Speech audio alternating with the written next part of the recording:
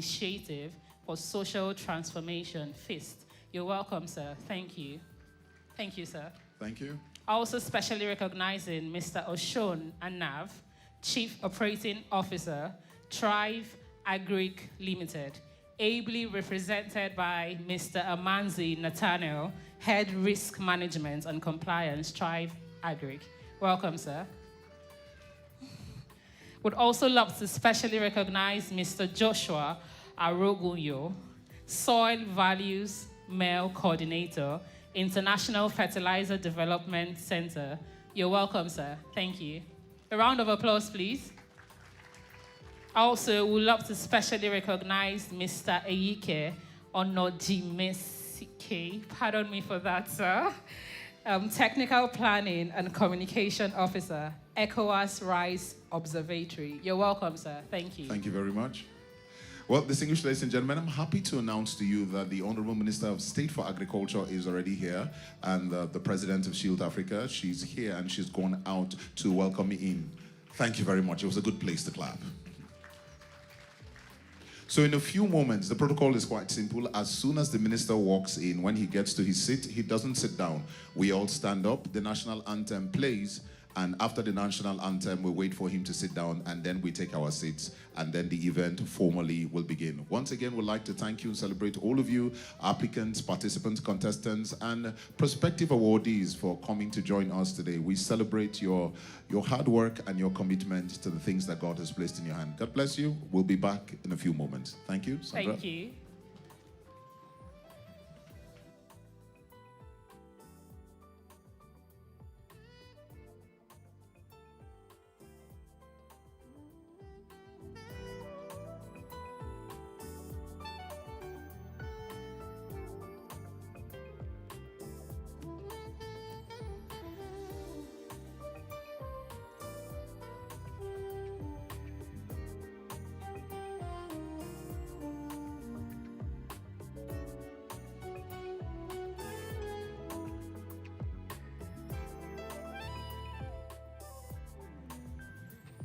Distinguished ladies and gentlemen, shall we rise to receive the Honorable Minister of State for Agriculture? Media, can we get the national anthem ready? The national anthem, please, before he sits down.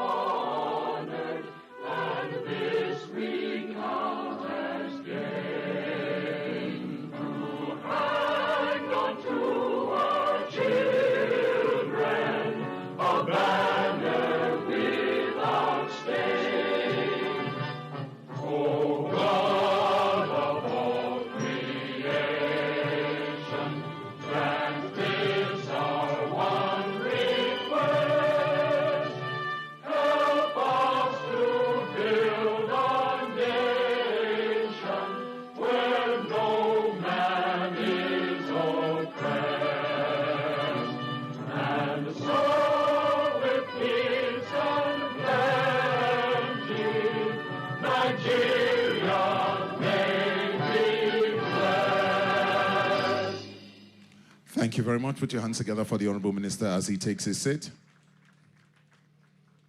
Your Excellency, the Honorable Minister of State for Agriculture and Food Security, Senator Dr. Aliyu Sabi Abdullahi, CON. Shall we welcome him once again with a round of applause? The Dean, Faculty of Agriculture, University of Abuja, Professor Akim Abolade Oyerinde. Shall we welcome him also with a round of applause?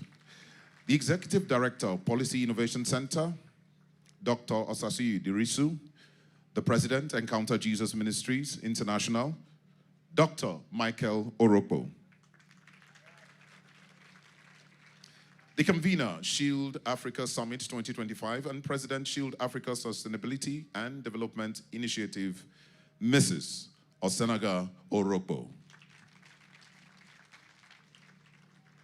Our esteemed speakers, panelists, applicants, guests, esteemed members of the press, distinguished ladies and gentlemen, welcome to Shield Africa Summit 2025. Thank you so much, Mr. Reward. So coming up next on the agenda is, so we're going to do something, esteemed members. So you're going to cooperate with me for this event by giving the audience or the panelists a round of applause when I request them. And I promise to tell you stories. Do we have a deal? Yes, we do. Do we have a deal? Thank you. So who knows best than to explain bed pangs than the woman carrying the child? So Shield Africa was inaugurated 15th November 2024. And this is the first year of Shield Africa.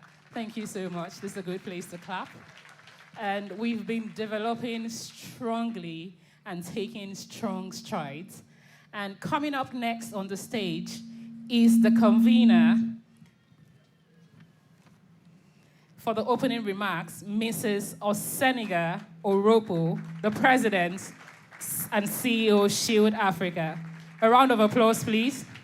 Please put those hands together as she comes up stage. She's the burden bearer, the vision caster, the one who has gathered all of us here together this morning to ensure that this issue of food sustainability in Nigeria is achieved. Thank you so much, Madam.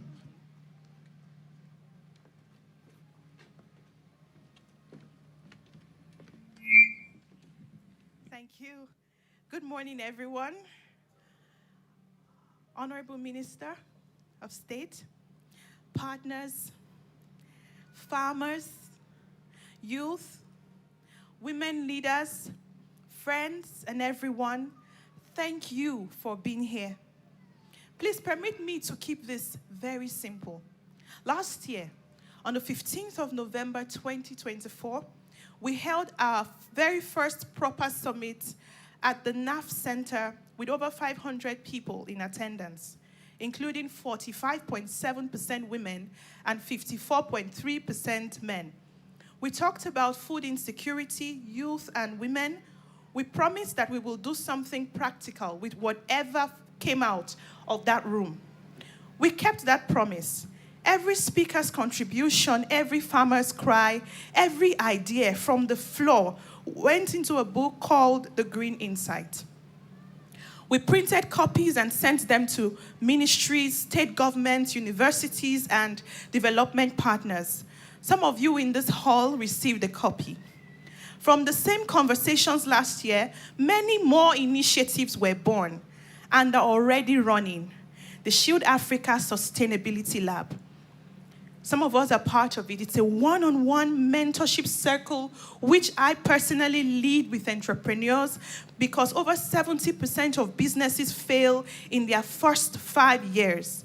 The lab makes sure sustainability is built into their model from day one, so they survive and thrive. And secondly, the agri-community, a community platform that brings experts and successful agripreneurs to share practical solutions on financing, markets, climate-smart practices, and more, was executed. True to the commitment we made last year, in 2025, we launched the Shield Africa Farmers Academy. We took over 400 young people, men and women, through intensive practical training in fish farming, cassava value chain, and rice production.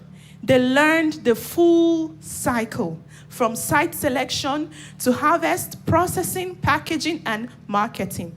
Right now, some of the graduates from Benue State and Gombe State are here with us in the room.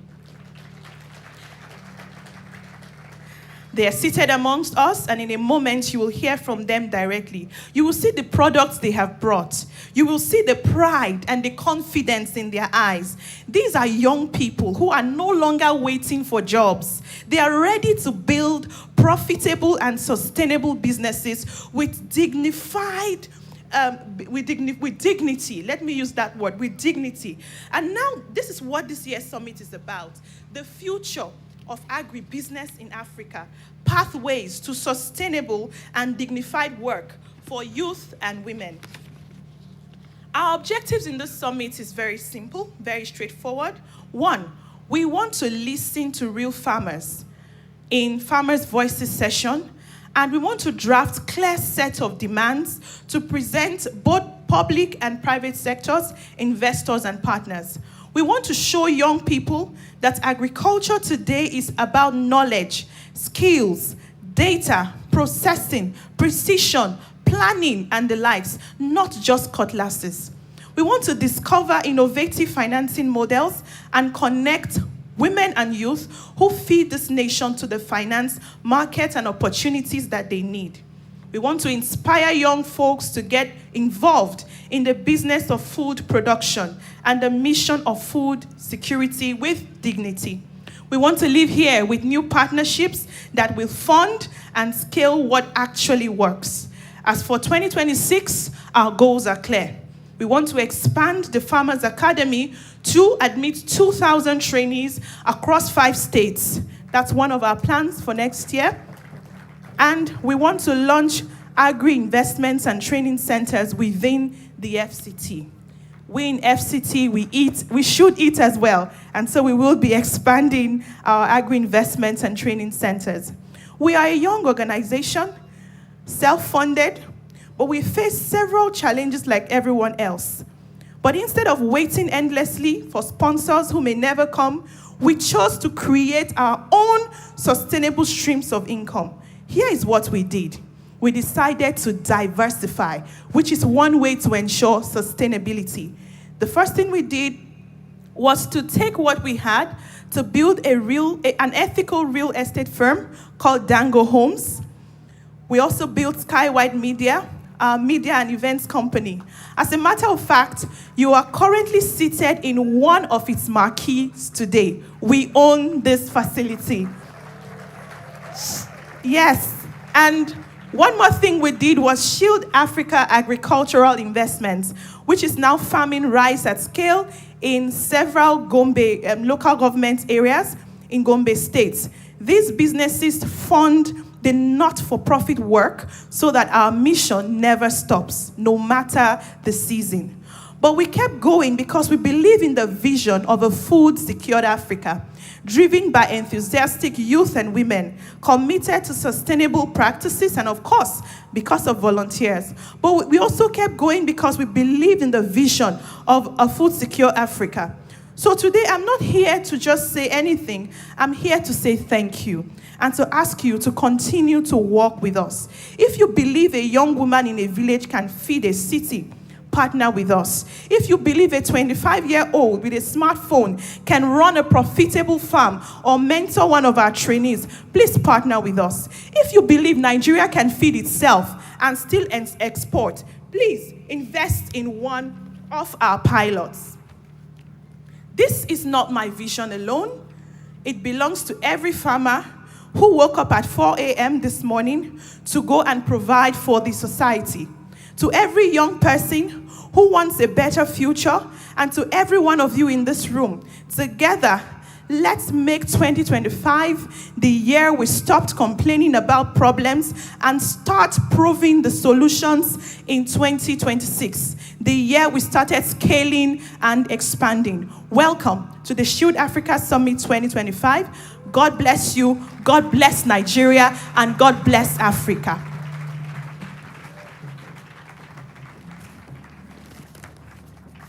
Please keep those round of applause going.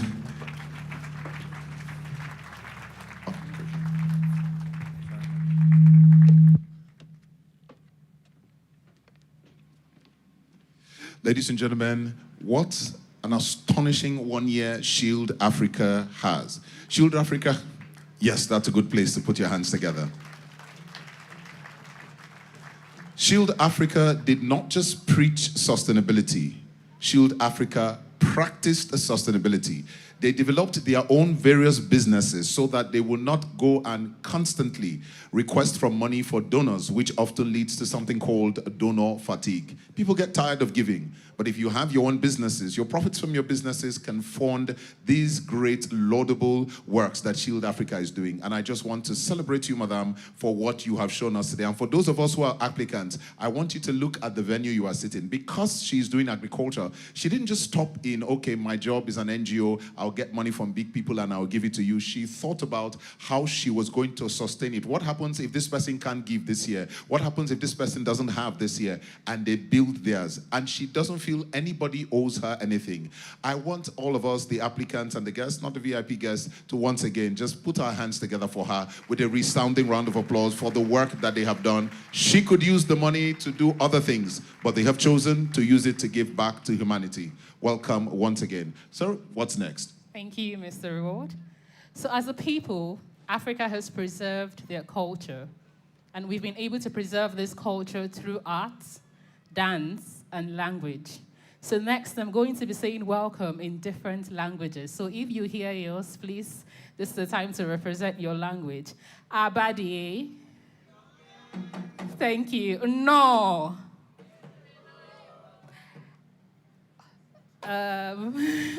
Iramfo. Obukaya. Obukia. Obukia. Obukia. I'm sure because we're in Abuja, I think we should start with Inakwana. Aha. Sonu, thank you. So this next segment, we are going to be enjoying the African roots. And coming up next is the Havila Heritage Global, presenting to us the dance called Farmers. Thank you so much.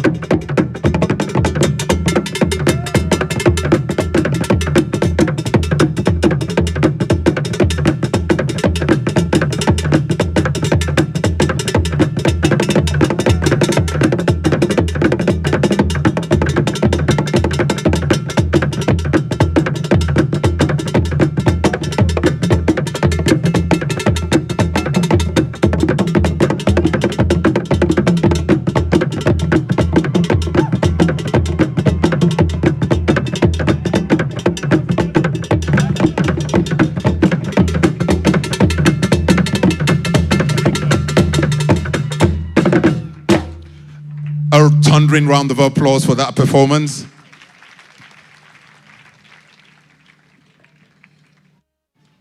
You know, we are Africa. We are rhythmic, resilient, culturally integrated into the fabric of our motherland. We are Africa. We are enterprising, entertaining, enthusiastic, and exuberantly joyous. We are not afraid of our future, for our future is in our hands of our young, and they are strong and they are vibrant. We are Africa. Ladies and gentlemen, round of applause once again for that very exhilarating performance. It gives me immense pleasure to see the Honorable Minister of State here. Why? Because I've been doing this for close to 2.5 decades now, and it's not always easy to get a minister to be seated. I remember one particular event, the minister was supposed to be coming for the event. He was driving down, and he was called for a meeting at the villa, and so he delegated the Minister of State to come down, and the Minister of State was coming down, and his attention was needed at the National Assembly. And then he delegated to the PAMSEC to come, and he went off, and the PAMSEC was on his way down, and his urgent attention was needed at the villa, and the PAMSEC was also delegated to the presidential villa, and so we had delegates upon delegates who were not available for our event. So when I see the minister here, it is not because he doesn't have what to do. It is because he has considered this very important and would like to thank you very much, sir. One thing you need to know about the minister is he is a man who is passionate about education and he's passionate about young people. And this shows a lot that this administration is interested in our welfare, is interested, and he is here. I'll just tell you a bit about him before we bring him up. He represented Dr. Aliyu Sabi Abdullahi, CON, represented Niger North Senatorial District in the 8th and the 9th Senate, where he served as the Deputy Chief Whip and the Chairman of the Niger State Caucus in the 8th Senate. Can we please put our hands together? This is a leader's leader. He was the chairman of the Senate Committee on Media and Public Affairs and the Senate spokesman, a notable achievement for a first-time senator. You see, if you want something to happen to you, you celebrate it where somebody else it's happening for. Do you know what it means to be the Senate spokesman? For the first time. A staunch advocate of education and human capital development, he sponsored over 100 bills and motions, including the Federal University of Education Bill 2020, which became law in December 2021. He holds a Doctor of Veterinary Medicine degree from ABU Zaria and has pursued various, yes, that's a good place to clap,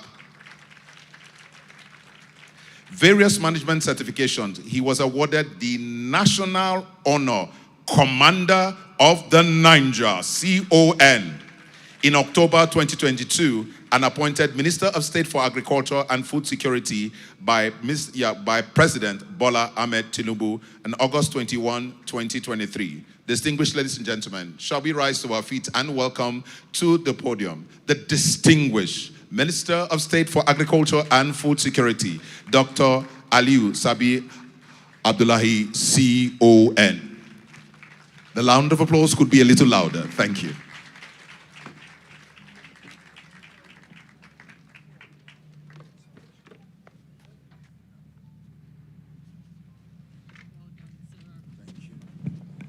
All right, thank you very much. Please sit down. I'm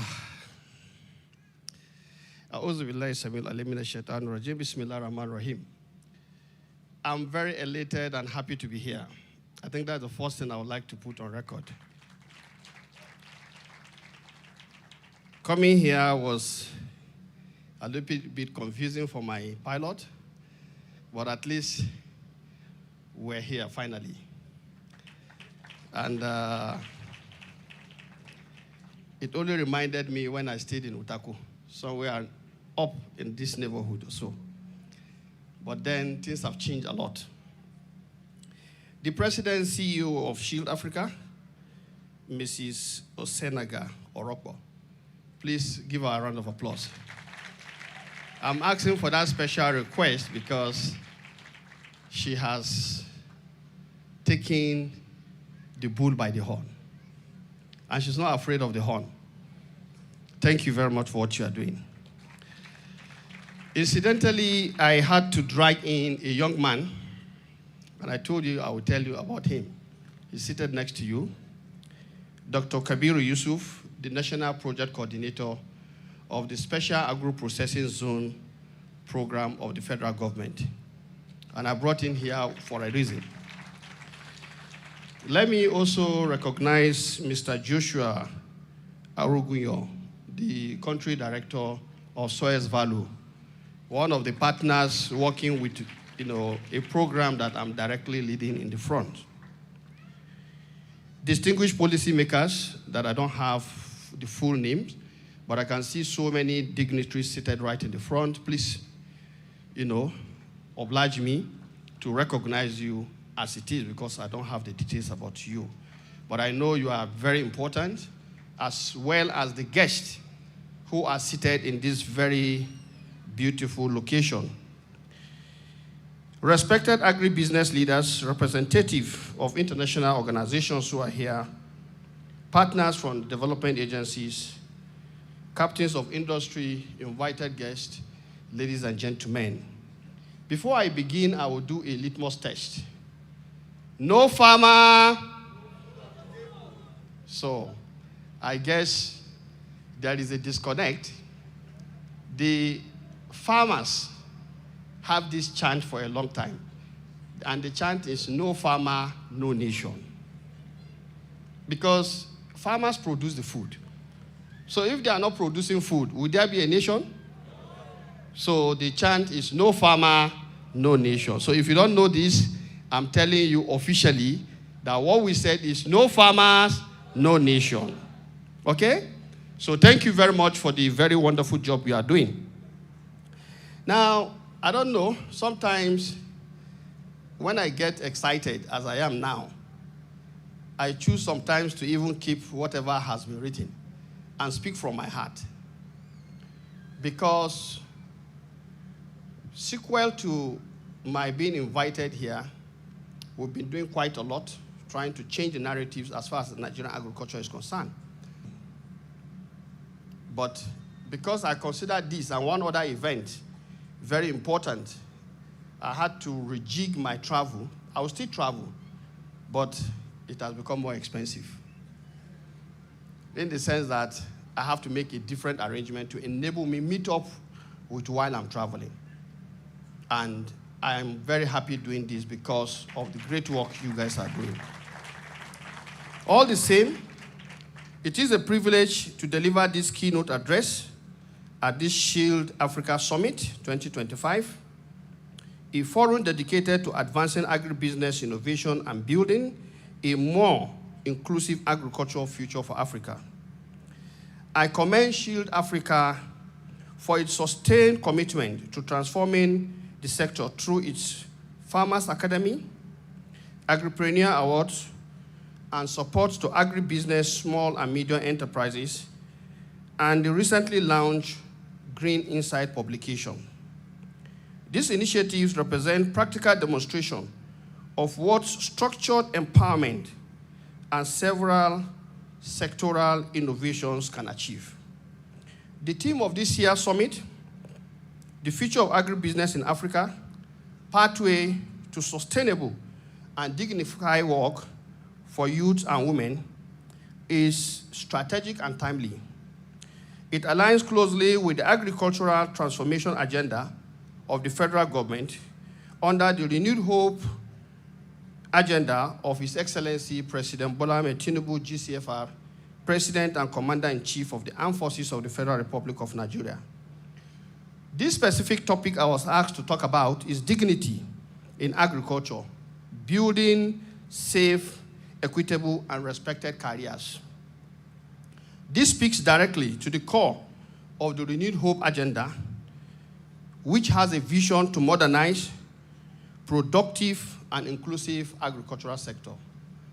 You agree with me that President Bola Ahmed Tinubu was very apt when he said, all we need to do is to pursue food sovereignty. And when you talk about food sovereignty, it simply means take charge and take control of your production system, consumption system, and everything that has to do with food. Because you all know, without food, there will be no nation. And if you are food dependent, then your sovereignty is definitely very weak or even non-existent. Now, as individuals, we all live in neighborhoods, we all live in very homes. You can imagine if you are living in a home that is unfortunate not to have its own control over its own food. You have to depend on maybe your neighbor when they come back from work to give you food and so on and so forth. And of course, this speaks to why when you talk about urban setting, poverty in urban setting is usually very severe.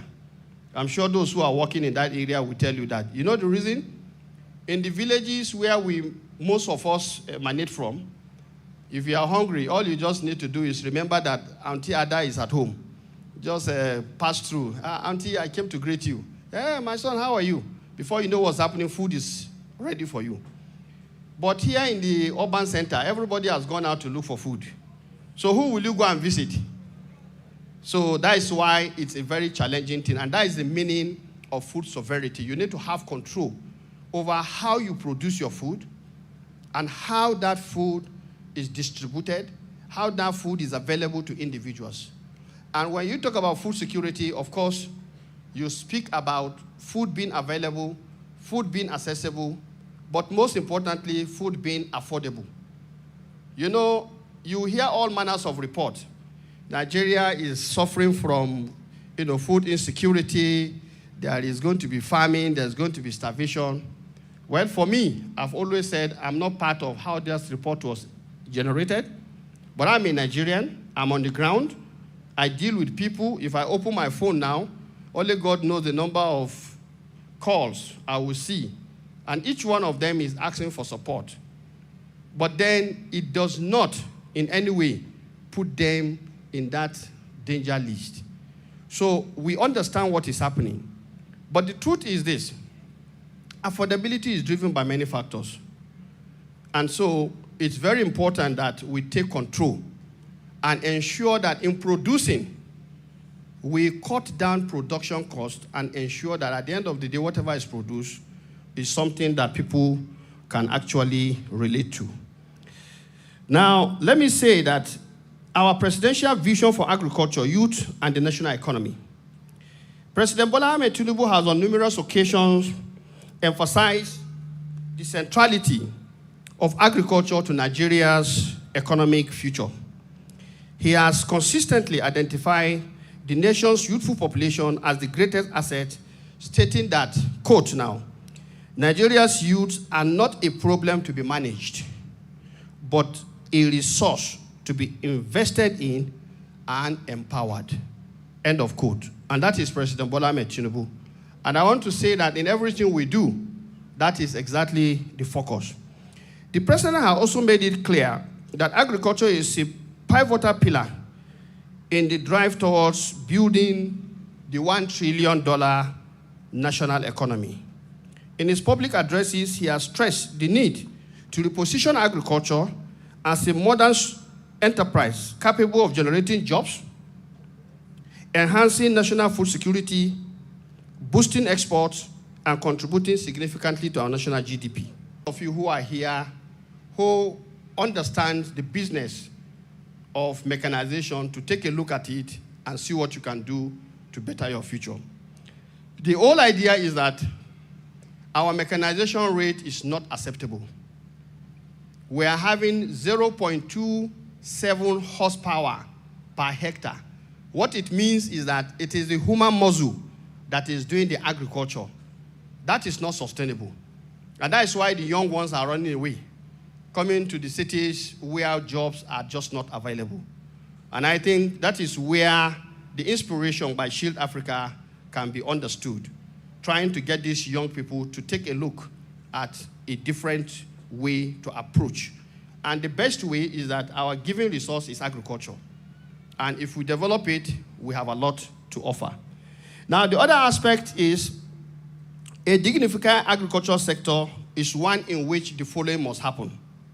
Farmers and agri-workers labor in safe and secure environment.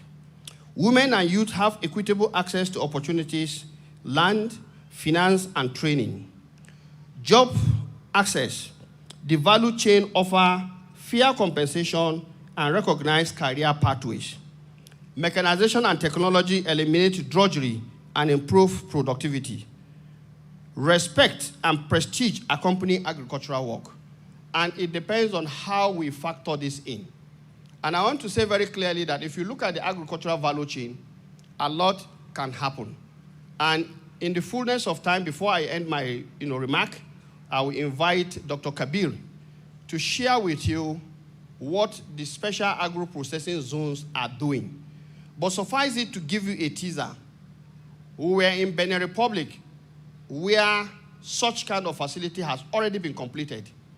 And what we saw is so amazing, because outside, you will not see anything. Just like outside here, you won't know this large number of people are in here until you come in. Is that not? So that is what that kind of facility has done. Young, Beninois, trained in different areas, transforming the production system from production up to processing, final product, and for export. And it is doable, and we believe we're going to do that. Now, the other aspect is the sector must be seen as a viable, attractive, and honorable profession. And this is possible.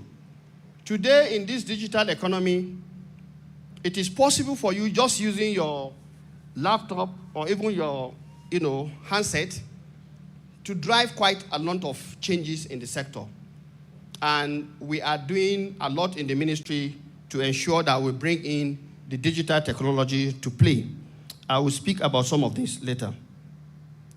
Now, the other aspect is that under the president's guide achieved for this country. Now, the other program is that the nationwide agricultural mechanization program, the Renewed Hope Agricultural Mechanization Program, where 2,000 Belarusian tractors were imported. This import came with over 9,000 spare parts and 12 mobile vehicles that will serve as workshop for after-sales service. And because the president was concerned about what has happened in the past, we are, like you will say, politicians. We buy tractor, and then some even disappear with wind. I think that's one of the stories the media were telling us. That some people said, oh, it's wind that took the tractor away. The president does not want that to happen under his watch. All we are doing right now is to see that the 2,000 tractors will be beneficial to farmers in wherever they find themselves. And that is why this program is now focusing on, it has advertised for young agripreneurs who will be able to come and subscribe to certain numbers, who will be allotted a particular location where they will have the agricultural mechanization service center that they will be operating. That way, farmers with half hectare, 1 hectare, can access the service of a tractor, pay their fee, and get their farms, having mechanization service. And of course, even harvesting, there are harvesters as part of the package of, mechanization tools that were imported. Apart from the 2,000 tractors, there are also harvesters. We have boom sprayers, and so many other facilities that are part of that mechanization work. The idea is for us to be able to move away from this 0.27 horsepower I told you, and you agree with me, if you have, even here, if you ask human beings to take broom and come and sweep this place, the strain on them is much. At the end of the day, it will take them maybe 3, 4, 5 hours. They've not finished sweeping this place. But if you bring a machinery, mechanical device, in 30 minutes, it can go all over this place and clean it up, and then you have your time to do other things. So this mechanization program is very important. Then the other aspect is Nigerian Farmer Soil Health Scheme. All you are doing in agriculture is that you are working on the soil. And over, we have worked on the same soil. And the value of those soils have diminished. Soils value. This is where you got your answer. So what we are saying here is that we've just launched the National Farmer Soil Health Scheme.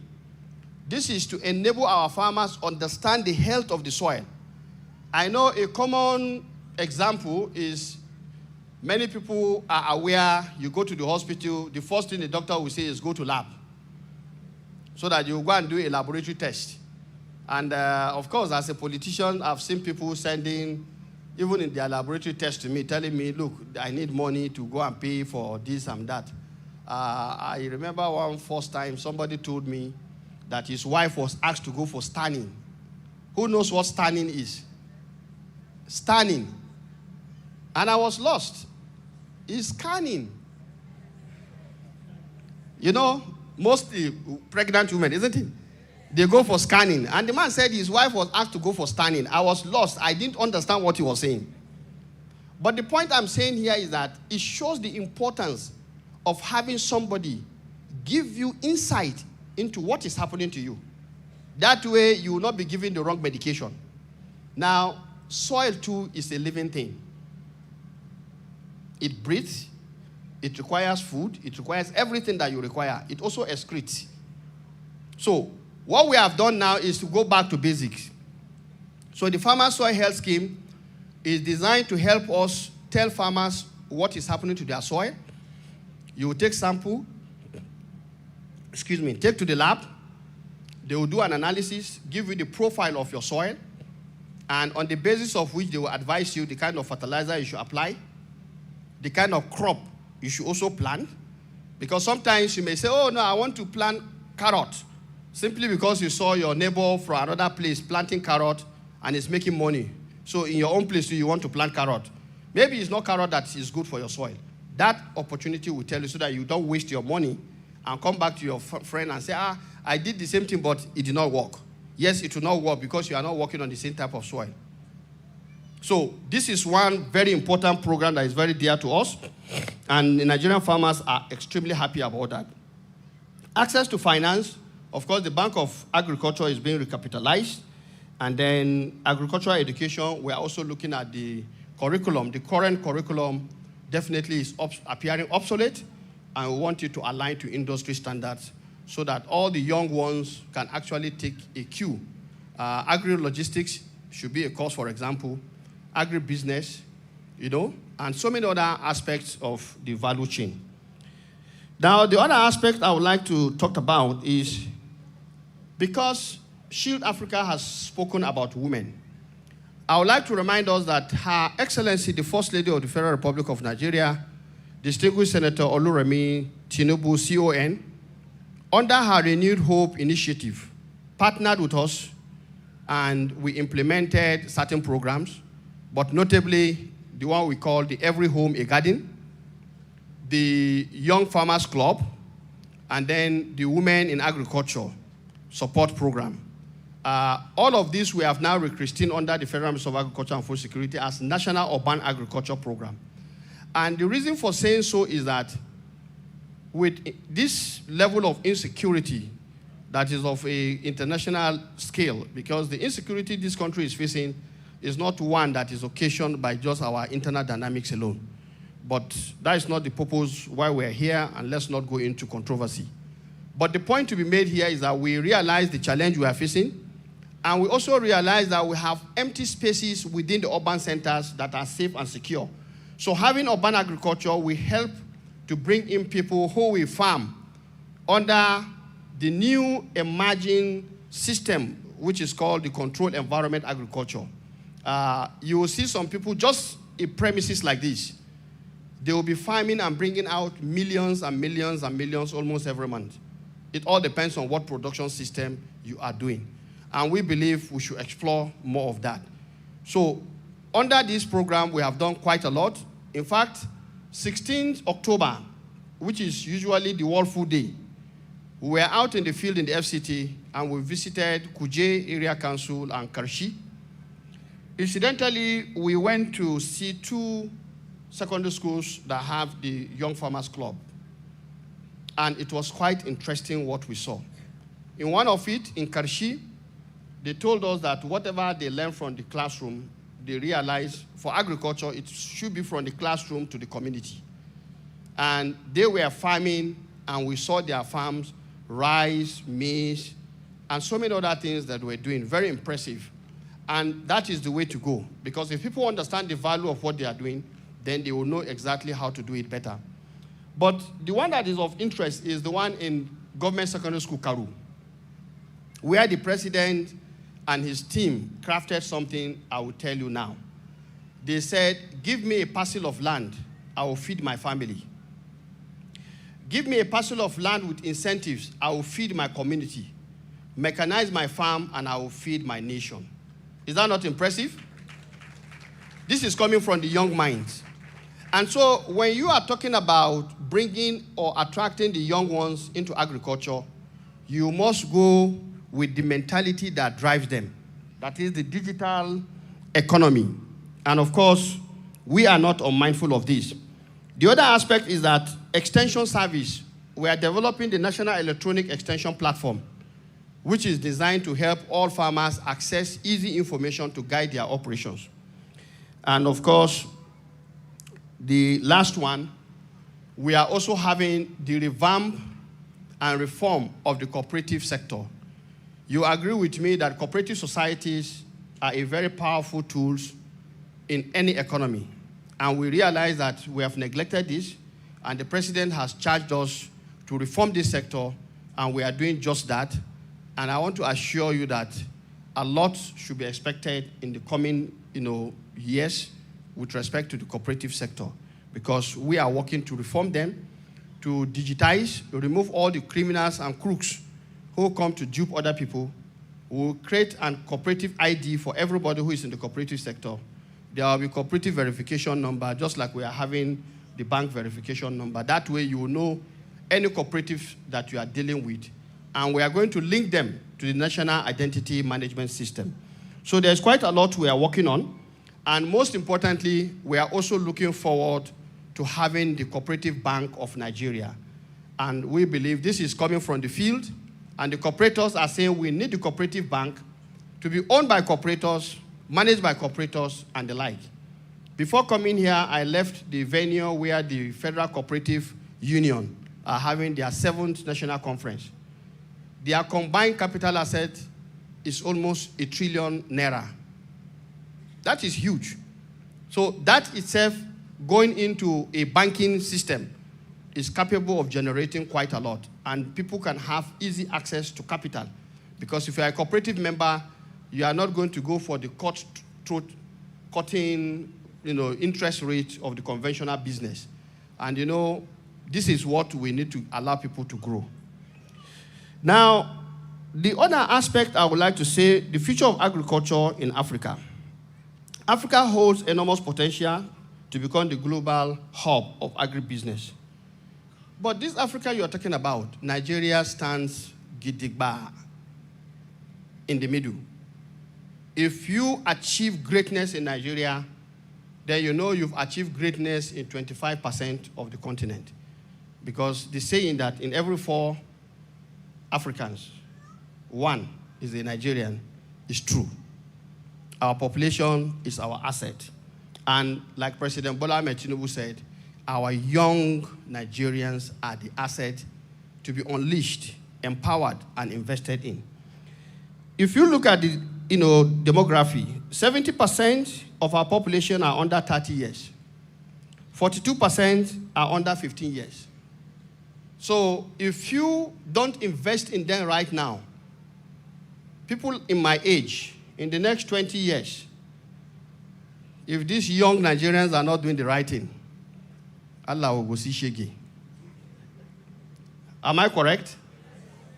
So it's in our own interest to pay attention and do the needful. And I'm telling you, we have paid attention, we are doing the needful, and that is why I was here right on time, because you summoned me to be here, and I'm here right on time. Now, we need to make agriculture attractive and prestigious. So, for example, the tractors we are having, they are tractors that are digital. So you can connect your Bluetooth, enjoy your music while walking, ensure, and it has, panels that will tell you what exactly is happening.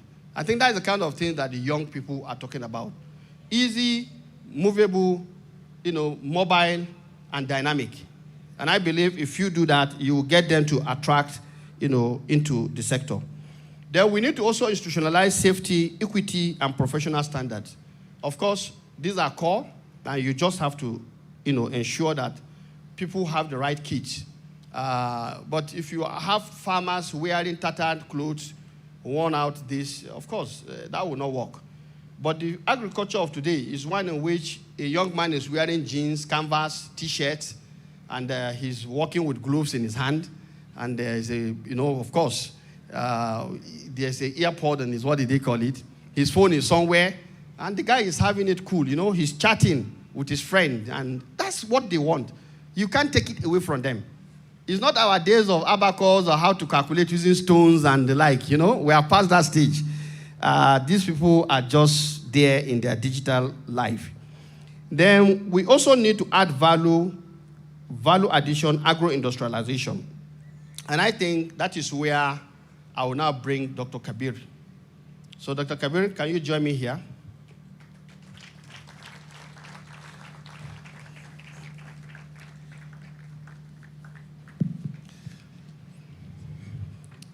I know there are some people who, by their stature or even look, they may be deceptive.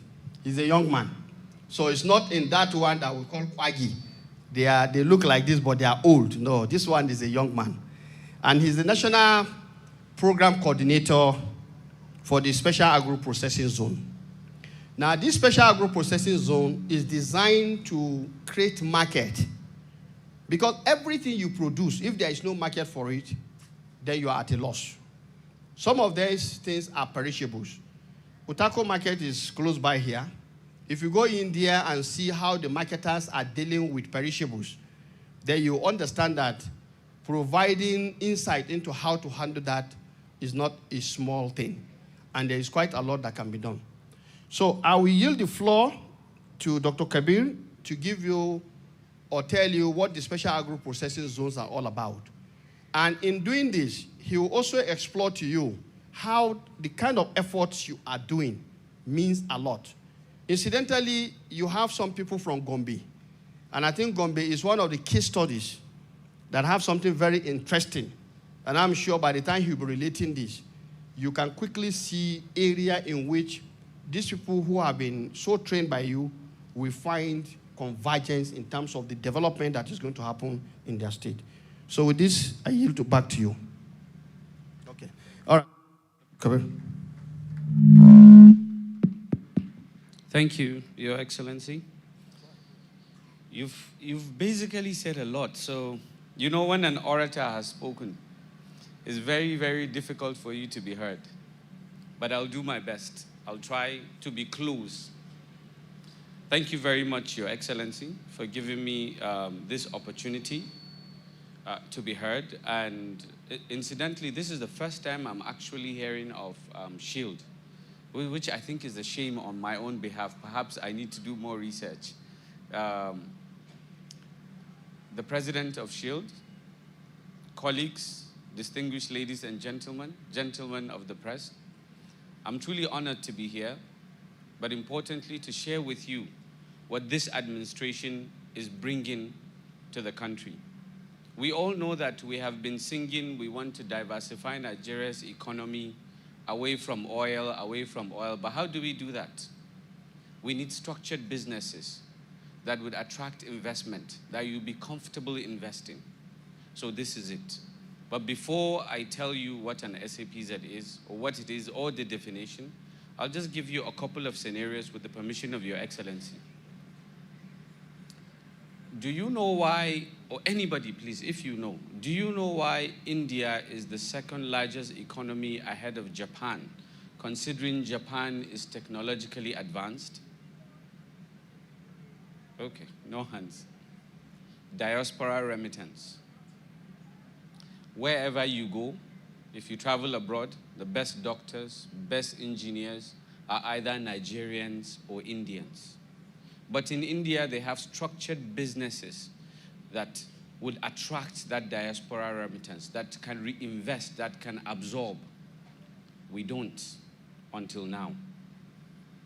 What we're left with If I'm working abroad, it is either my uncle or my brother or my brother's wife or my friend that has the potential to actually eat up the money.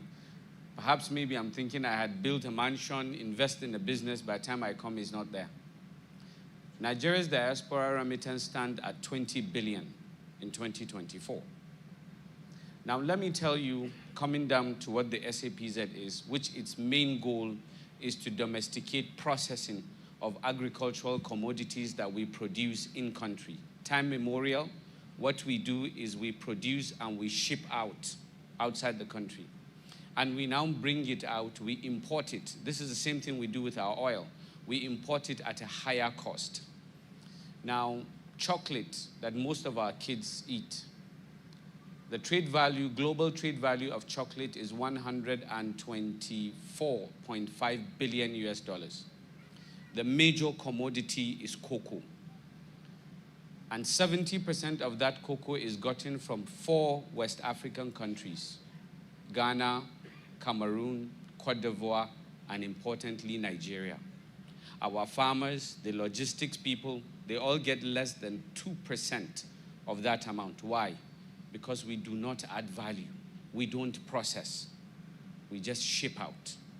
Now bring us to what this administration is doing to not just change the landscape of agriculture, but to change the livelihood, to empower farmers, to empower youth, to empower women. As His Excellency just noted, he's seen what has happened with a very small SAPZ in Benin Republic that employs 14,000 youth with wages of $800. The country, the small country, got an annual revenue of 2.5 billion last year just from one value chain. Nigeria, we currently have 8. Each of them have about 5 value chains. Imagine if this thing comes to fruition.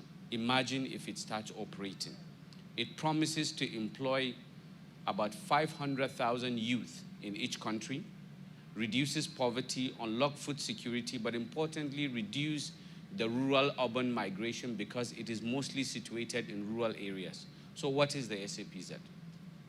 A government-enabled, private sector-led agro-industrialization program that establishes designated processing and production clusters. Now, these clusters are designed to provide a conducive environment for agribusiness to operate efficiently through leveraging on shared infrastructure built by government through its catalytic funding, services, enabling policies provided by government that have been concentrated into one place, but importantly, attract private sector investment into structured businesses. This means that I don't have to know agriculture to be able to invest in agriculture, because there's the financial flow of each state agricultural SAPZ. Each state, what the government has done is to identify commodities of indigenous competitive and comparative advantage in the state and to enhance its production and ensure its domestication of processing. Few things that government has done. Government has commissioned 4 out of the 8 special agro-industrial processing zones under a design, build, and operate 18 months contract for it to be design, build, and operate. The Kaduna processing zone, Cross River, the Oyo processing zone, and the Ogun processing zone. We now have Imo, Kano, and Kwara, as well as the FCT currently coming up. Each of them have diverse value chains. Now, what has government started doing with the farmers? Because when you are processing, you need commodities in equitable quantity to feed into that zone to ensure it's running at optimum level. Government has not only enhanced production, or is not only enhancing production in these states, government has established what we call the Multi-Agribusiness Stakeholder Forum, where we link producer farmers and processors under an offtake forward contract agreement. This means that as a farmer, you would sign an offtake contract. This is what His Excellency was talking about on zeroing post-harvest loss. On that agreement is for that processor to offtake your entire commodities as you harvest, which means you've actually sold it before you even harvest. Offtake 100% at prevailing market price. This means that you would, and this is where we come to dignifying jobs. This means that you would get an equitable return on investment to not just invest in your life, but to also reinvest in the program. So let me yield to His Excellency. I will pause you. Yes, sir. Because you remain behind, they are going to have a very engaging, panel discussion. So I'm donating him to you for this program. I will definitely expect that. I know he will add value beyond anything. He's a young man. He's been in the sector for some time. He has a lot of experience. And of course, he's amply qualified. So please, you can take your seat. Now, thank you very much, Dr. Kabir. I just thought he should shed more light since he's behind. You have opportunity with what he has said. Prepare all your questions and fire him properly when I'm not around. I know he will answer all the questions. So in closing, distinguished ladies and gentlemen, let me reiterate that dignity in agriculture is not merely a social aspiration. It is an economic imperative and a foundation for national development. Nigeria, under the renewed hope agenda of President Bola Ahmed Tinubu, is committed to building an agricultural system that is modern, inclusive, productive, globally competitive, and most importantly, sustainable. I want to specifically commend the CEO of Shield Africa for your drive, for your commitment, for your tenacity, and of course, your organization and all members of this organization for your outstanding initiatives, and encourage all stakeholders gathered here today to support the transformation of agriculture into a sector where every youth, woman, and farmer can work with pride, safety, and dignity. On this note, it is now my honor and pleasure to declare the 2025 Shield Africa Summit open. Thank you, and God bless the Federal Republic of Nigeria. I appreciate you all. Please put your hands together. Go for the Honorable Minister. Your Excellency, we thank you.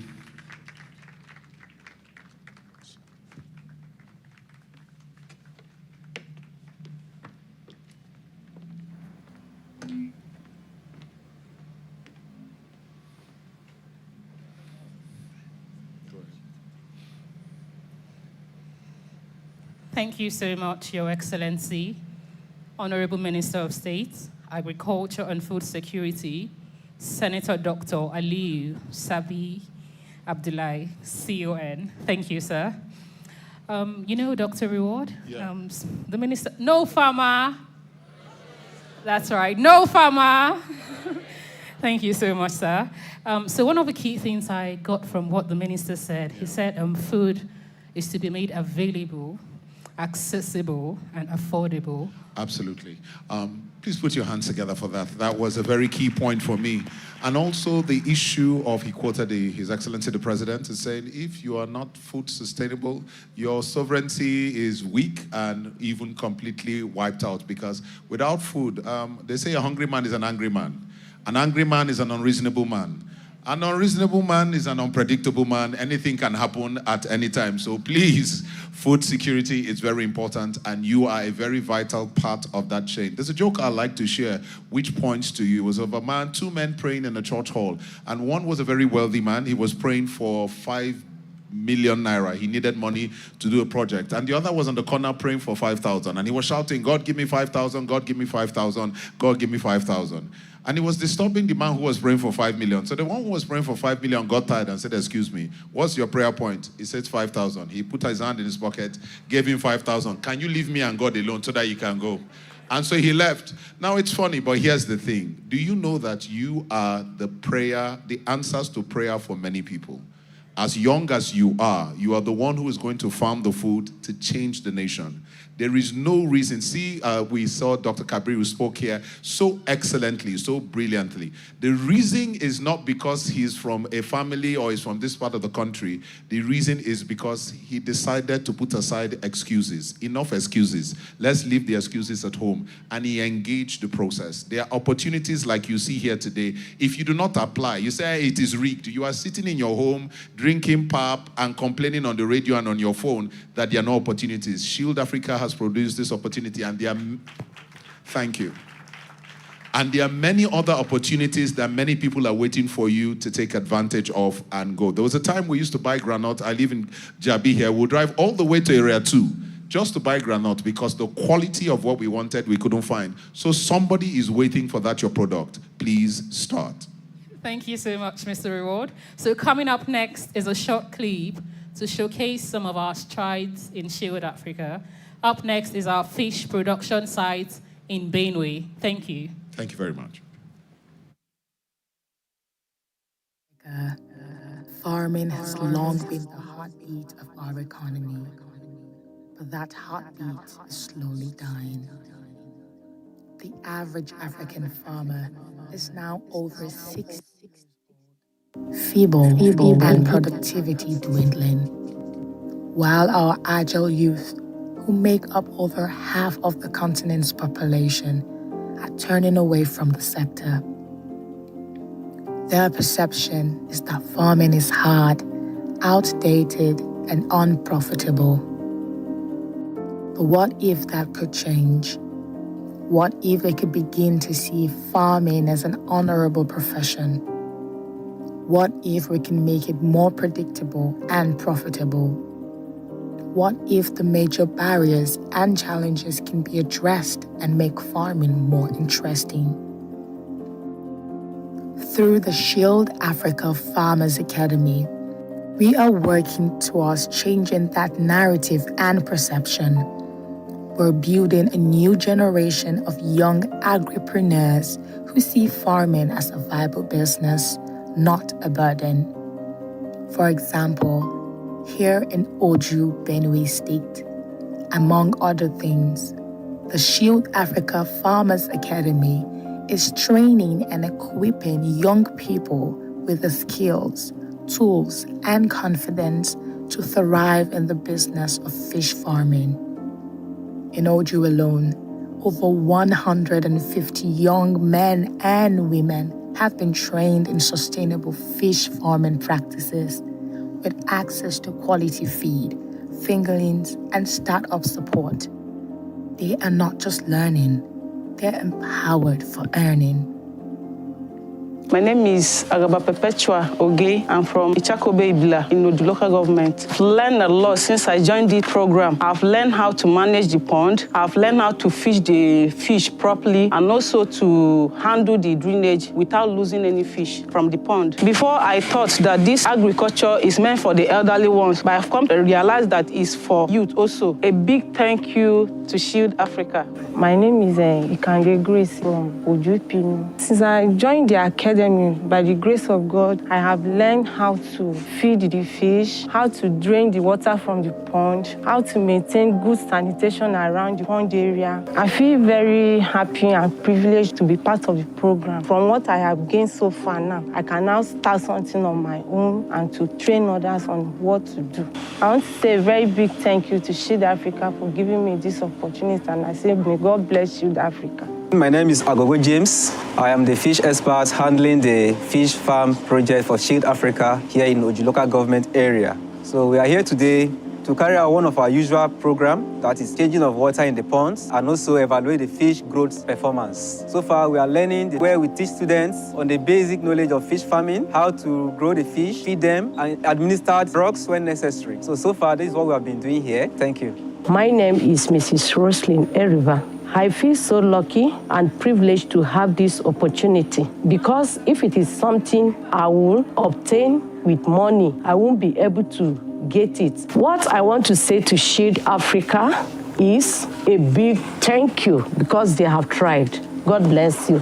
My name is Onyugba Emmanuel Lavoy. I'm part of the team coordinating the Shield Africa project here in Oju local government area of Benue State. We discovered a problem, and that problem is that the young people are not into agriculture for several reasons. Maybe sometimes they don't have the inputs, the land, or the other things they need for agriculture. So they are discouraged. But we came up with a plan on how to resolve that, and that is where Shield Africa come up. We initiated how to get them into agriculture, bringing them to love agriculture by providing all the necessary things they need for them, the inputs they need, the resources they need, and every assistance regarding theoretical training that they need, we provide it for the students to see that they are effective in what they do. And today we are in our fish farm to evaluate the fishes and how they are doing, and the fishes are doing well. So I want to say a very big thank you to Shield Africa for bringing us as a team into this project, and also for sending this project into our locality, which is Oju local government area. Thank you again, Shield Africa. Agriculture is evolving and aquaculture is emerging as one of its most promising frontiers.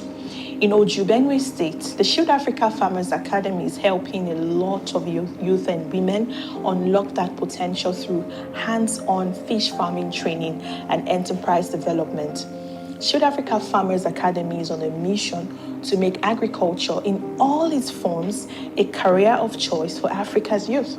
With a growing demand for protein and the vast opportunities in aquaculture, the Fish Farm Project was designed to equip young people with the technical and business skills needed to succeed in fish farming. The organization ensured the students were trained and mentored by industry experts.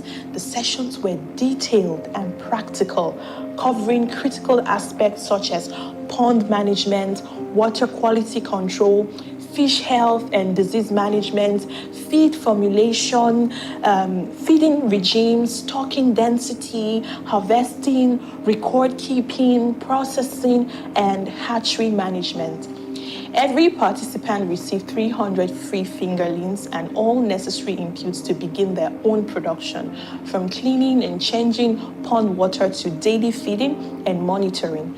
The students gained first-hand experience in maintaining healthy fish stock. It really was an interesting time of learning and teamwork, young people discovering the possibilities that lie in sustainable aquaculture.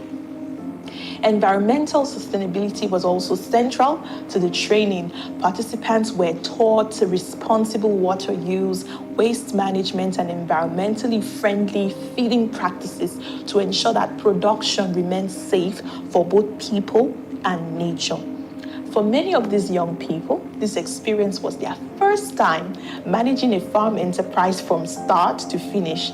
The confidence they gained and the networks they built have already begun to shape their outlook on agriculture, not as a fallback option, but as a thriving business opportunity.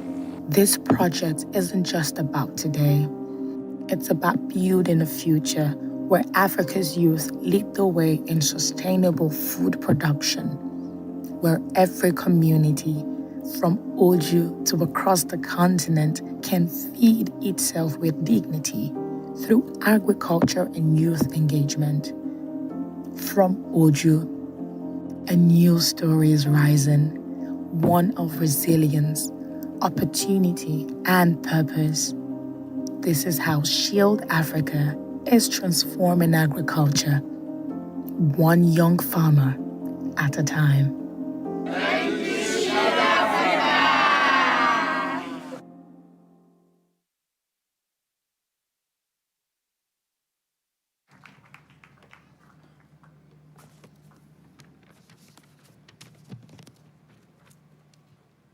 Thank you so much, our lovely audience, for investing your time with us today. Could you give yourself a round of applause, please? So we'd like to specially recognize the presence of Mr. Oshone Anav, the Chief Operating Officer, Thrive Agric Limited, ably represented by Ms. Favor Eze. You're welcome, ma. Also recognizing the presence of Mr. Greg Ikwe, founder, McGregor's Limited. You're welcome, sir. Thank you. So what's our goal today? Our goal is that whatever your role is in this industry, that you'd go away with something new, a fresh idea, a new strategy, and something new that you can apply to your business and take it to the next level. So coming up next is a special address by Professor Akim Abolade Oyerinde, the Dean.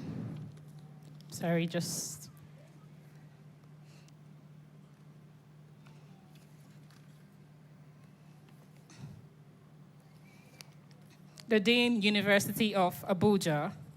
Coming up next, he's going to be having the panel session, and we're going to be talking about educating for the future of work, building skills and competencies for Africa's agribusiness revolution. You're welcome, sir. Thank you, sir.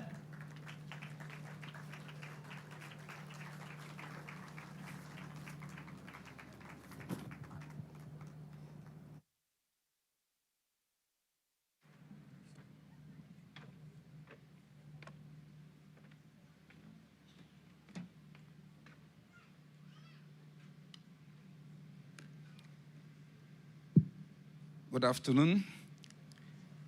I think it's close to the morning. It's between morning and afternoon because I don't think it's up to 12.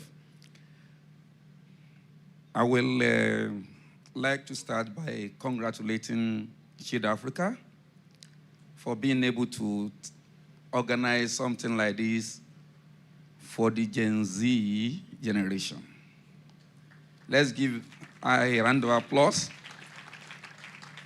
You know, there's this say that what a man can do, a woman can do better. When I received a letter 2 days ago that I have to be here, I was shocked how she spot me out to come and have this presentation. But the major thing is, as a scholar and as a profession within the hubs of agricultural family, I will always like to talk to the upcoming generation so that they can have a new look, a new dynamics into what is called agriculture and not farming. Majority of misconception about what we do in the agricultural value chain is that people think like what His Excellency, the Chairman, the Honorable Minister spoke about. When you see books on agriculture, it will be books that is carrying one aged, exhausted, finished generation carrying cutlass and that is not agriculture. That is the concept of the archaic, laborious way of practicing farming. The concept of agriculture changed a lot. And that's why I congratulate Shield Africa for revolutionizing and going into the dynamics of turning agri into business.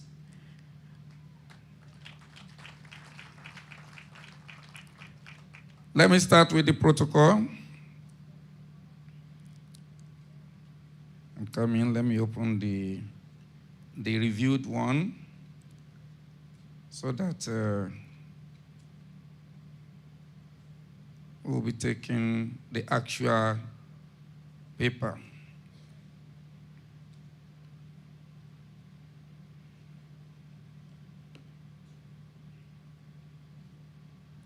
The protocol starts from the chairman, His Excellency, the Honorable Minister of State for Agriculture, that just left us now. Is unlike the chief executive to be in this kind of events. He will have sent somebody, maybe the director, SAEP, to come and PZ to come and represent him. It means that it has at the back of his mind agricultural development. So, on behalf of my university and the organizer, I wish to thank him for gracing this occasion. It's unlike the chief executive. It is a great effort that he was here. I've been with him on severally on Good Morning Nigeria and a host of other programs. I know he's somebody that is very prompt and has passion for agriculture, maybe because he's coming from where they are doing agriculture.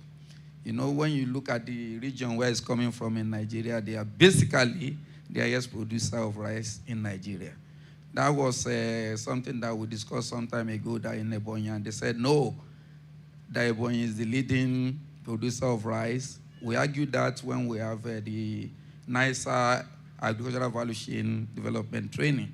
So, you know, when you are born with something, you have passion for it.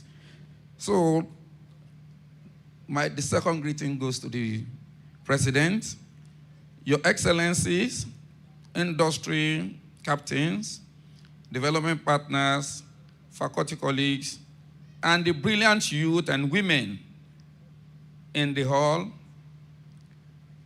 Can you give yourself a round of applause? Let me begin with the uncomfortable truth that the world of work has changed. By 2030, 70% of all new jobs in Africa will require digital skills. You must have the basic knowledge of how do we integrate IT into your agricultural practice. If not, you'll be left behind. By 2035, automation and climate-smart technologies will displace 40% of the current low-skill agricultural task. Across sub-Saharan Africa, only 15% of agricultural university curriculum or curricula will include mandatory digital education. It means that if you are training your graduates and you don't involve the issue of digital, the issue of information and communication technology, it means you are behind the cloud. What is happening now is there is integration of integrated, essential use of technology in agricultural practice. That is the only one that will be attractive to the upcoming generation. Not the laborious one of using unpredictable energy, where you spend most of your energy that is unproductive in the management of the agric investments. In Nigeria, by a tracer research, showed the graduates that we have in the nation, even students that are in agriculture today, over 19% of them are not interested in studying agriculture. They were bamboozled, they were farmed there. So the passion is not there. Because what they are saying is that you have sent us to where we don't want. We want to be a medical doctor, we want to be engineer, we want to be pharmacist, and a host of others. But the only thing that will change the dynamics is if we change the way we train them. So I would start by itemizing how do we change the rudiments of the training, like what the Honorable Minister said, that presently there's a committee that is working on revolutionizing the curriculum in agriculture, because the curriculum that we are running now is far behind. The first item I listed here is digital and data literacy. Tomorrow's successful farmer will use smartphone comfortably for their agricultural value chain activity. Simple drone technology, use of sensor for soil, and this will raise the yield as at present to between 12 to 18%. The use of GIZ, the use of a global positioning system in all phases of the agricultural value chain. You know, the value chain starts from input to production, to processing, to storage, to haulage, up to when it gets to our table. That is the farm to fork concept. So in all these, there must be introduction and inclusion of digital and information technology. The second one is entrepreneurship and value chain thinking Africa. For over close to 15 years, I've been teaching agripreneurship. Over 70% of entrepreneurship skills that you can entail, that you can engage in, are basically agri-based. The last video shows us fish production. You have chains of command in livestock production, fishery, forestry, aquaculture, plant science, and a host of others. All these have so mammoth, so huge success if you can turn them to business. Traditionally, we inherited so many forests from our great-grandfather that have planted them then. But what are we doing with them now? We are using them to build estates. And as we keep destroying that, we are destroying the future economy and we are destroying the future production. So the concept of agri as a business started from the Ministry of Agri, when it was Ministry of Agri and Rural Development, when the AFDB former president was there, Adeshina, when he said we should take agri as a business, we should not take it as rudimentary inheritance. So if we turn it into business, the younger ones will fit into any arm of the value chain. Don't be jack of all trade, master of none. The concept of thinking I want to go into farming, I want to go into agriculture, and I want to do all. You want to be the one that will produce, the one that will market, the one that will store, the one that will process. Doesn't work. In business, you choose where you have competitive and comparative advantage. And you capitalize on that. The other advent, which is the third problem that is global, is the climate change. The climate change, we are so fortunate that we are not contributing so much to the problem of climate change in terms of carbon emission. But despite that fact, we still have the influence of distortion in the climate affecting us. If you look at the pattern of rainfall, temperature, humidity, relative humidity, and a host of others now, you see that there's a slight change. But as scientists, the best we can do is to fit into that. Fitting into that by doing research and producing emerging solutions that will ameliorate the problem of climate change. So within that concept, that is what brought the climate smart agriculture concept. It's not so new to us here because we've not go haywire. We've not destroyed most of our plants and we've not destroyed our ecology like what happened in other clans, China, India, and a host of others. We still have some conserved zone that we can use. And the practice of crop rotation, soil maintenance, soil management is still part of our nation. Mulching, zero tillage, because most of our people doesn't even have money to buy a tractor. Talk less of going to the field with a tractor. So we still practice within that conservative form. So we must be climate conscious in whatsoever we are investing in. The other one is soil skills and leadership. When the minister spoke about soil being a living being, there is no productivity that you have, whether you have pseudo soil, we have false soil, or you have the real original soil. All crop and plants grow on soil. So, livestock depend on production from soil. Whether you have cattle, you have goats, you have ram, you have poultry, some of their feed lots still come from what you call the soil. So the soil as an entity, before, most of our people that farm doesn't consider soil as a factor of production. They just go there, plant, they don't know the nutrient content of the soil, they don't know the water requirement of the soil, and they will now be complaining that they are not optimizing production. It's not possible. So we must have efficient learning process to have a long-lasting soil that can sustain our industry.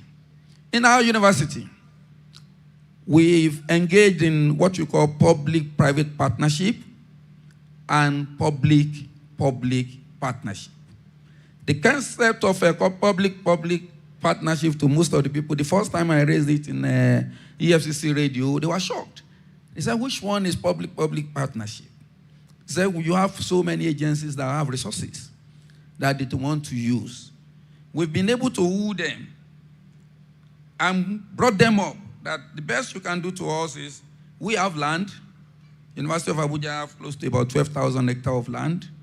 although we are still struggling with FCT, but I know with time, we still maintain and manage the land. The land is there. Because of that, we invited some agency, NISA, Naseni, NAODA. They have their multi-trillion naira project that they are doing on the farm now. At our teaching and research farm, at our experimental farm, and the commercial farm. What is the concept? They want us to have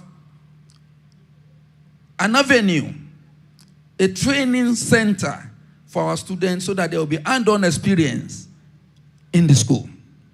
It will not be a case of you are teaching alternative to practical in agriculture. It doesn't exist. You have to show them the reality.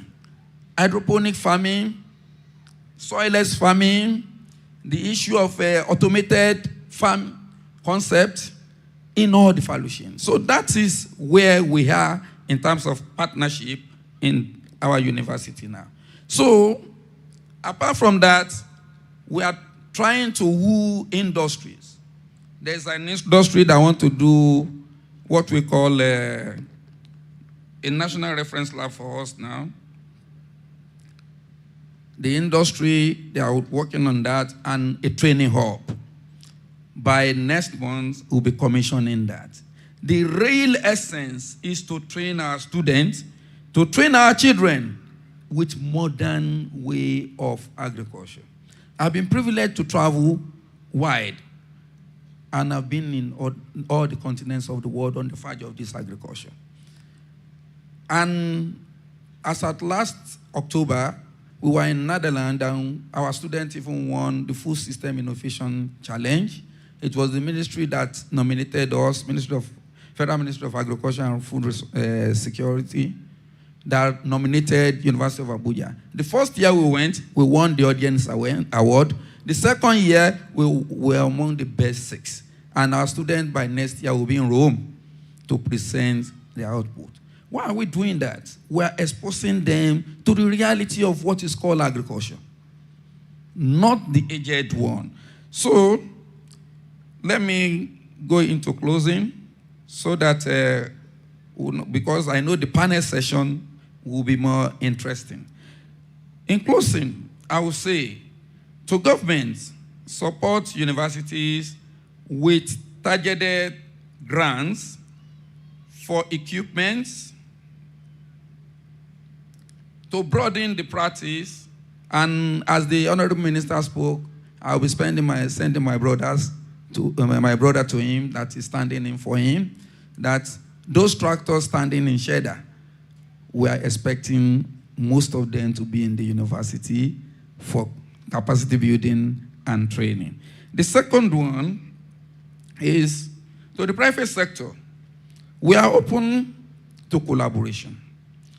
We would love what happened to the Faculty of Engineering, where they have industry owning some of their laboratories, some of their facilities.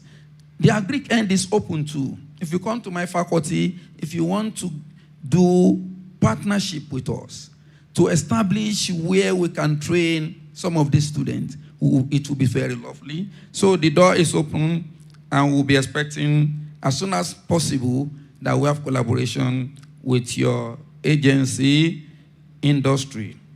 To parents and young people in this hall, agriculture is no longer a last resort. It is one of the most exciting technology-driven, wealth-creating fields on the continent. Until every agricultural graduate emerged from the university ready to start a profitable business and start creating an avenue to be employers of labor. Agric training must be the one that focuses on job creation and not looking for white, yellow, green, blue-collar job. Thanks for listening.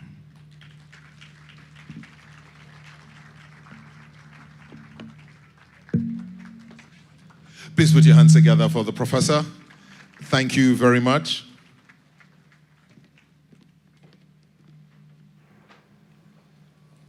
Distinguished ladies and gentlemen, that was a phenomenal presentation. Some of us may not have appreciated the importance of what he said, but as you listen to him speak, he kept on talking about how a university, as big, as well-funded as a university is, they are still calling for partnerships from other government agencies and other individuals that will be able to grow what they have. Partnerships is the way to go. Partnerships are very, very important, distinguished ladies and gentlemen. And before we begin to go into the next segment, I would like to use this opportunity just to announce the arrival of the president of Encounter Jesus Ministries International, Dr. Michael-Orokpo. Thank you, sir. Welcome. We will do proper introductions later, but this is just to let you know that he is in the building. Ladies and gentlemen, I can see some of us at the back, mamas, and some of us, other older people and younger people, and we are wondering, why are they talking all this talk? Since morning, blah, blah, blah, English, Abby? Thank you for being honest. You see, the reason we're talking all of this talk is to build our capacity. Many of us go to church. Shall we know the story of Joseph? One of the things that amazes me about the story of Joseph is that Joseph was the one with the blessing. But because Jacob did not have capacity, the blessing had to go to Egypt, who had capacity to preserve the whole world. The goal of what we're doing here is to build capacity, so that what you'll be doing will not just be selling one small thing at the side of the road from your farm, but you will become big, as large as the Dangotes of this world, as long as the Chivita food. Yes, the amen is good, and I believe with you, but it is very important to listen to what they are saying. The one you don't understand, ask somebody, ask a question, because if your capacity is not big, you will not be able to receive. Even though the blessing is upon your head, you will have to go and work for somebody who has capacity. There's nothing wrong with working for capacity, but it is God's plan to bless you with the opportunity that you received. So we're going into the next section, and this next section, I'm saying all of this for the next section, is important to listen and learn so that your capacity can be expanded and you can receive more and do more and multiply. Sandra, the next session. Thank you so much, Mr. Reward. So for the first panel session for Shield Africa 2025, titled Curriculum and Competence, Aligning Agricultural Education with Industry Demands. Moderating this session is Mr. Prince Will of Shield Africa. A round of applause, please. For him. Thank you.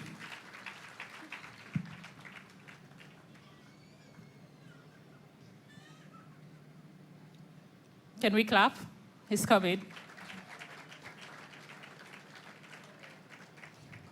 And with him on this panel session is Mr. Joshua Arugunyo, Soil Values Male Coordinator, International Fertilizer Development Center. You're welcome, sir. Yes.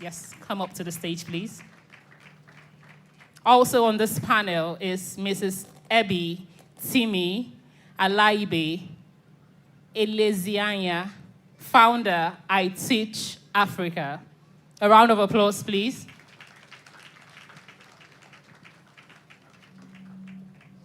Also on this session is Dr. Augustine O. Adaiku, agromist and head of Cyrus, University of Agriculture, Makurdi, Benue State. You're welcome, sir. A round of applause, please. Welcome to the stage, sir. Please come up to the podium, sir. Thank you. Please, let's keep the round of applause going properly. Thank you. Next on the panel is Mr. Oshone Anav, Chief Operating Officer, Thrive Agric Limited, ably represented by Mrs. Favor Eze. You're welcome, ma.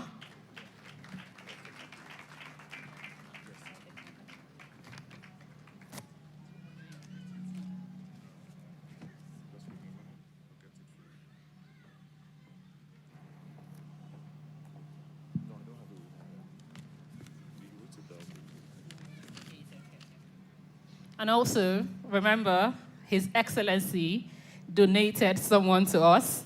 And also on this panel, we are going to be having Dr. Kabir Yusuf, National Program Coordinator, Special Agro-Industrial Processing Zones. Thank you so much, sir. You're welcome. So, Mr. Princefield, we'll hand over the session to you.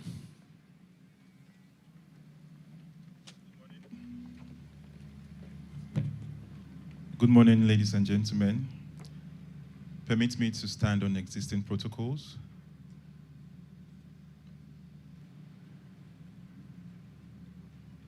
Permit me to stand on existing protocols. You're all welcome to this panel session. We have experts here who will be taking on this discussion. You can all agree with me that the agri-sector is evolving, and as the sector evolves, so does the approach to agricultural education evolves also. There are experts with me that will be discussing the gaps and the challenges that we face, matching the skills from the educational sector with what the industry is demanding. Because right now we hear that some employers say that it's not that there are no jobs, but the problem is some of our youths are not employable. So we'll be discussing what those gaps are actually and how they can be addressed. All right, I will give our experts a minute to just introduce themselves to us. Thank you. Hey. Good afternoon, everyone. My name is Favor Eze. I'm the head of People and Culture at Tribe Agric. I'm representing Oshoni Anave as Chief Operating Officer.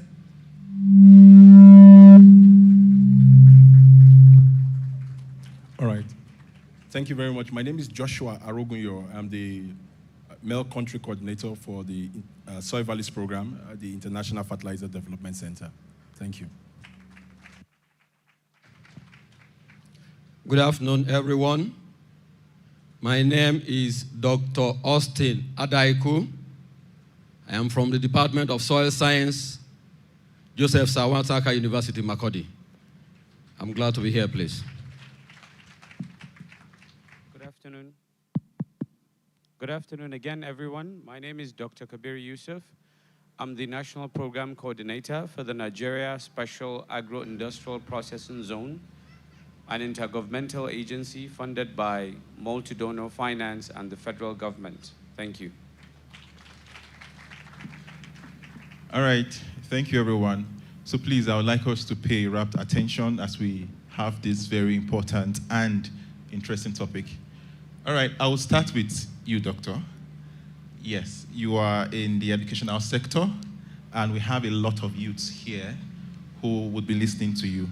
So please, sir, can you tell us what, there's a lot of theory going on right now in the universities. We write notes, we keep writing and all of that. So the first question I'll be asking you, sir, is how can we, or how can the sector design education that it becomes more practical for our students? Yeah, thank you so very much, sir. Let me start by appreciating the president and CEO of Shield Africa. Mommy, you've been a very wonderful mother. I am a living witness to your life-changing programs and intervention. I have served as a resource person training students for this organization. So whatever we are discussing here is not grammar. The reality is out there. The interventions are actually going on across. And so we are highly impressed, and I want to sincerely appreciate you for this. Now, coming back to this all-important question, how do we bridge up these gaps? Is that not? We'll have to start by looking at what are the problems.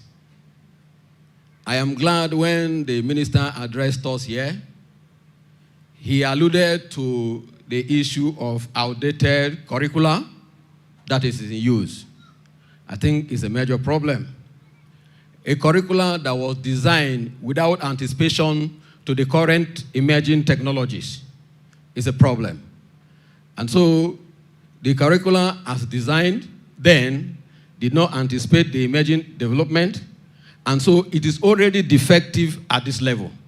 So curriculum review is a very critical component of the intervention.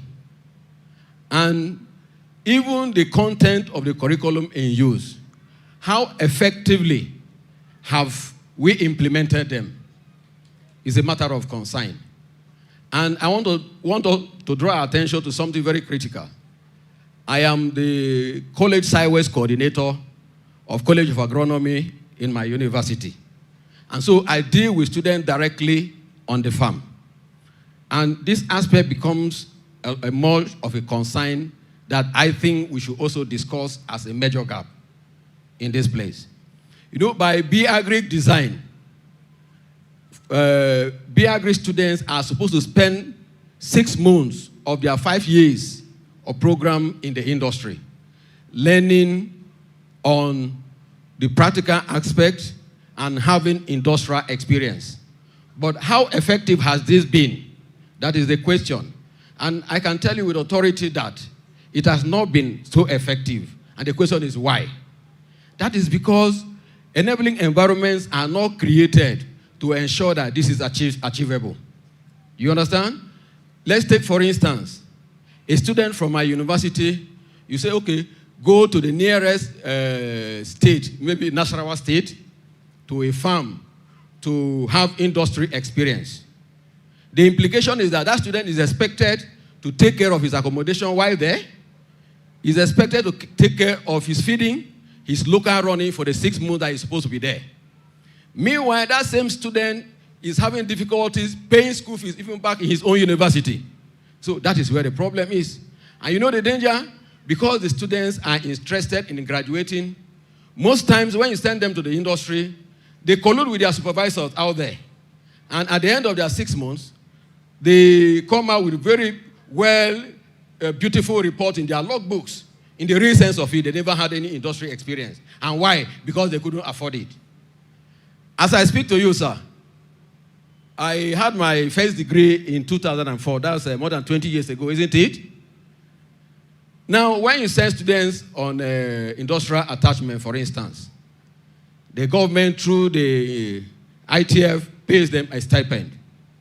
Way back that time, they were giving us 15,000 naira as stipends.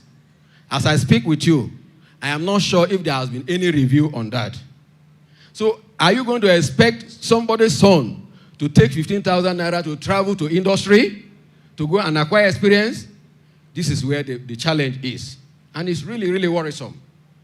And so, this is why, at the end of the day, the universities are saying, instead of sending you to the industry where you are not going, let us keep you in our farm, train you with whatever little resources that we have, assess you, grade you, and then, even though we cannot provide the exact thing that the industry needs, but at least we are sure of what we are passing you through in our farms, no matter how the paucity of resources that we have in executing this. So these are the gaps. Is it proper that at this jet age that you are, in fact, even the payment of this are not regular. The 15,000 naira that I'm not trying to talk back down on the government, but since we are trying to identify the problem, that is why I'm actually raising this, because it's a major concern. Meanwhile, SciWest should have been the greatest link between institutions and the industry, isn't it? So where attention is given to SciWest, where industries pay more attention to supporting the development of training in the university by maybe establishing like incubation centers where students can have online, first-hand experience of the industry and so on and so forth, it will help. Thank you very much. That's my, I think, that's the point I really want to emphasize on. Thank you very much. Thank you so much. All right, thank you for that, sir. We have to recognize A.B. Timi Elezianya, who is the founder of I Teach Africa. She's joining us online. Please, can you project her? Okay, all right. A round of applause for her, please. She's the founder of I Teach Africa. All right, so over to you, madam. You are from Tribe Agri. Yes. Yes, and it's a agri-tech company. Absolutely. Now, I don't want to say you are among the people, but you have a company or you run a company, and like I said earlier, we hear these things that the people that come out from the universities, they are not employable. They lack this skill, they lack this knowledge. So what are the roles that companies like yours play, or what can they play to close this particular gap? Okay, so Thrive Agric is an agri-tech organization. We support farmers. Just to give a background to who we are, and then I move on to see other things. We support farmers with inputs, logistics, and all, so they are able to get maximum value for their efforts. Okay, and so far what we've been doing intentionally, being a tech organization, we've been active in the tech space, particularly. In fact, I like to think we're leading in that space, okay, in the sense that we were training tech young people. In fact, last year, 2 years ago, we trained young people in the tech space because we're actually building solutions in that tech space. We have our AOS, Agricultural Operating System, to manage farms operations, and we're actually training people. So while we were building that, we've been on that for years. While we've been building that, we realized that there was a gap in tech skills. We were doing other employability skills. We do that, but we realized that if key factor of what we're doing, which is technology, we had a gap in that. So we deployed a training, a tech accelerated training for young people, practically fresh people, greenhorns, and we trained them extensively for 6 months. We've been doing that for the past 3 years. In fact, in December, we're having a Tech Converge, which is as a result of this same training 3 years in a row. So it's something we're practically doing. It's holding here in Abuja. Also, what we do is we train people, young people also in the rural areas. Okay, we have partnership with some organizations where we are intentionally training young people on how to do climate smart farming, intentionally to make sure that they are able to use our operating system and also scale themselves. And it's very important to mention that last year, considering the gap in knowledge in some space, we identified the cassava production space, and we spent a whole week training young people in Abeokuta. Actually, we partner with another organization to train young people.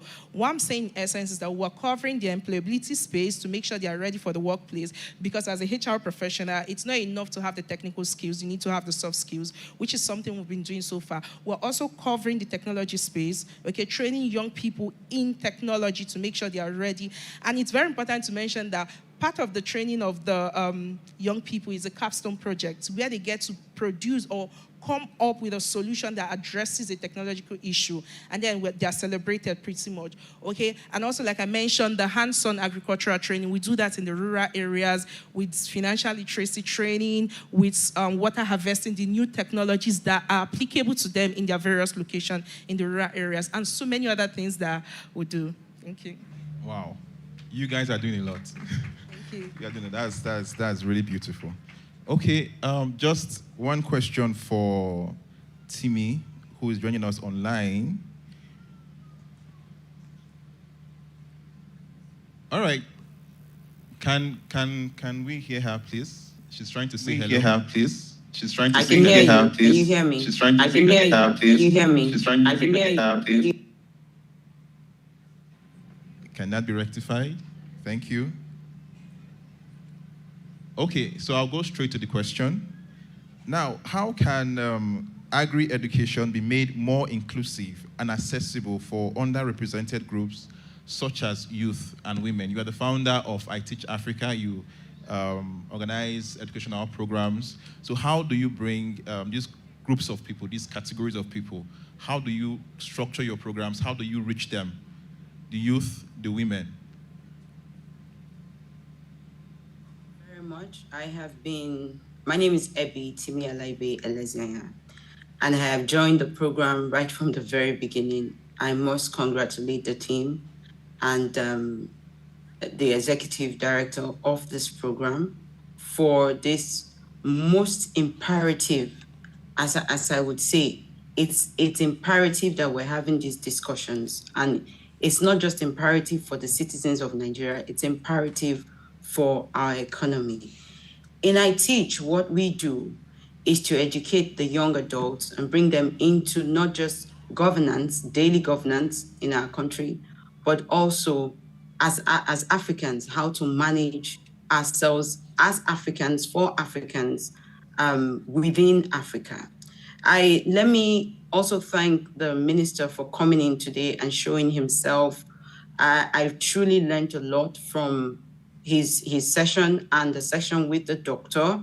However, there is a disparity between the conversations that we're having and what is actually on ground. And I want to also say to the professor who is on this panel with me not to apologize for speaking the truth. The disparity in the education sector is majorly on funding. And when we're talking about funding, we're not just talking about funding in terms of our universities, and we know that our universities are poorly funded.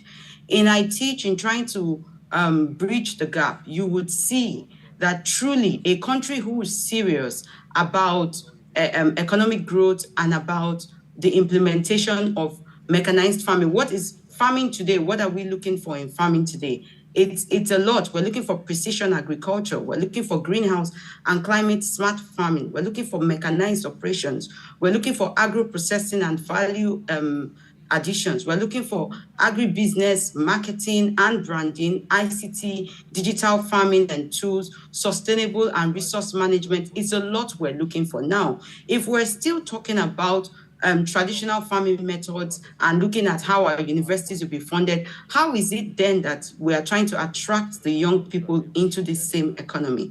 And the very truth I want to point out in support and in recognition of what the Gen Zs are doing, as we rightfully call them, it's not that they are against farming or against joining being farmers or whatever it is, but it's just that they understand being time conscious. Gen Zs don't want to spend time doing what can be done in the time that you're doing it in less the time. They want more mechanized farming. They want you to understand that there are processes that can be done that are shorter. So I'm in support of Gen Z today, not being in farming. It's because we have truly not understood where they are and what they want to implement in this their stage. Don't forget that they are the ones that are going to, after all, be running the economy within the next 30 to 40 years.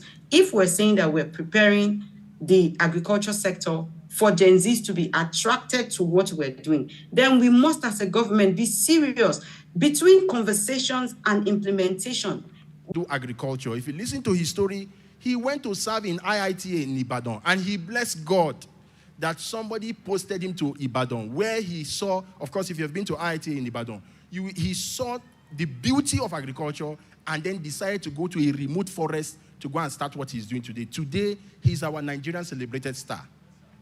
If you want to fix the problem of in the gap between education and agriculture, you have to fix the problem from when students Recording are applying. in progress. That place is where you fix it, making it attractive that people will beat their chest and say, I want to go into agriculture. Now, agriculture also is not just in one sense. There are different aspects of agriculture. There's a science of agriculture, like soil science, plant breeding, plant genetics. That's the scientific side of agriculture. Then you have the vocational side of agriculture.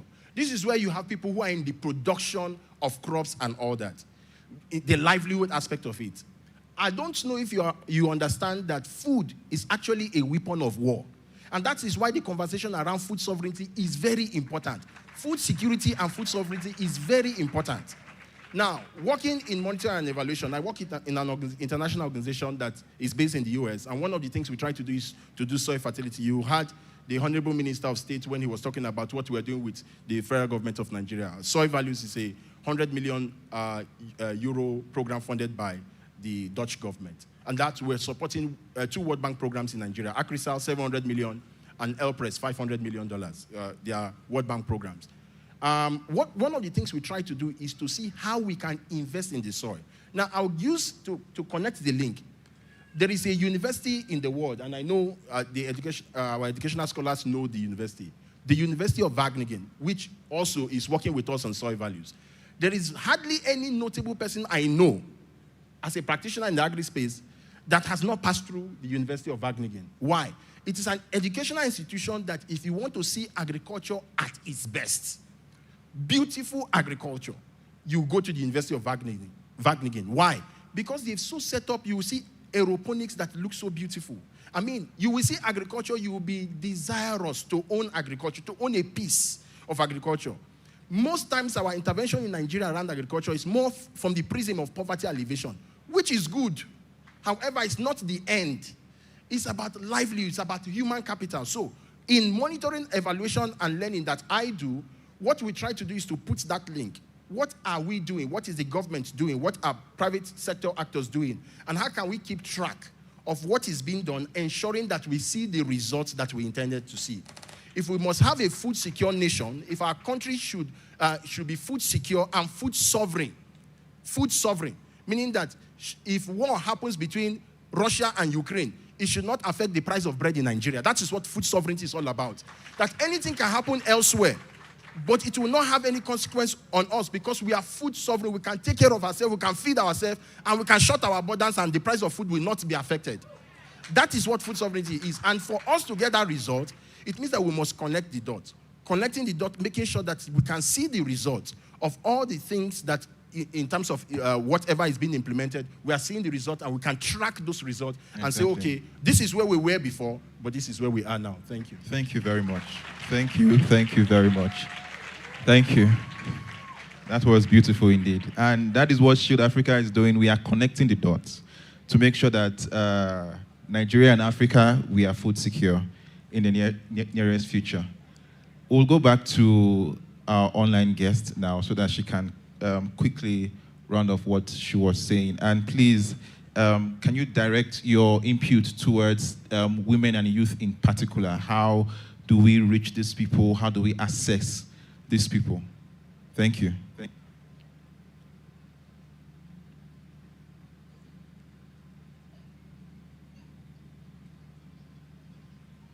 I don't think she can hear me. Please. Can you hear me? Yes. We can hear you. Vibrating back for me. Please. You are re-echoing back for me. Okay, sorry. I think I'm just going to continue what I said. You can continue, when it comes to youth. Youth are not adverse to agriculture. I'm sure that, as we all know, that agriculture is part of the survival skills for every youth, and they are well aware of it. From our teaching, we have found that what the youths are after is that curriculums must be based on speed, convenience, must include digital tools, it must include automation, it must include smart ways of working, and it must include meaningful ways in which, when they have finished their trainings and their courses, that they're not just employable, but that between the government and the education sector, that there's a full-on collaboration, so that when they finish education, they are able to quickly get a job. What we see in Nigeria is that it's emerging. The collaboration between the institutions, the school institutions, and the government is an emerging relationship where somebody will finish school and still be at home. We also see that there's no provision for specialized parts of learning in agriculture, in the agriculture sector. So when people want to go into specialized farming, just a few months ago, I met a young man who is farming in Kenya and farming in Dubai, rice farms. And between those two nations, it is the government that has provided for either the land, the funding for the mechanized farming that he's doing right there in thousands and thousands of hectares. And it's the government that has made the provisions for it. When I started speaking, I said the government needs to do more. I understand that we have words that we can explain to people, and I'm grateful that today I was able to learn a lot more from the Minister of Agriculture. However, there's a lot more to do, because when it comes to the rural areas, even in reaching the women, we have to be able to not only teach, but to bring it down to their level. So if somebody is from a Yoruba-speaking culture or from an Igbo-speaking culture, education has to come down to the point where we can relate this thing to them and they understand. If we bring a woman, a mother from Bayelsa, or bring a mother from another part of the nation, we should be able to have a systemized, a systemized form of learning where everybody is on the curriculum is the same, that if I do a 2 years course, this is what I will come out with. That's not what we have right now. So we have a lot of work to do, from curriculum to implementation, practical implementation. There is a big bridge and there's a big gap. And that is why programs like this are very interesting and very, very, very helpful, because we begin to see the gaps that are needed and begin to focus on the discussion. I like what the last speaker said, that if there is food crisis in any other place, or if there's war somewhere else, it shouldn't affect us. That's why a nation that is serious about its people and its agriculture would do more funding to that part of it. So the youth are not against agriculture and anything, but they just realize that there are more tools that can be used, that can be digital. There are drones that can be used to walk around the farms. When I spoke to the rice farmer, he told me how he doesn't have to go to the farm, but he has people on ground, but he can watch what is happening in the farmland because he has drones. He can monitor water sprinklings in the morning. He can monitor what is going on. He can see the textures and he can implement what needs to be done. So as much as we're saying that we need to get the youth to be attracted in agriculture, the teachers themselves, the resource people themselves, have we been fully equipped and trained to collect this group of youths that are coming in, these youths that are now more about technology, more about speed? We can do things better in different ways. Are we willing to even hear them? Because there's a way where we as educators can be like, we have all the knowledge, but we do not have all the knowledge, because every day we learn. So if we can also just listen to what our youths are saying, and this is what I Teach Africa does, we listen to what their needs are, and then come back to the drawing table and bring out curriculums that can suit what it is that we need to solve right now. Thank you. So for me, I believe that the gap can be reached if the curriculums are made to not only merge where we are today, but to allow the government to actually see the gaps that are within their systems so that they can merge it together to be able to create a better learning environment for the children. Funding, we cannot stop talking about funding. Funding is most important and most vital. Training of teachers, bringing them up to standard, lecturers, the teachers, the technical schools, making sure that it's at least 60 to 70% practical based as opposed to theory based. It must be practiced. We must go to the farm. We must have specialized places where things have been created for students to explore what is happening real time, as opposed to just being in the lecture theaters that have been run down already and asking the students to come into the sector. Thank you very much. I hope I've been able to answer. Yes, you have, definitely. Please, a round of applause for her, please. Okay, Dr. Yusuf, over to you, sir.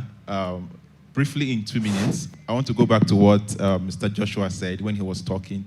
He made mention of the course that you applied for versus the course that you received. But presently, we have a lot of youths who deliberately, intentionally applied for agriculture. They wanted to study agriculture, but right now they are not doing what they studied. We have a lot of them. So what do you think is the issue, and how can it be addressed? Okay. Thank you very much. I think the issue has been well explained. It is the attractiveness of agriculture. And coming to the fact, I think Professor did mention the mantra of the ministry from the time of President Adesina is to transition agriculture from the subsistence way of life to a profit-making business. So when youth begin to see agriculture is now a profit-making business, I believe we don't even need to call them. And the truth is, this is reality. It happens in a lot of countries. When you go to the United States, richest people are farmers in a lot of these countries, which is why when I was at the stage, I gave an example, a mini analysis of how much revenue agriculture can bring into your country. Netherlands is 22 times smaller than Nigeria. They have less favorable land.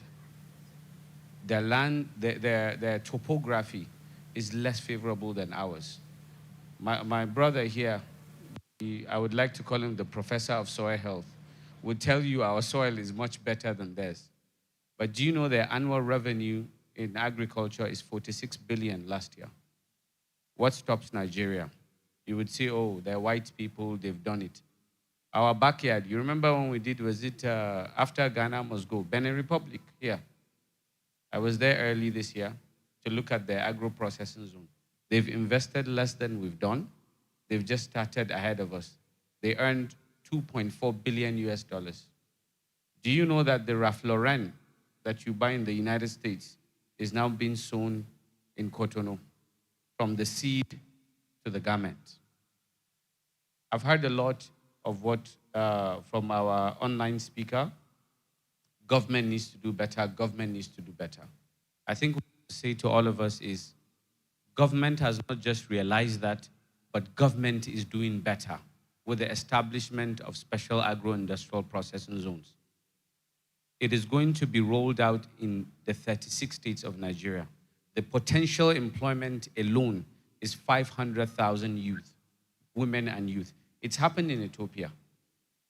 We have different value chains. Government is currently investing 538 million US dollars. Now, when you go to Kano, last year, I pioneered a pilot just as a litmus test to see how we can not only support production, not to control price, but to ensure price is minimum and ensuring competitiveness of agribusiness.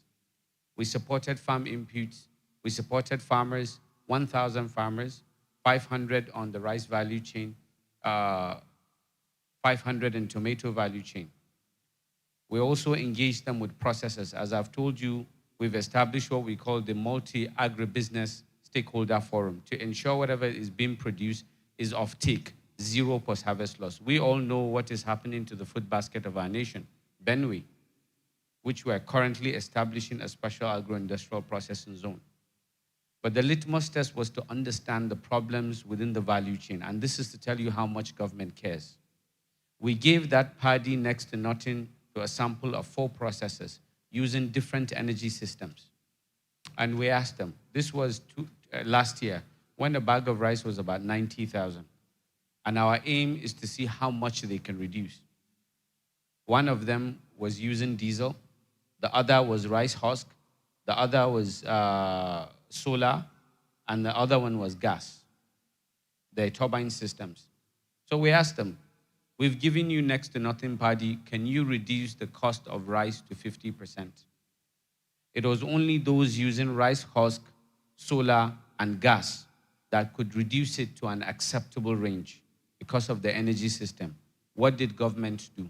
When we came back to report to government, it directed the Rural Electrification Agency under the Energized Agriculture Program to provide energy system facilities to processors. Anybody can go to REA if you're a processor. So this is to tell you, yes, government is really trying its very best. Don't forget, it's faced with multifaceted problems. There's insecurity, there's infrastructure deficit. But with agriculture, government is ready to diversify Nigeria's economy with agriculture. Thank you very much.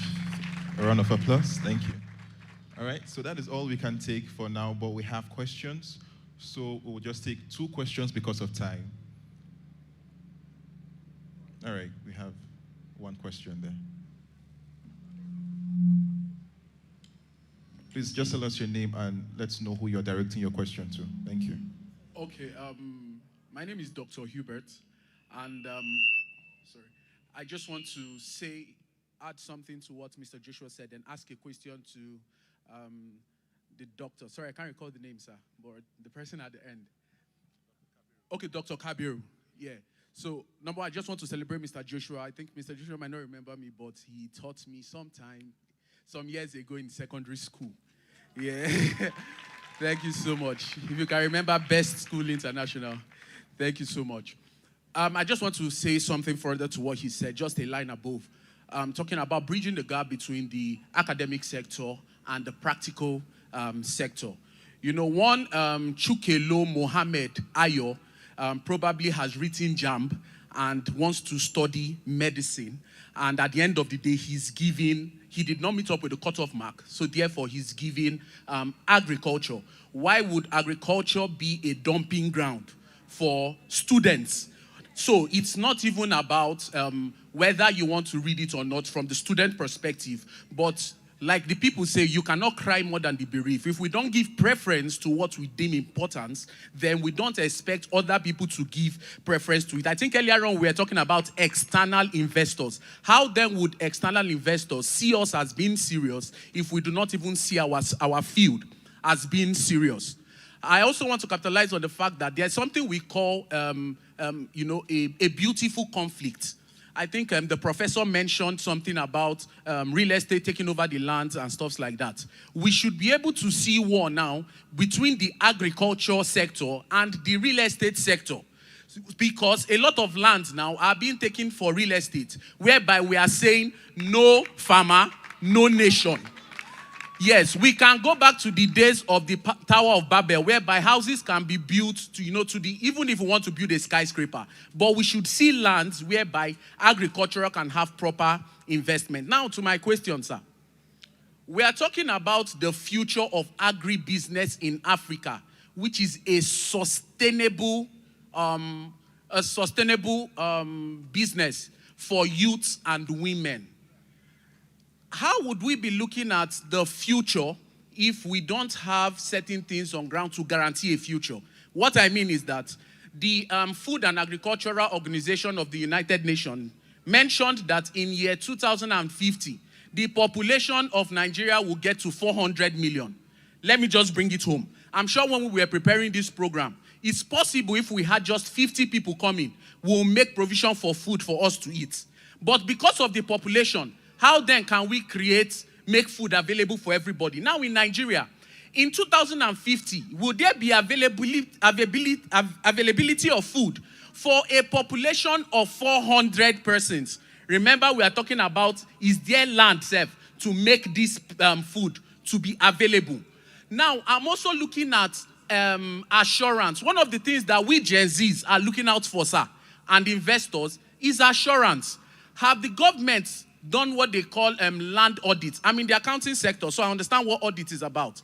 Land audit, it doesn't just stop about the texture of the soil, but we are looking at a situation whereby so and so state, the soil is good for rice. So and so state, the soil is good for probably beans. So and so state, the soil is good for this. It helps us diversify even the agricultural business. I don't know whether the government is looking at something like that. Land audit, in order for us to have proper assurance that there is something in this sector. Thank you.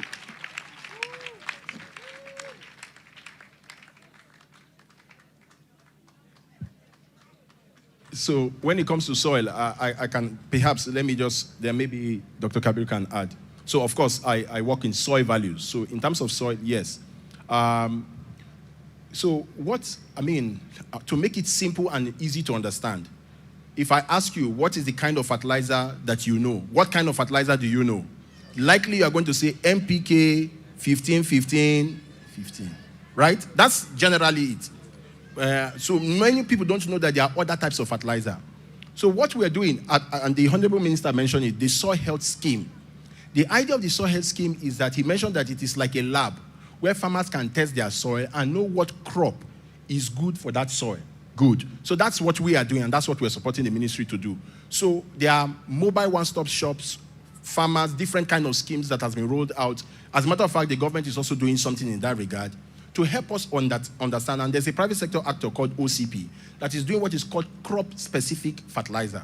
So the fertilizer that maize needs is not the same fertilizer that yam needs. They are two different things. Nitrogen will be high here, phosphorus will be high here.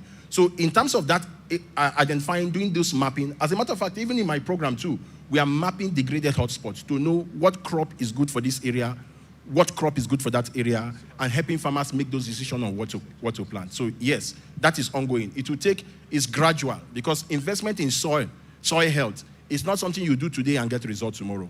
It's a gradual process to make it sustainable. So hi, may I add also, thank you so much, may I also add that at Thrive Agric, what he said is valid because we actually work with OCP some years back for our farmers the specific lands they are working on to know the particular fertilizer they are to use. And the yield was very impressive. So just to give credence to what he's saying, and it's something we're committed to, using our AOS, that is assessing farmlands to be sure what they really need, the kind of crop they should grow there, where are prone to flooding and all, just to make sure we get the best productive nature of that land. Thank you. All right, thank you. No farmer. No farmer. Thank you. So I believe enough. Doctor, I believe your question on soil health has been answered. So let me just add to it, not on soil health. But I think we should pat ourselves in the back as Nigeria, and also not to discredit any development organization. You did mention what FAO has said.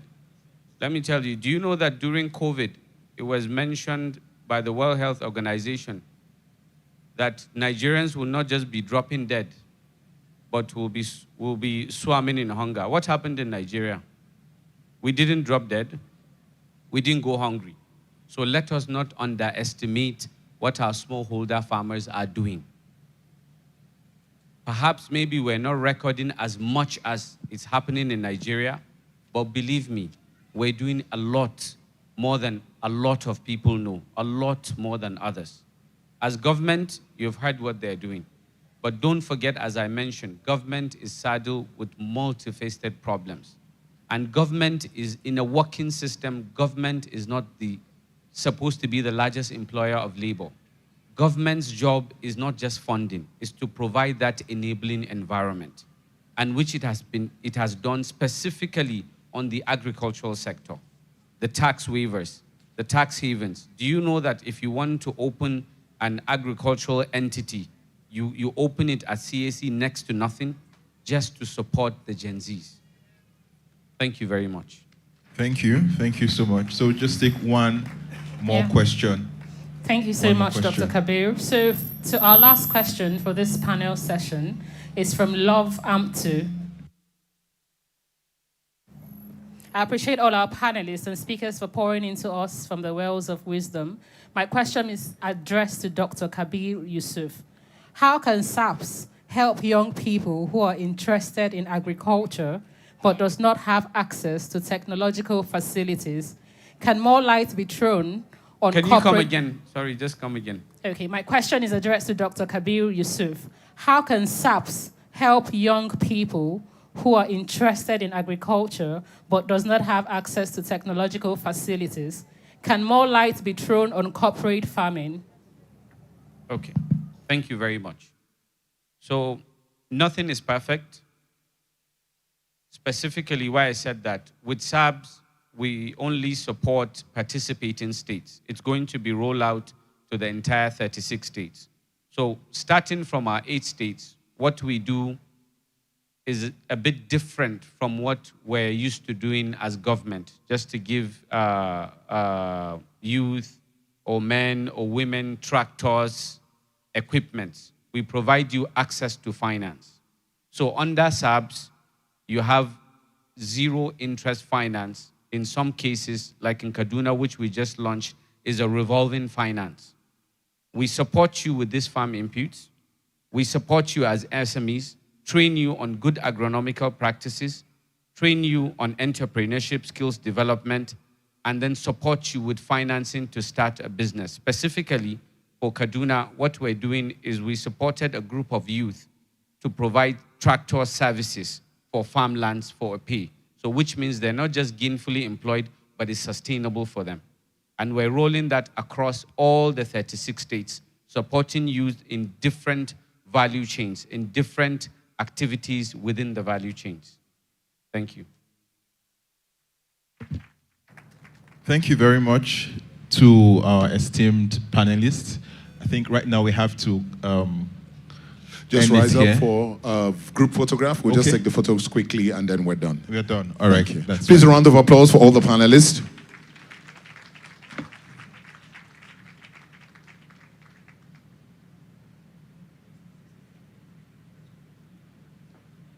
We'll take one on, calm down, and take one quickly with the convener, and then.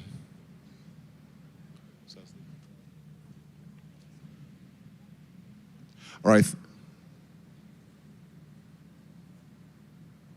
Okay, so we'll just come down and take one quickly with the convener, and then we'll done. Thank you very much for this very insightful.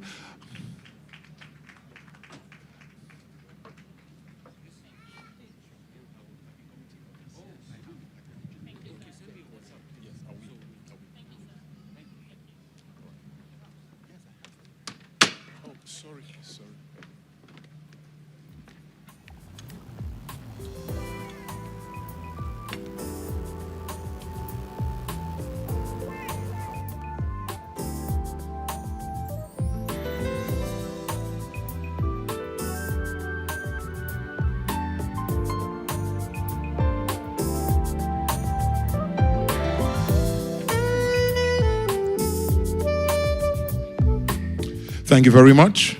I'd like to begin by saying the popular slogan, no farmer, no farmer. But what good is a farmer that does not have any value? What good can a farmer that does not have integrity do? What good can a farmer who cannot create any impact in agriculture do? To that effect, ladies and gentlemen, we're beginning to receive our next guest for a very special lecture on values that build nations, raising a generation for integrity and impact. Our speaker, distinguished ladies and gentlemen, has zero tolerance for excuses and complaining, zero tolerance for laziness, and probably minus zero tolerance for mediocrity. He's a visionary and generational leader with a passion and burden for excellence, competence, hard work, and integrity. An embodiment of resilience, scholarship, forward thinking, and local integration. A mentor to many, a father to many, a helper to many, a husband to one, a father, a biological, thank you, a biological father to two, a BSc holder, a master's degree holder, a PhD degree holder, a catalyst that believes in spiritual, physical, and societal transformation. A voice, an icon, and a sent one to what I describe as one of the most critical generations in human history. If this generation gets it wrong, we are finished. And he is the voice to that generation. Distinguished ladies and gentlemen, can we rise to our feet and welcome to the podium a mentor, a father, the president, Encounter Jesus Ministry International, Dr. Michael-Orokpo.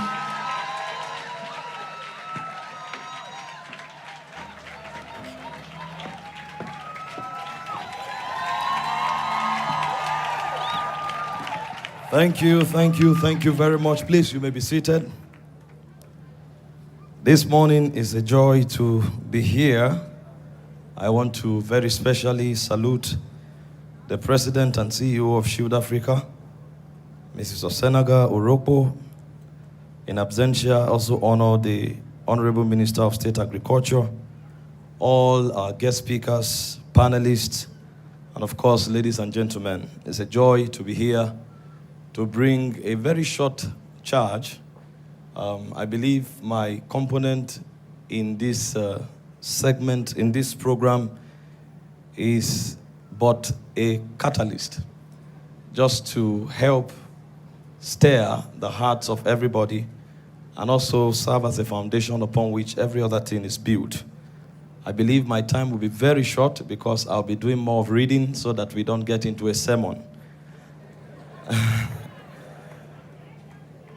So in my attempt to encourage someone this morning to take very seriously what we are doing here concerning agriculture, I'd like to begin by quickly highlighting that we are at the brink of the fifth economic revolution.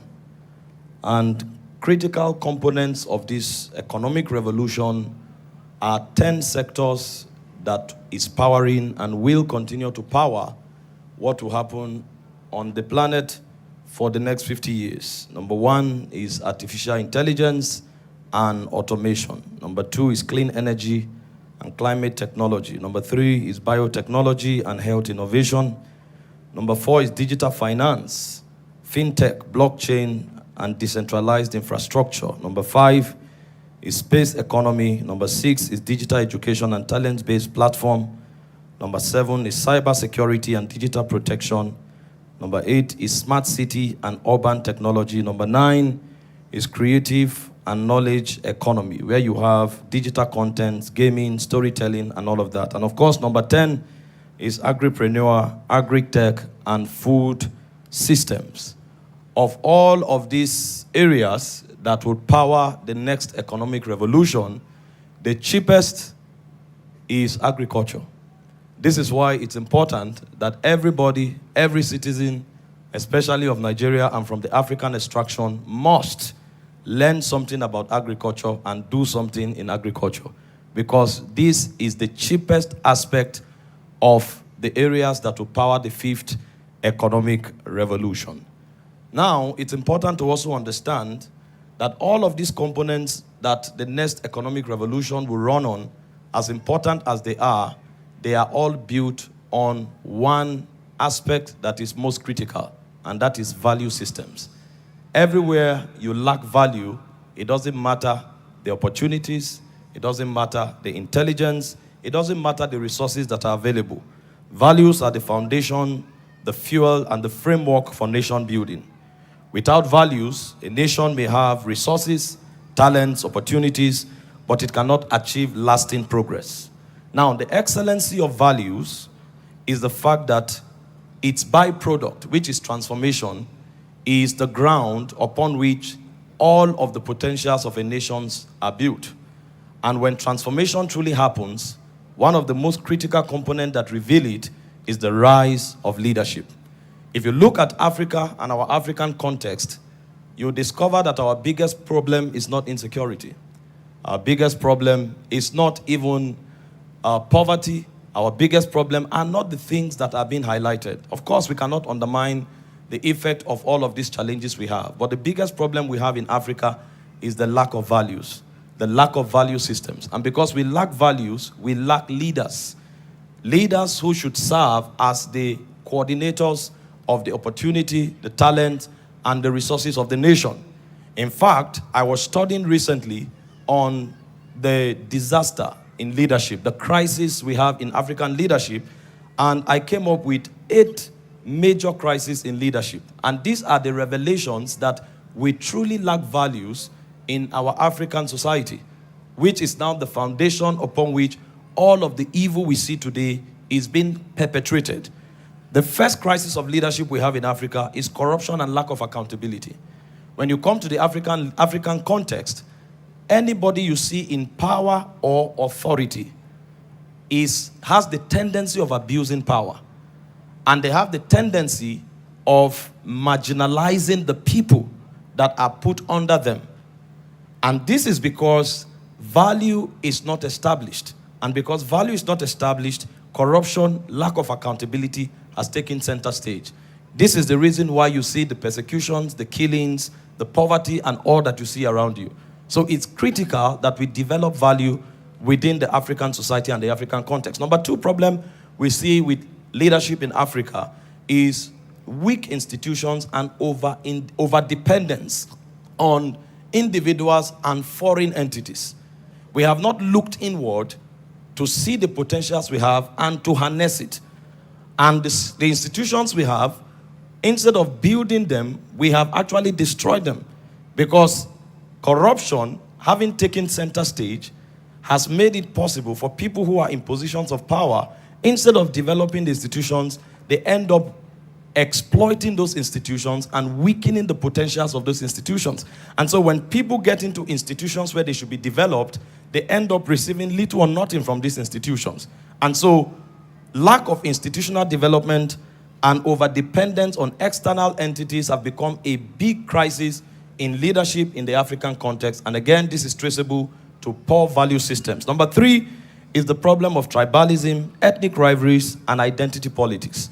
In Africa, you see that to a very large extent, our sentiment and our pursuit is not to uphold values that upgrade the quality of humanity. To a very large extent, you see that we tend to pay allegiance to either our religious extractions or our ethnic extractions. And of course, because we have very corrupt leaders, every critical season where leadership transition becomes an issue, they bring out the card of ethnic difference, religious difference, and they take advantage of the gullible followers to give themselves the advantage they need in order to come back to power when they have nothing to offer. If we must grow in Africa, we must begin to focus more on leadership rather than focusing on ethnic difference or religious difference. Number 4 crisis we have in Africa is the problem of poor vision and short-term thinking. When you come to the African context, everybody in power, okay, let me just be a bit modest. Most people in power are more concerned about immediate satisfaction, aggrandizement, and they don't think beyond their nose. Most of the people you see in leadership in Africa are thinking about today. So somebody can loot funds meant for a generation. Somebody can loot funds meant for the prosperity of a whole region. And all he's interested in is to build a house, buy a sport car, or travel for a vacation. And they can waste the resources meant for millions of people.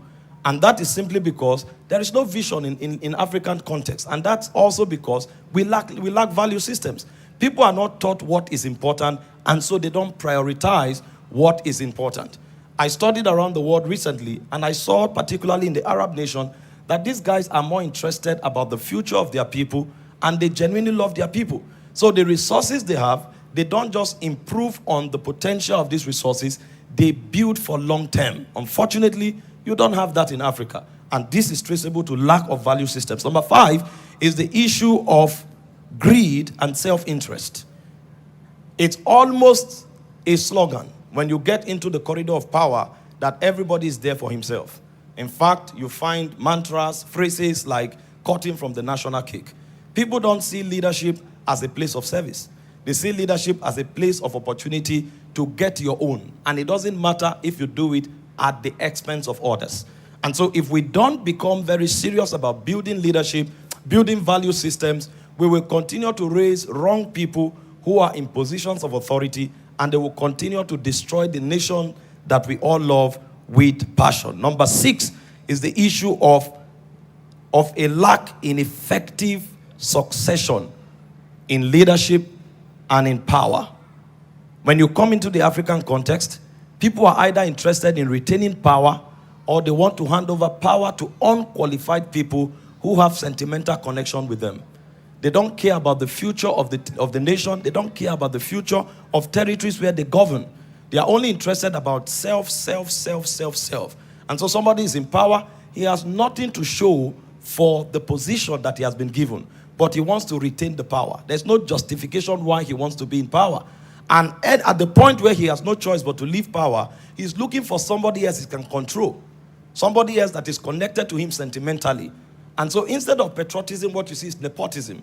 People are putting their brothers, relatives, and people who they have control over in positions where they have nothing to offer. Again, it's a crisis that is traceable to lack of value system. And number 8 is limited investment in human capital development.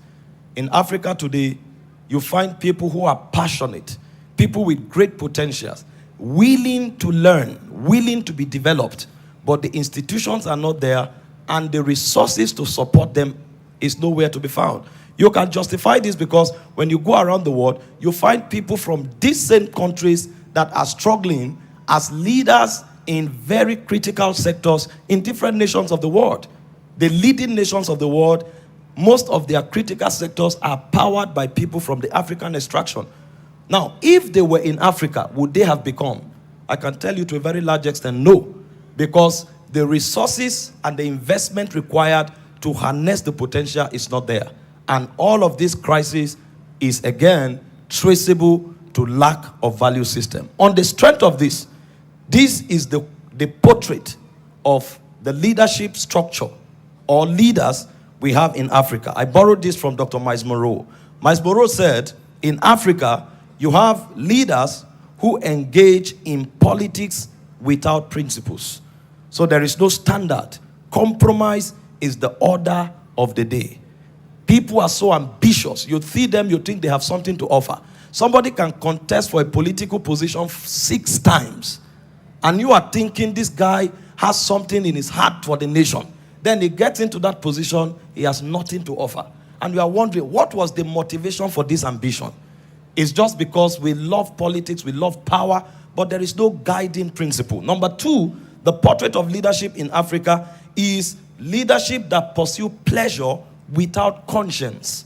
So you find people who are pursuing power so zealous and ambitious for power. When you discuss with them in the inner circles, what you discover is that there is a pleasure they need power to gratify. Some of them want to travel around the world and have all the funds. Some of them want to be on tables where powerful people are sitting. Some of them want to drive the biggest cars and have the biggest fun that money can offer. But the ticket to achieving this is the corridors of power. And so when they get there, they don't care if 1 million people are killed. They don't care if 10 million people are uneducated. They don't care if 10 million women die in the process of childbearing or giving birth. They don't care if 1,001 people are jobless. All they are interested in, loot this money, have the experience, lock yourself away, and whatever happens, let it happen. We have leaders that pursue pleasure without conscience. Number 3, we have leaders that have wealth without work. So we clap hands for people who drive flashy cars, wear expensive jewelries, lavish resources, but you cannot trace the source of their income. In developed nations, before people get into position of power, they declare their assets. And that asset, if it does not remain so, by the time they are getting out of office, they have to give a justification as to why there is increment in what they have. But you find African leadership, a pauper is instituted in authority, and the next thing you see is in 4 years is a billionaire. Driving all the cars, traveling around the world, doing all that you can imagine money can provide, yet he doesn't have any job or any channel of income that justify that resource. Again, it's traceable to lack of value systems. And guess where the problem is? When another cycle of election comes, these same poor people who are only thinking about what to eat today will still clap for them, collect peanuts from them, and give them the ticket to enslave them. This is the crisis of Africa. So we have people who have wealth without work. Number 4, we have people who have knowledge without character. Now, when we speak of leadership, don't make the mistake of assuming we are only talking to politicians. When we talk of leadership, we are talking about people who are in the position to influence others. It could be in the church, it could be in the economic sector, it could be in government and governance. So long as you are in a place where you can influence others, control resources, and determine outcome, you are a leader. And unfortunately, when you study such leaders in Africa, to a very large extent, you find people with knowledge, but little or no character. So a doctor can collect 3,000 naira from a lady and conduct abortion. A lecturer can sleep with a young lady and give her an A. This is why we are where we are. And so, while we understand the driving force for the next economic revolution, like I have listed, we must understand that without character and without value systems, all of these things will not find expression in our immediate context.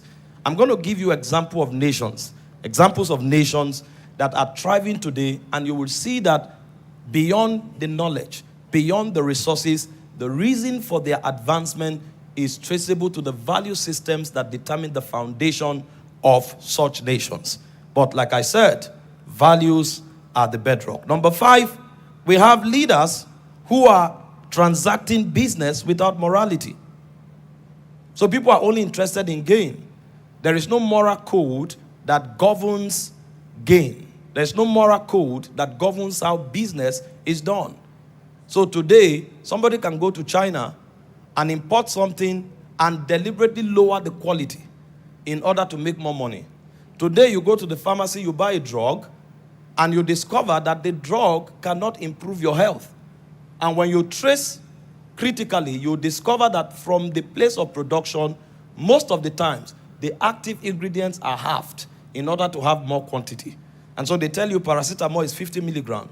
What you are taking is 25 milligrams. So the paracetamol that you deal with simple headache is not working. At the end of the day, you choke your body with chemicals, but you are not improving medically speaking. And this is because we have people doing business without morality. Number 6, we have leaders who advocate for science without humanity. These are serious issues around the world. When you see people speak about technological advancement, there is no place where caution is given to create moral structures that determines the boundaries that humanity should not exceed.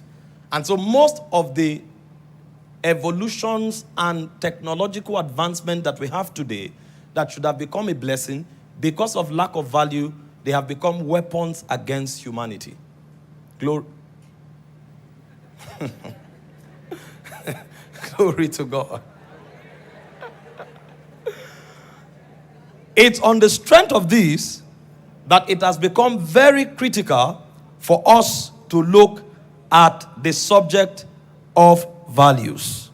Now, let me round up by very quickly, itemizing some of the core values that is required for nation building, and then state also nations that build on these values and have become leaders in the world today when you speak of geopolitics. Number 1 is integrity.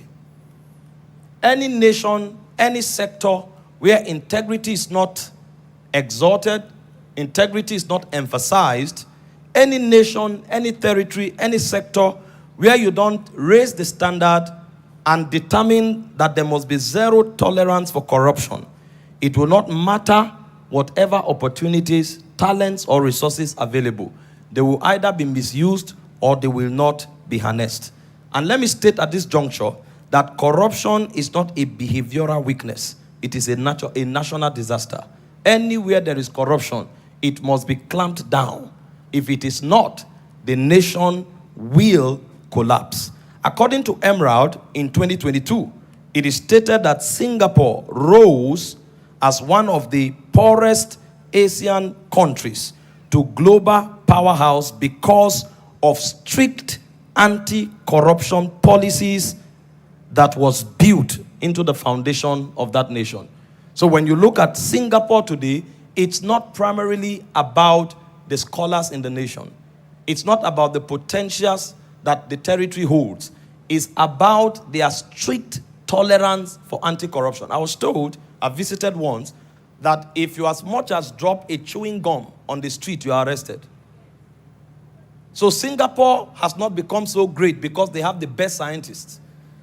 They have not become so great because they have the best businessmen. But they decided that corruption, we have zero tolerance so long as the borders of the nation is concerned.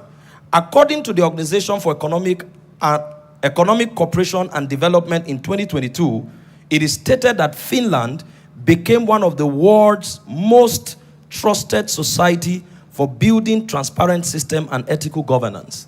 And so when you see nations where investors are running into, it's not because the best resources are there. It's because the greatest guarantee for realizing the potential of your investment is traceable to such nations. This is one of the reasons why nations become great. And there are records to this effect. From the U.S. Office of Government Ethics and Historic Review, it is stressed that because the United States developed strong federal institutions early in the 20th centuries and reduced public corruption was the major reason why they broke into economic affluence and economic power.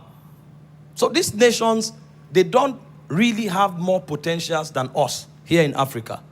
They have just prioritized values, and these values became very strong foundations that built this nation. So integrity is one of the most critical values that must be upheld if we will develop a nation that will become an envy of other nations. And listen, it doesn't begin with those who are in power.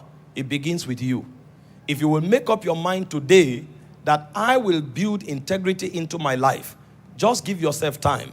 You will not just come into power. You will not just become an influencer in your generation, but you will become a reference point that many generations would trace their own progress and success to.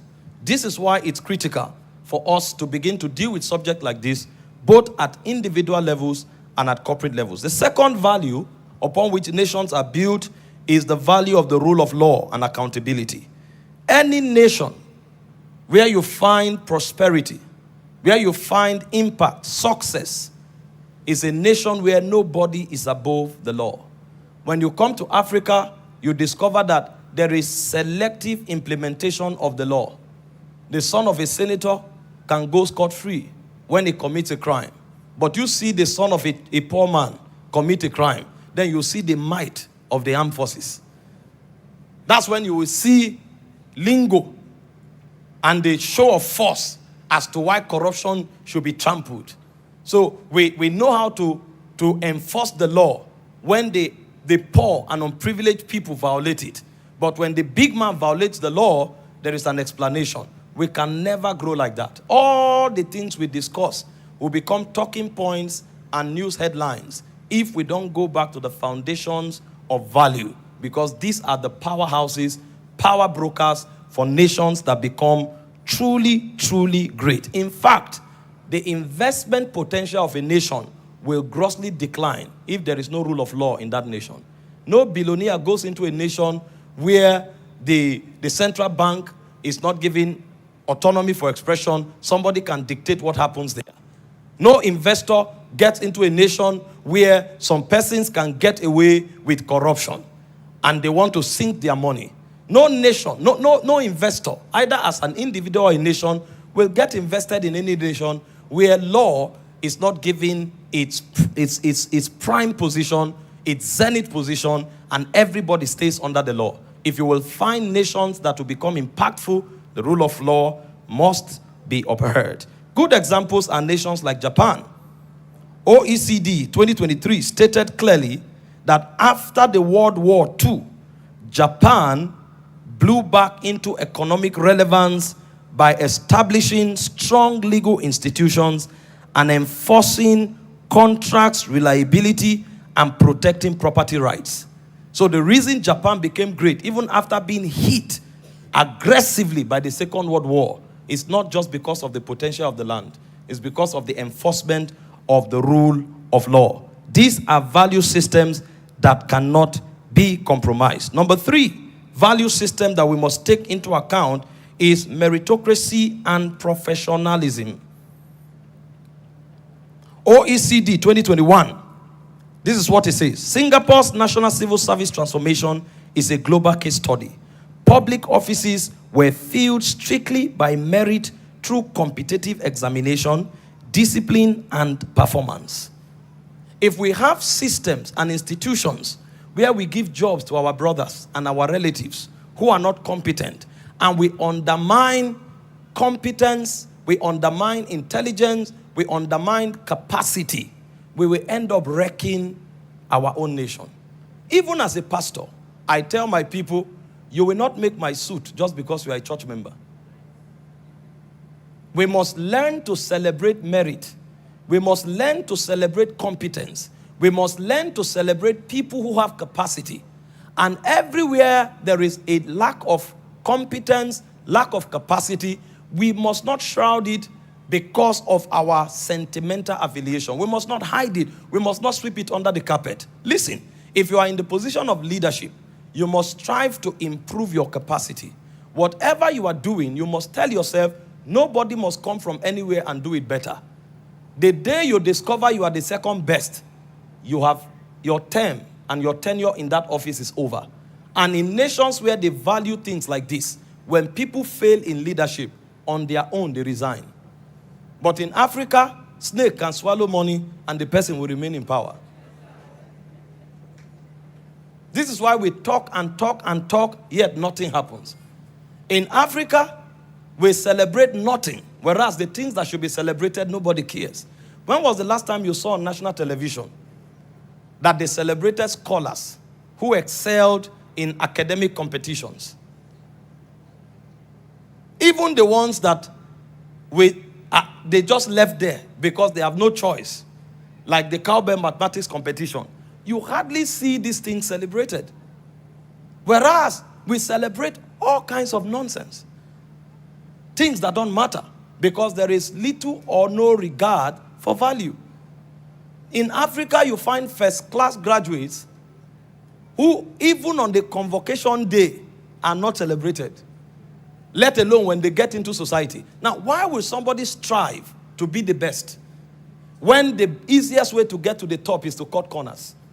This is why the new form of education is to master compromise and cutting corners. Because at the end of the day, nobody cares your character if you made it to the top. One of the advocacies we must begin to push for in Africa today is to talk down on leaders that failed in their tenures in power. Not to end up naming streets after people who did nothing.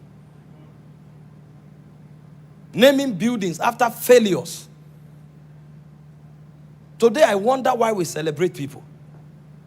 They have all aids, all kinds of aids that come on different platforms to explain why they are failures. And it's so unfortunate nobody can speak to power. That time must come to an end. The new generation rising must judge people not by the color of their skin, but by the content of their character. But in your own context, we must judge people not by the position they handle or by our affiliation with them, but by what? The impact that their lives command. Because it's so unfortunate that in Africa, there is no celebration of merit and professionalism. In fact, when you do it, you are at risk of being kicked out because you are in a system where corruption is exalted. Number 4, as I begin to round up, is visionary leadership and long-term planning. Study our government in the last 3 or 4 transitions in power. You hardly see any program that is translated from one government to another. Billions are invested into programs. The moment there is change in government, it is dumped. The whole resources wasted. And it's not just about government. It is traceable almost in every sector.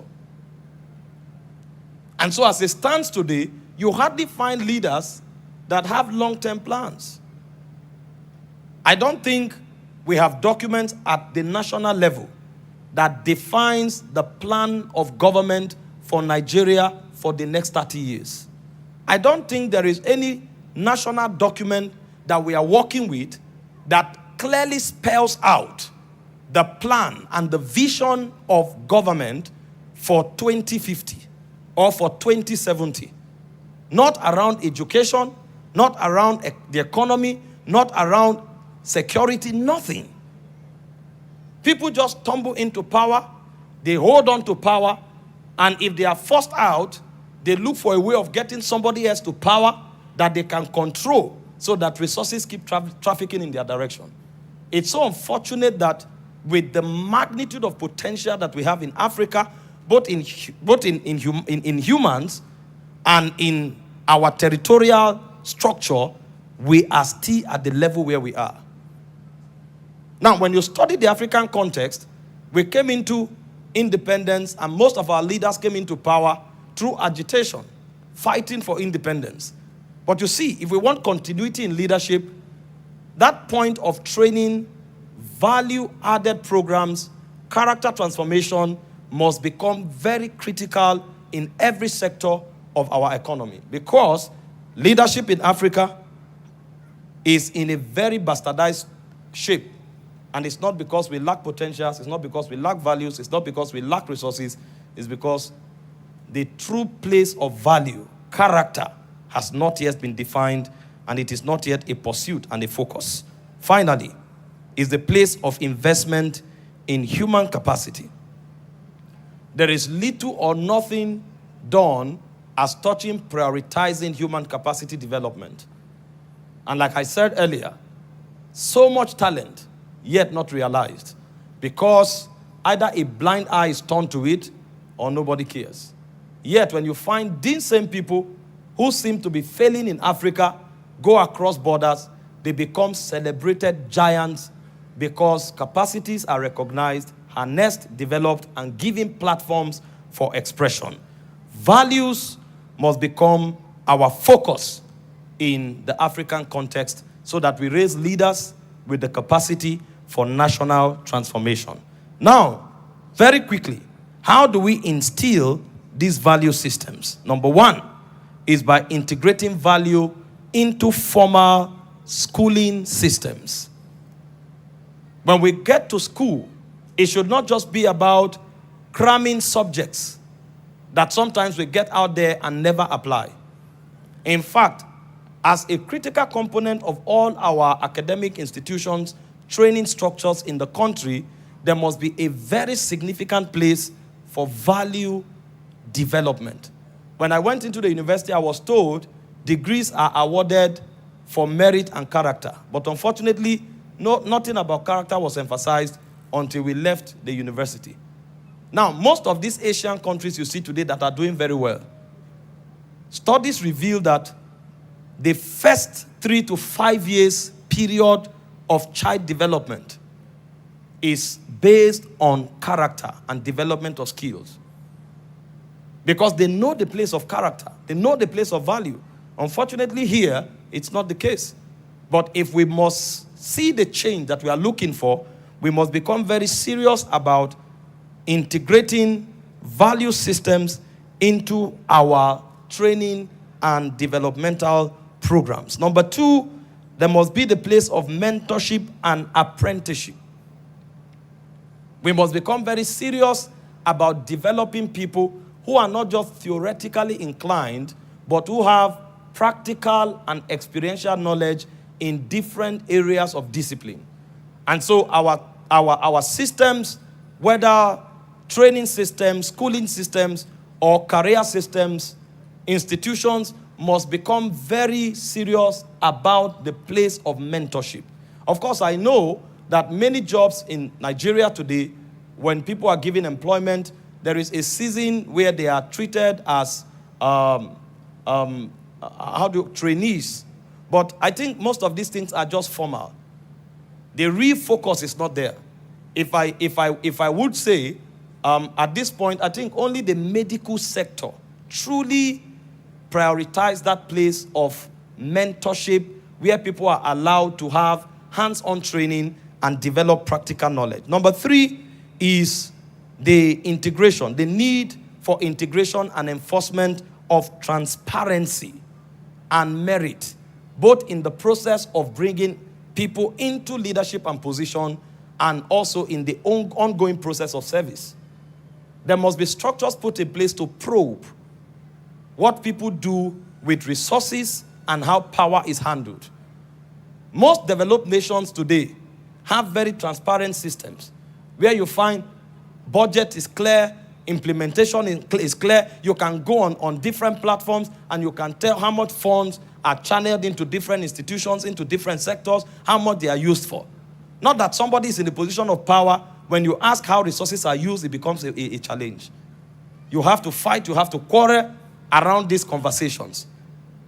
There must be transparency integrated into our structures as a core component of service delivery in our nation. And then finally, we must become very deliberate about national narratives and rituals as a system of implementing value systems into what we do. In many advanced nations today, they have public ceremonies, they have school rituals, national storytelling programs where they help people to understand their heritage and where they emphasize strong values upon which the nation is built. These structures must be returned if we want to really instill value into our systems and into the structures that we have in our country. And when this is done, the center stage will be given to value and character. And if we are able to achieve this, then we will be rightly positioned to compete and to stand in a strategic position in this 5th economic revolution. Thank you very much. I believe God will help us.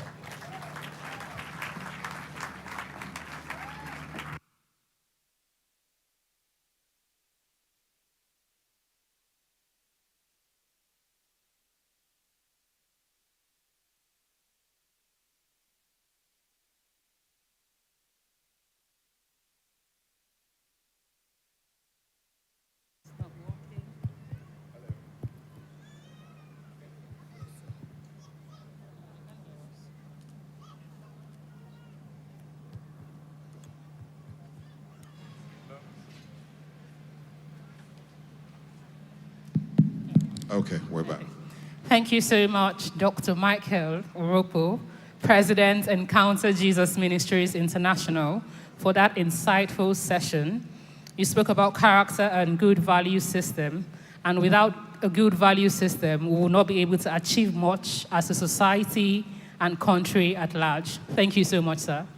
Thank you very much, sir. That was just amazing. Potentials are very good, but potential without integrity, you're not going to go anywhere with that. People are not going to be willing to invest. So integrity is very critical if we are going to achieve our potential. Please, one more time, a round of applause for Apostle Michael-Orokpo. All right, distinguished ladies and gentlemen, we'll be going to the next panelist session, and that session will be on value chains and agri-tech, expanding employment opportunities in modern agri-business. And our panelists will be Mr. Tajuddin Yahaya, Chief Executive Officer, Extension Africa. Please welcome him with a round of applause to take his place on the podium. Mr. Michael Okunoye, Regional Program Manager, West African Partners in Food Solutions. Welcome, a round sir. of applause as we welcome him to the podium, please. Next on the panel is Mr. Henry Goyet, Lead Researcher, Finishers Institute for Social Transformation. You're welcome, sir. Also joining us on the platform is Deborah Apochi, founder, CEO, Shield of Women Limited. Shall we welcome her with a round of applause as she makes her way to the podium? We'd also like to welcome Mr. Greg Ikwe, founder, McGregor's Limited. You're welcome, sir. We also like to welcome Mr. Ayike O, Technical Planning and Communications Officer, ECOWAS Rice Observatory.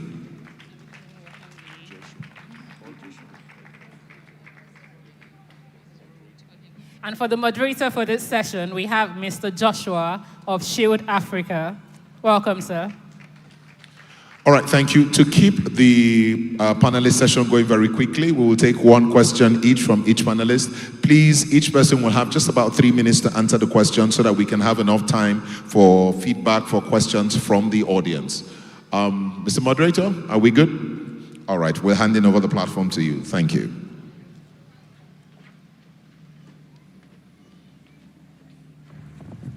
Okay, good afternoon, everyone. And thank you for this opportunity. So, just permit me to stand on the existing protocol. What we are talking about in this panel session is value chains and agri-tech. Basically, we're looking at how to expand employment opportunities in the emerging value chains and technology in agriculture. We've heard a lot today. And I have with me here my special panelists who are going to be using, leveraging their expertise to explore some of the questions and unpack solutions to the challenges with respect to this session. I would like to just say this very quickly, panelists. We don't have all the time. We have a challenge we want to address. So just go straight to the point, hit the point. The idea is there are opportunities in agriculture, several value chains, and all of these technology stuff. How do we expand opportunities? Before we go into that, I'd like you to take a minute or like half a minute to tell the audience your name, your organization, and what you're doing. Very quickly.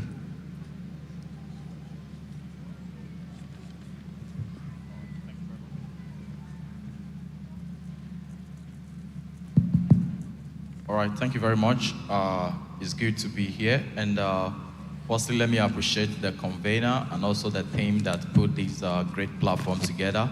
for us to have this wonderful discussion. Thank you very much. My name is Eyike Onojimesike. I'm a technical planning and communications officer at the ECOWAS RISE Observatory. ECOWAS RISE Observatory is a platform where we bring coordination into the rice sector in West Africa. So basically, I deal with the rice component. But just to dive into the area of discussion, most of the speakers, they've actually talked about the issues. We know that the issues are very inexhaustive, and we keep talking about the issues, the gap, the issues. But I would just want to say something with this opportunity. One of the greatest issues that we have is that we must first of all understand that agriculture is transforming beyond just, farm practices, but into a market-driven and technology-driven that can create thousands of opportunity for our youth if properly utilized.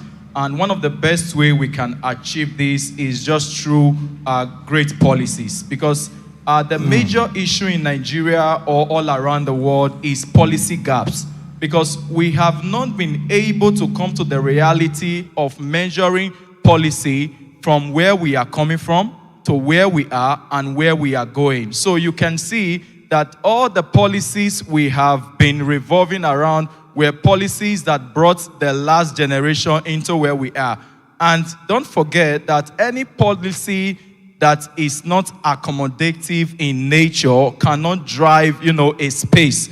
Take, for instance, we will see in the modern agriculture, the youths are not involved, not because they don't want to get involved. What is a starting point for the youth? Are there policies that actually encourages the youth to belong to that space where we know that the value chains, there are a lot of opportunities? No, because the policies that we are still trying to implement are policies that are absurd.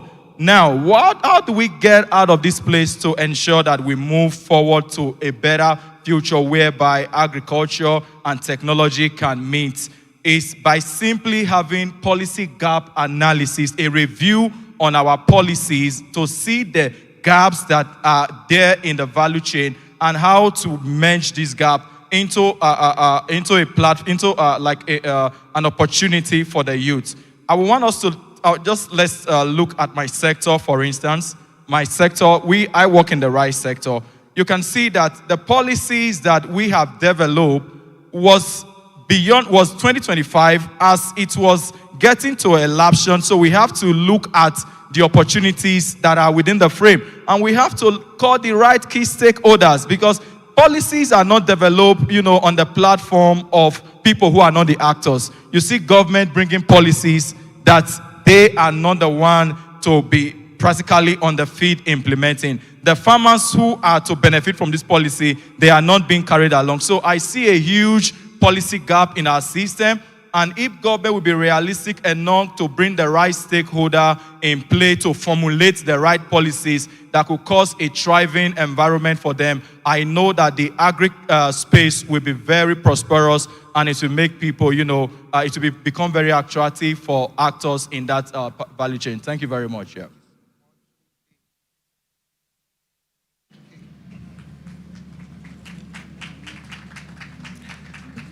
Okay, I was saying that you just tell us about yourself and what you do, but then you've answered the question already about policy. So we'll go to the next person. Sir, just tell us about yourself, your organization. I'm coming back to you with your question. And please, you just have like a minute for this. Later, 2 minutes, and then we'll just wrap up. Thank you. Thank you very much. And thank you for having me here. My name is Henry Goitz. I am the lead researcher for FIST Africa. FIST Africa is Finishers Initiative for Social Transformation. Thank you. Thank you very much. Next person, please. Yeah, thank you. So my name is Michael-Orokpo. I'm the regional program manager for Partners in Food Solution. So Partners in Food Solution is an NGO based in the US. But what we do is we found out that there's a gap in the value chain, and that gap sits with the processor. Everybody's talking about market end, everybody's talking about production end, but nobody's really focused on the processor. So what we do is to bring technical and business expertise by exposing the processors to expertise overseas with multinationals who give us their staff as volunteers, and those staffs mentor agro-processors in Africa that we work in. Thank you. Thank you. Good afternoon, everybody. My name is Greg Ikwe. I'm the CEO and the founder of McGregor's Limited. And what we do is we deploy tech-enabled solutions and project management solutions within the agri-space. I think I'll be talking more about that. Within the agri-space, you would agree, and it's popular knowledge that averagely for every $1 million invested into the agri-space, it has more potential to create more jobs than every other industry you may pump that money into. So I'll be talking a bit more on the technology part. Thank you. Thank you very much. So let me start with you, technology. Tell us the opportunities in agri-tech, your sector right now, that maybe, I don't know why, people are not aware of. Or can you tell us, can you say that we're looking at how to expand these opportunities? So what opportunities exist in your sector, right? And then how can we expand it? Now we're talking about unemployment rate rising, I think about 4% now recently. Why is it so? Why are people not coming into your sector more? Or how can we expand it? I don't know if you understand the question. Okay, please. Okay, thank you so much for that question. You would agree with me that generally, globally, there's an AI boom right now, right? Yes, and every sector is catching that drive for the AI boom, and agriculture is not left behind. So within my sector, my playing in this industry came as a result of some experience I've had from my previous startup. So we worked within the agri-space, and we're working with about 100,000 farmers thereabout. We had beneficiaries across the country in terms of projects we have deployed. But I saw a lot of challenges that technology can solve, and those technologies were not readily available. So I went back with my team and we discussed, okay, how do we deploy technologies to solve this particular issue? So first of all, if you are producing, that is crop production, the first foundation is your soil. If you get it wrong in terms of, is the soil even healthy enough to give me what I'm forecasting to get, you are already building on the wrong foundation, right? So, and most smallholder farmers don't have access to this, right? They don't have access to labs close to them. They are in remote areas and all of that. So how can technology bridge this gap? So we deployed a solution, but it's close-ended now. We'll make it available to the public shortly. It's called AgriAxis, where from satellite and using remote sensing technology, you are able to do your soil test and get your results within 5 minutes. Normally, if you send your soil samples to the lab, it takes about 3-4 days. They will dry it. After they dry it, they will now check the properties and give you your results in 5 to 7 days. So this is able to do it in 5 minutes. And apart from that, it gives you the recommendation, the crop you are looking at, is it actually going to produce? Is it going to produce on this land based on these parameters that have come out, right? So as an extension agent or a project owner or whatsoever, you can use this to make decisions. And we also have other features inside, like crop monitoring. You can check, is my crop actually performing? Does it have nutrients? All from satellite. All you just need to do is to plot out the GPS location of the field, and it gives you this information in real time. And we saw that this is useful to smallholder farmers, project owners, even financial institutions for decision making to support agricultural productivity and food security. But one of the challenges we noticed also is smallholder farmers may not be able to afford this. And secondly, smallholder farmers do not have tech-enabled devices to be able to use this solution. So to bridge that gap, we work with extension agents who can use this as an opportunity to feed information to smallholder farmers in project settings, and project owners to have key decision-making information at their fingertips. Yes. So this is an opportunity also for the next generation of extension agents. We are talking about the youth now. They need something like this that can support their work if they are doing work as an extension agent. Thank you. Sorry, please, can I add something? Just a minute. Please, I am passionate about the youth, and I need to say this. Agri-tech just expanded the opportunities in agriculture in the value chain. So I would say this, that we have deficit with data, we have deficit with marketing, we have deficit with a whole lot of issues, a whole lot of areas. And it means if you're a data analyst, you could be in the agri-tech space, in the agriculture space. I'll tell you, I came from a mass comm background. I read mass communication. But when I came into agri, my first thinking was, how can I use communication in agriculture? And I think the opportunities are so enormous. And the question saying, the entry point is now easier as against the traditional value chain that we now on. The entry point into agriculture, it's now very easy than it was 10 years ago. Thank you.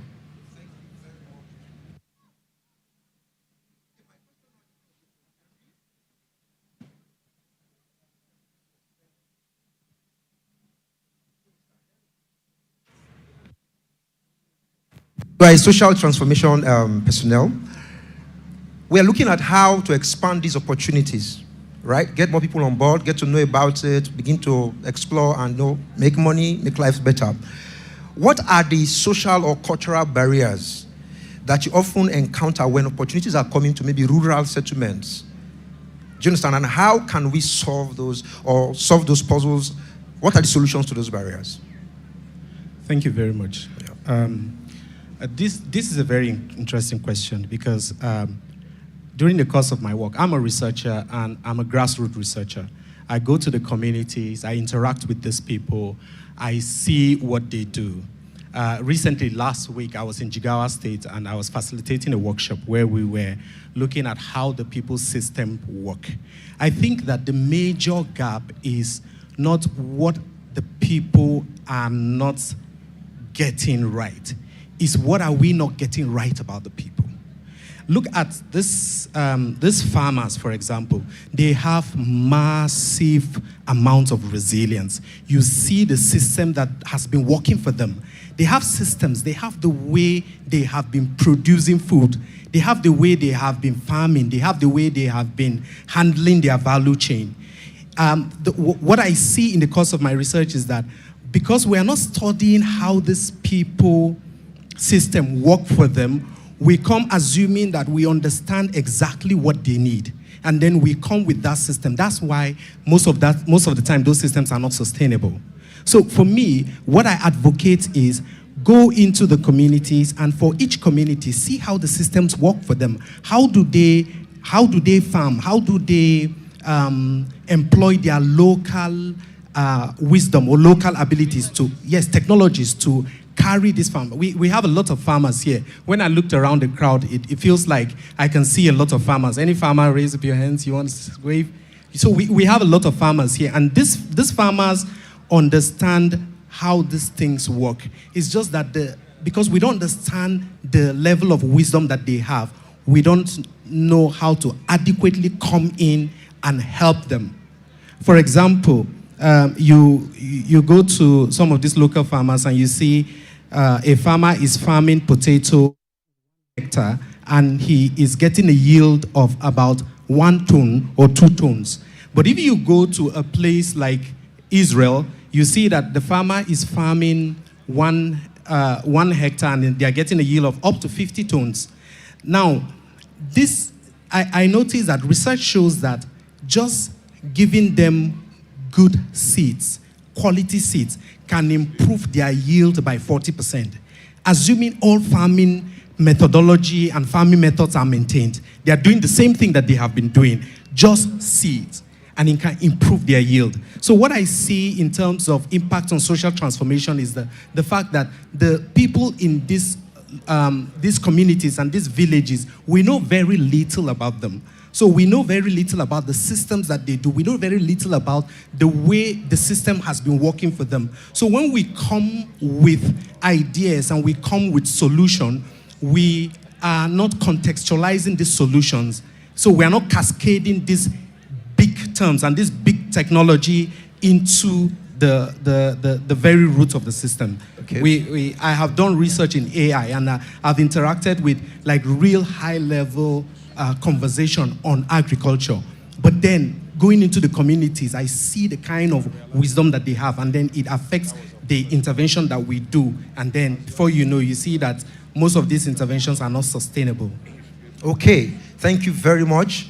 So if I understand, you are saying that solutions are not well tailored or customized to the needs of the people receiving the help or interventions. Correct. Okay, so Mr. Michael, right? So you are you help small businesses grow and all of those. There may be people here right now or watching online who are wondering, I'm getting interested in this agricultural thing. Which area will you recommend now that you think is robust enough, has capacity and potential, maybe profit potential, whatever, that you can recommend and say, okay, fine, start from here, do this, do this, do this. What would that be for you, sir? Yeah, okay, thank you. First off, for me personally, I wouldn't recommend an area saying this one. All areas in the value chain are profitable in agriculture, all areas. First, you need to ask yourself, what is my interest? Where do you have an interest? If you have an interest in, for instance, saying commodity trading, for instance, you have an interest with rice, you have an interest with maize, what you need to do after the interest point is then gain knowledge. Ask people who are in the field, what are they doing? Where have they been? What have they done? You know, where are the pitfalls? So that you'll be able to understand your next step. After you have done that, and I would say this, take the first step by learning under someone. Learn under someone. Why I am saying so is, I was in a company, particularly a rice mill. Eyike has met me before, for 10 years. 10 years, and I was earning just 40K, and I was a graduate for 10 years. But the gain out of it was I understand everything about the whole process, that now I am now speaking on a continent base. So it takes that time of you growing, learn, grow, take steps into understanding what you're doing, and then from there you would blossom. But if I tell you now go into rice, there are challenges in rice that if you don't know, you would fail. If I tell you go into fishery, there are challenges in fishery that if you don't know, you would fail. But I'll first tell you, your interest first is the first thing. All the value chain, we have not done anything yet. Let me be frank with everybody. What we have done is just a fraction of the potential that the agricultural sector have in Nigeria. Thank you. Very much, thank you very much. I just got information now that I have just 2 minutes more, and you have taken 1 minute out of it. But thank you so much for that interesting addition to this panel session. And so I'm going to summarize this way, everyone. Eyike told us that, remember, value chains and agri-tech, we're exploring how to expand these opportunities. Eyike said policies have to be well analyzed and reviewed again. Mr. Henry told us that problems need to be diagnosed before prescribing. We have to know what is wrong with the people. Right? And then Mr. Michael said, I would not recommend any sector you should just go into any value chain. However, I would tell you to learn under someone. And then our tech boss told us that they are developing something right now that is still in the pipeline that is going to be helping rural farmers get precision and know all about data in less than 5 minutes. Ladies and gentlemen, put your hands together for these beautiful panelists, and thank you.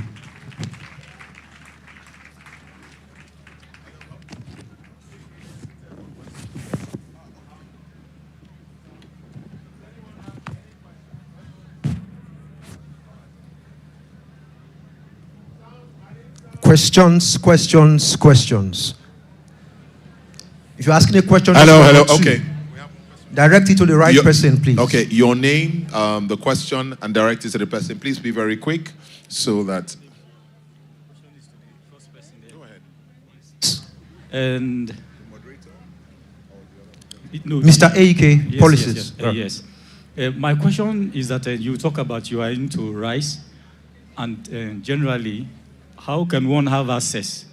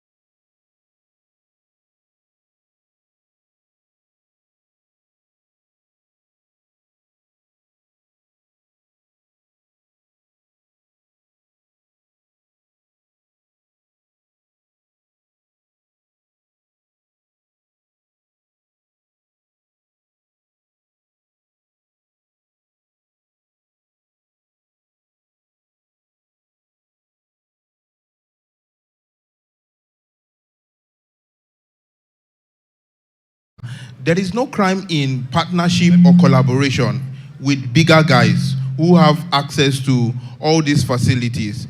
Find a way to partner with them for the meantime, with the aim of that partnership being that you would be able to access certification opportunities for your own business. And then do that for a while and then be able to get access to that. That's the way you can find an easy pathway to get certification and be able to grow. Thank you. All right, thank you. I will just take one more here. And that. Good afternoon. My name is Azizat. I'm a farmer. I'm into macro propagation of plantain and banana suckers. We are inside University of Abuja. I'm managing 12 acres of land. So you talk about the soil sampling. When I wanted to plant my plantain, I just look at the visibility of the soil, which I'm not ascertained. So have you already designed the application, which I'm very sure is going to be useful in my farming system, because I'm into rice too. I'm farming cowpea. So I just, we as a farmer, most of our farmers, we always guess. We don't know the topography level of the soil or the nutrients that is inside the soil. So, and also, I just have an observation, like this program like this is meant to collaborate, meet with new people. I would just like to talk to the security that when we go out, maybe after you speak finish, they should just allow us to introduce ourselves so that we'll be able to collaborate and also have partnership. Thank you. All right, thank you very much. I think unfortunately, that's all the questions we can take, and we don't have as much time. I beg, I'm really sorry. All right, thank you. We'll photographs for the group session, and then they will come down and take. Yes. Sorry, I've not answered that question. Yes, so it has been developed, and what I was trying to buttress also is there are other tech opportunities you can also introduce to the agri space as a young person. So it's just to study the sector, and because we are still behind in Nigeria. So this has been developed. You will find it on your app store from next month. So you look for Agri-Axis. Agri-Axis, yes. So it can support your decision making. We have been doing some testing behind comparative with labs. It is not as accurate as the lab yet, but you have 80 to 90% currently. So, but that can support your decision making. Thank you.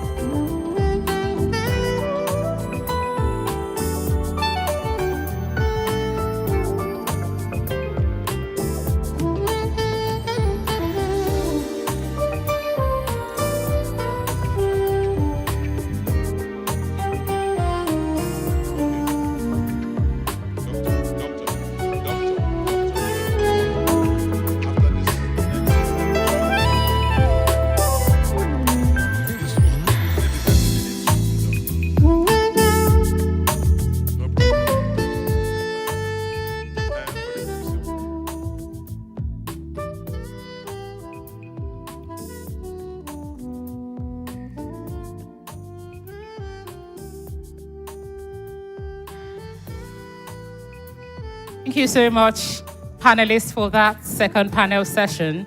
And coming up next for our lecture on creating enabling environments, strengthening policy and partnerships to empower young professionals, we have Dr. Osasui Dirisu. Welcome, ma'am. A round of applause, please.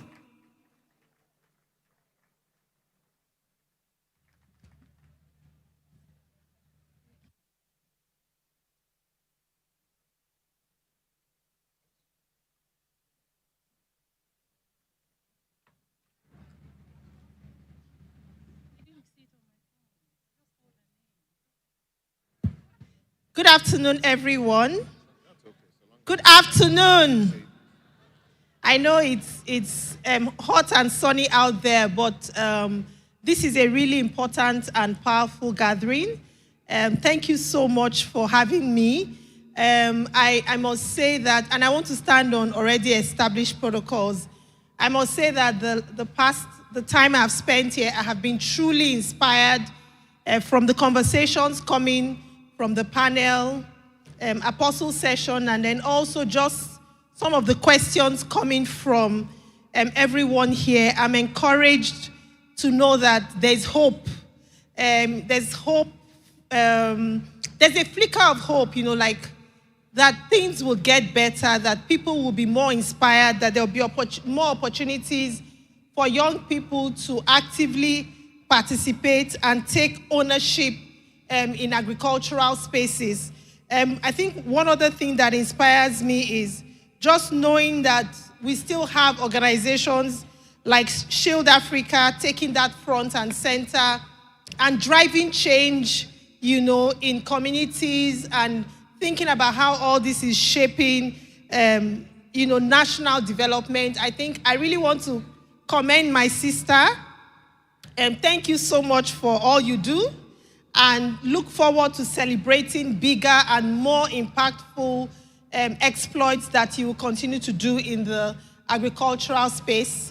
I'm going to make my presentation as simple, relatable, and short as possible, but given the conversations at the panel, but also given some of the questions coming in, one of the important things to talk about is how do we strengthen policy and partnerships to empower young professionals, really around how we're creating an enabling environment for agribusiness to thrive for young people.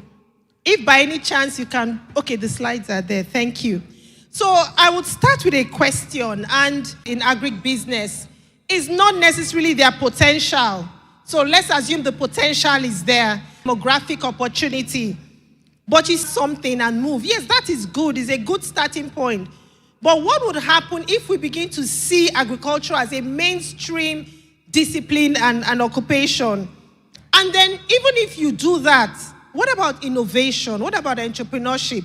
To what extent can you do well in agriculture without creating an enabling environment for innovation to emerge? For, the panel was talking, somebody on the panel was talking about, is it AgriFix, an app that they are releasing soon? Just imagine what that would be for forecasting soil samples, testing, and knowing exactly what you need to do to create an enabling environment for the yield you are looking for. So when we are thinking about an enabling environment, we need the right policies, we need the tools, we need the resources, but we also need a mindset shift. So I have dimensioned the barriers I'm discussing today into three. One is the cultural perceptions. So what are the cultural perceptions that have limited us from scaling agricultural pathways? Then what about policy fragmentation? To what extent do we have integrated policies that speak to one another? Okay? And then finally, do we have systems that work? Are the systems integrated? So can I get access to finance, access to some literacy opportunities I need, and across that spectrum, get access to the resources I need? How do I solve for access to land? How am I solving for access to digital technology? And how are we bringing all this together? What are value chain pathways? What about issues relating to spoilage? So how are we bringing that end-to-end integration to ensure that we're not developing policies that cannot work because there's no enabling environment for those policies to work? So I'll start with cultural perceptions. There has to be a mindset shift around agriculture. How do we get to see agriculture as mainstream. I go into the university to study agriculture, but when I'm leaving, I'm actually already putting my CV in a bank, in a financial institution, in an NGO or somewhere else, because I really don't see the value of agriculture because of the way it's been sold to us. In fact, when you say, oh, I am studying agriculture in school, I heard that in a meeting I spoke to in recently. People start looking at you like no other course, you know. They'll even ask you, change, according to what the lady was saying, can you try and still change to something a lot more viable? So there's that cultural as perception, and it's something we have sold to young people. So agriculture is not perceived as a high status, profitable career.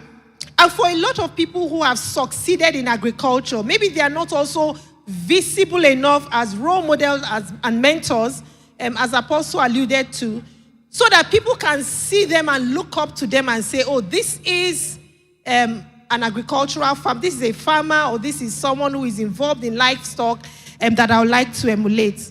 And then also the impact. So this cultural view begins to limit the aspiration of young people. So until they see that there's no other option, they are not going. We cannot scale and catalyze an agricultural revolution if we continue to see agriculture as a second-class fiddle. What about policy implementation? A lot of our policies are disjointed, and I've talked about that. If we're going to have, and most times when we're doing some work in Lagos around empowering women across the value chain, so we're looking at market access, we're looking at agriculture, small businesses. And one of the things we found out as part of this work, when we started to use an intersectional lens to look at how policies affect women, men, persons with disability, and young people, we find out that it doesn't speak to them the same way. So we already create discriminatory opportunities for people to access services by our policies. So I have a policy that says that you can get a loan, no problem, but A, B, C, D, E are the conditions that you're going to fulfill. What if it's almost impossible, for example, for a young person to have access to land because of all the limiting and binding constraints you already have in our society? And then lack of integrated systems. So what technology is needed to deliver the sort of agricultural revolution we need? Who has access to that technology? We did some work in Edo State, and we're looking at rural women in agriculture and trying to understand how they are linked to value chain pathways, how they are linked to financial inclusion, and some of the very basic questions around even ownership of a mobile phone that is digitally enabled to even get access to information is a struggle. And then we go to ownership of productive assets like land, and we're having a lot of big conversations around biases and social norms. I'm a Bini girl, so I can tell you clearly that any land within the family is for the male child. So that already excludes females. And then that excludes young people. So when we don't have, even if we solve for technology, we need to solve for access to education. We need to solve for access to finance. Then we need to solve for data, for decision making. So even if we are going to scale agribusiness as opportunities for young people, we cannot continue to think in the subsistent way that we did 10, 15, 20 years ago. I did my youth service in Ebonyi State in a rural area.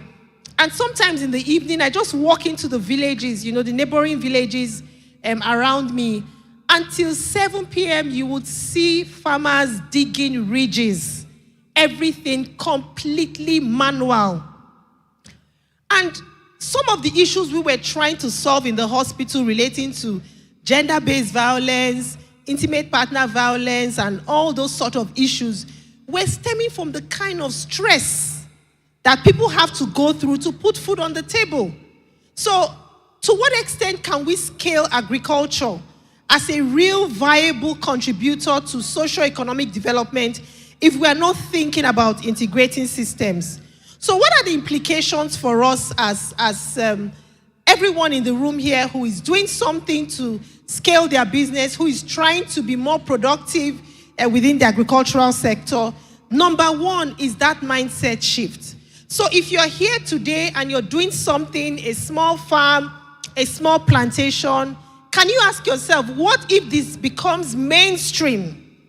Can I rethink this business not from survival, but can I begin to rethink this as a viable opportunity for me to create wealth, create prosperity, create jobs, employ people, feed my family, feed my country, and have real sustainable impact that becomes transgenerational? So there has to be that culture shift. And I've seen that happen so much. I'll tell you just a little bit of a story with my auntie.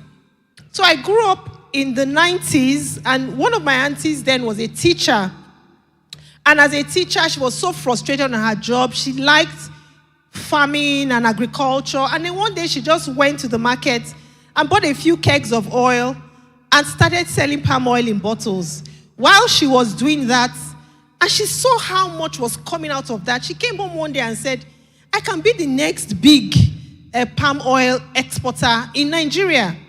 Everybody, including her sisters, laughed at her because they were like, you are just a small deal by the roadside. And she ignored us. I followed her to Okomu Oil the very first time she went to get a tanker. She borrowed the money to get a tanker of oil from Okomu and supply it to a company in Lagos. And that was where her big break started. She kept doing that until she saved enough money to start to buy her own plantations, plants. And right now, she's one of the biggest suppliers of palm oil in Benin, and she exports. But the moral of that story was, and the funny thing was, everybody else laughed at her. But it was just that mindset shift that this can become something massive. It wasn't because she really had the capital. Imagine, and she's encountered a lot of challenges with policies, exports, quality. Of course, this has not been without challenges, but imagine if she did not start with just shifting her mindset that this is not subsistence selling oil in a bottle. I can become the next big thing in the palm oil sector. And then implications also exist for policy integration. I'll talk a bit more about that. And then building integrated systems that speak to one another. So as simple as it looks, changing these perceptions is essential for unlocking youth potential in agribusiness. Youth must see agriculture as a high-status career, offering opportunities for leadership, technology adoption, and economic growth. And I believe that shift and change in perception is one of the reasons why Shield Africa is committed to doing this sort of summit every year, so that a lot more people see that need to make the mindset shift and begin to bring that attitude into their work. Now, I've talked about the role of young people, what they need to do. What is the role of government? Because many times we are quick to say young people should think, young people should innovate, young people are not doing enough, they are not they have to be more passionate, they have to push more, push harder, start small, get a tire, put some snails in. So we can continue that conversation. But what is really the role of government in creating an enabling environment? The first thing is co-creating policies that bring young people to participate in the design of those policies. Asking, how does this policy work for you? The example I gave about Lagos State and our work with domesticating the Women Economic Empowerment Policy. When we started working, everybody thought that, oh, you have a document, just print it, put front page, put cover, put forward. We said no. So we dimensioned all the groups in Lagos. So in terms of market people, who are the market women? The ones that sell, the farmers, different types. We did a similar work in Edo State, also dimensioning everyone within that ecosystem. Who is selling coconut? Who is selling pineapple? Who is selling plantain? What needs to change for the policy environment to work? And why is it important? Some people doing some form of business will require, for example, more land than others. So it's not a one-size-fits-all. And then we started to bring those expectations and those conversations together. And then even when we started to validate the policy framework, we brought everybody into the room. To the extent that now you will find people saying that, oh, PIC knows how to convene grassroots. It's not really that we know how to convene them. It's just our commitment to ensure that by the time a policy document is launched, everybody has ownership of how that policy can work for them. So those frameworks must take a holistic approach, address all the different things. Now the policy has been launched by the governor. We have not stopped. We have now started what we call a policy testing phase. So we are looking at all the different elements of this policy. At what level, at what threshold is it reasonable to give a farmer a loan in terms of interest? What about those at different stages of the value chain? What is the impact of informal taxes? What is the impact of ill health? Because somebody is making 200,000 naira a month and we are all very happy with progress. What happens if the person falls ill and needs to drop 1 million naira for treatment? It wipes off that entire profitability spectrum. So these are some of the iterations we're doing to test the policy and then make real recommendations to government as to what the policy framework should be like, in what context it would work, for whom it will work for, and how it will be sustained. What resources are required to fire or power this policy? Those are critical conversations, and government has to be the enabler. It's not something that we can leave for the average citizen. It's the role of government to create that enabling environment. So youth empowerment in Nigeria has to go beyond saying, oh, we have given you land, we have given you finance, we have given you training. It has to speak to an end-to-end process of looking at the spectrum. So what are some strategic policy levelers for Nigerian youth in agribusiness? I have dimensioned them into 4. One is land access, very critical. The second is finance. The third is skills. And the fourth is access to markets. Access to markets is as critical as having land. If you've finished farming, you cannot move your goods to where they are going to be sold. You cannot store the goods in a way that keeps them fresh until they get to the market. Then you are not going to be able to do that end-to-end transformation. And the final thing I think is important to talk about today is embracing systems thinking in thinking about scaling agricultural development. And why do I think that systems thinking matters in agriculture? System thinking helps us to view agribusiness challenges as not isolated issues, but part of an ecosystem where each element, the policy, the technology, the finance, and the education must have a sort of synergy that helps to understand if one drops, what is the implication on the entire value system. So system thinking begins to help us to see, I want to start an agribusiness. Even if I have the money, what are the other critical things I must have in place to ensure that this business succeeds? Even if everything is not in place, if you adopt that systems thinking approach, at the beginning of your business, you can think about all the critical elements that are important. And system thinking helps to ensure that when we are thinking about a youth-focused transformation in agribusinesses, all the policies, procedures, technology that we need to scale are all in place. As an example, if we have a policy, for example, that provides land rights for youths to do agricultural business, without the technology that guarantees the yield, how are you going to pay for access to the land? So if you were supposed to yield at 100%, if you had soil quality at this level, and all that has been solved for is access to land, not access to technology, if your yield is 50%, you've run yourself out of business. So without that technology that enables precise and efficient use of the land, then we cannot really scale agricultural business. And if you provide young people with loans without business and financial literacy programs, this can lead to, of course, failure of the business and their inability to scale agricultural transformation. So as I round up, agribusiness, agri-tech is a gateway for youth empowerment. Technology is key to unlocking the potential of young people in business. It's not just about the tools, it's about providing the resources and technology to overcome all the barriers that currently limits young people from doing things at scale. When we think about digitizing agricultural inclusion, then we get to a place where people can use those simple digital tools to improve access to services, access to information, access to pricing. We spoke to some women farmers when we had our summit, post-summit event in 2023, and one of the biggest things they were solving for was even pricing.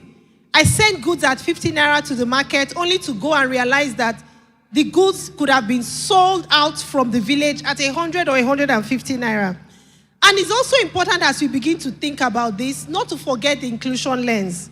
So ensuring that there's gender representation in the way we are thinking about opportunities, ensuring that women are not left behind, ensuring that persons with disability are not left behind, and ensuring that we are able to create a framework that ensures equitable access to resources for people in agricultural business. And finally, where do we go with the current barriers and policy reforms that need to happen? In terms of gender equity, we already know that there are a lot of things that hold women back. Land access, financial exclusion. If we think that men are excluded in terms of resources, much more women. If we can address these barriers, we can unlock a lot more opportunities for young people to create a more resilient and innovative agribusiness. So in rounding up, I just have 3 short messages. One is we need a perception shift. For me, it's a case of innovate or die. So we need to begin to think about agribusiness differently. I'm borrowing from the words of Apostles' session. We need to solve for values. Or that value of the persona of the young person who has graduated, gets a high-flying job, is in a very fancy car, has a big job, and is living in a good house. All those are good, but it's not possible for us to provide employment opportunities in the formal sector for almost 70, 80 million young people under 25. So if we begin to see that there's bigger potential in the area of, for example, agribusiness, just that change in perception, we can unlock a lot more human capital coming into the sector. And the second one is policy integration. Just as I've used as an example our work in Lagos State, we need to begin to work more closely with government to see how we can create integrated policy frameworks that work in our setting. And then finally is integrated systems. How do we bring financial inclusion, data management systems, technology, and access to resources together such that using a system thinking approach, if you are going into agribusiness, you do not solve for land and go on for 3 to 4 years not making profit before you remember that you need to come back and solve for technology. You go again, then come back and solve for access to markets. You go again and come back. If we embrace an integrated framework, then we're able to think more inclusively about this and hopefully use agriculture as the critical vehicle to build a sustainable nation. With the amount of land and natural resources that a country like Nigeria has, we have no business discussing food insecurity, and we have no business discussing unemployability of the average Nigerian youth. Thank you so much for listening and looking forward to better opportunities to improve the well-being of our country.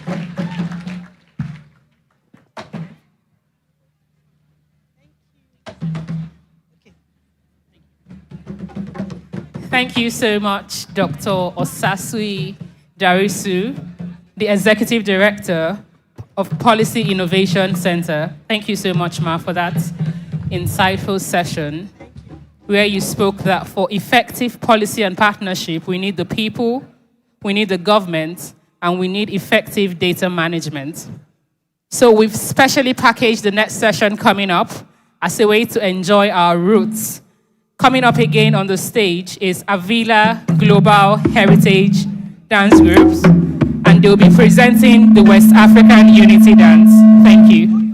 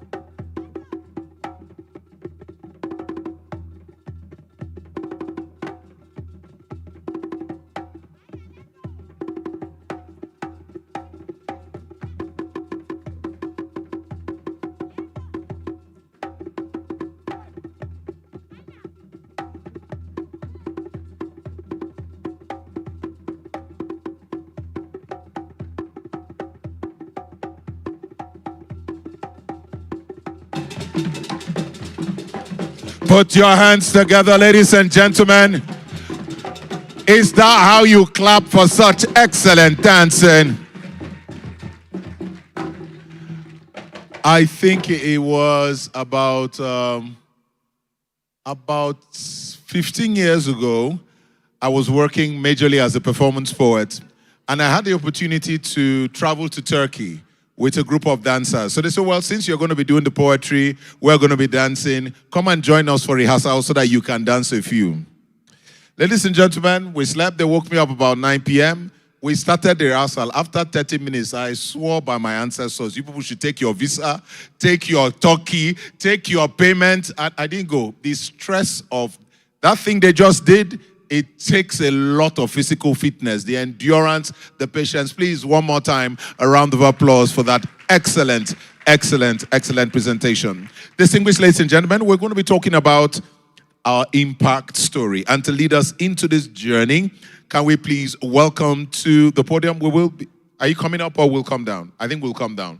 Yes, the cameras can zoom in. So I'll come down and we will be taking her. She'll be leading us through her impact story. Distinguished ladies and gentlemen, the President, CEO, Shield Africa, Michael-Orokpo.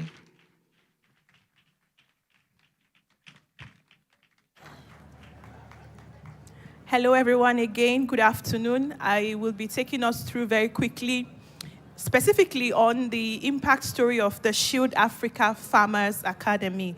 Like I stated during my address earlier in the day, that last year, specifically 15 November 2024, we mentioned that part of the initiatives, part of the interventions towards ensuring youth empowerment, specifically in the area of agriculture, is to, or would be to, institute the Shield Africa Farmers Academy. And we didn't just say it as mere words, but we actually made sure that we actioned our words. And after that event, Shield Africa Farmers Academy was instituted. We piloted in 2 states, specifically Benue State and Gombe State. And to speak specifically also more about what we did in terms of the work, we identified 2 value chains or 2 food chains in Benue State. They were cassava and aquaculture, fish. And then in Gombe State, we identified rice as the food chain where we wanted to have the impact. The next thing we did was to go on the ground and look for youths. Now, if you remember, I think it was during the minister's speech, we made mention of rural-urban migration. And one of the ways to curb that, because, I mean, people living in the urban areas, it's fantastic. People moving also from the rural areas is also fantastic. But what happens as a result is continuous, let's just say we begin to over-labor the resources in the urban areas. And then what happens as a ripple effect is that the rural areas begin to suffer. And whether we agree or not, majority of some of the resources that we need to thrive in the sector of agriculture is actually in the rural areas. I'm talking about the land, specifically. I'm talking about even people. So what we decided to do was to go into these rural areas, look for young people who some of them were graduates already from different institutions, but were just waiting for an opportunity that would shine on them in terms of job creation. And then we engaged them. Many of them have parents who have farms, but these ones really were not. Let's say some of them didn't even have interest in agriculture. Some of them did not have any knowledge in agriculture, but we started with capacity building. We worked with the Federal University of Agriculture, now called Sawataka University, and then we started some initial lecture sessions, moving across these communities, teaching them in theoretical aspects of. For Benue specifically, we looked at even rice production, we looked at aquaculture, and then we looked at cassava. We took it a step further and then took them to the fields. Part of what we also did was to work with these communities to identify lands we got free lands. We were able to hire some of the lands. We were able to get some of them donated by the communities. And then when we got these lands, we got the inputs provided. So Shield Africa got the land, got all the inputs, worked with the university to provide the lecturing, and then we got the students on board. And when we got the students, this has gone on for roughly about 6-7 months now. And then we started training them. These students on their own, together with a team of experts, have been able to do all of this work from the beginning till now that we have some of our harvest. For our cassava, cassava takes some time. So we still have our cassava in the field. I don't know if the impact video can show, but we actually do have the cassava process still going on. What we decided to do for this program this year was to bring some of our students. We couldn't bring all of them because there are over 400 of them.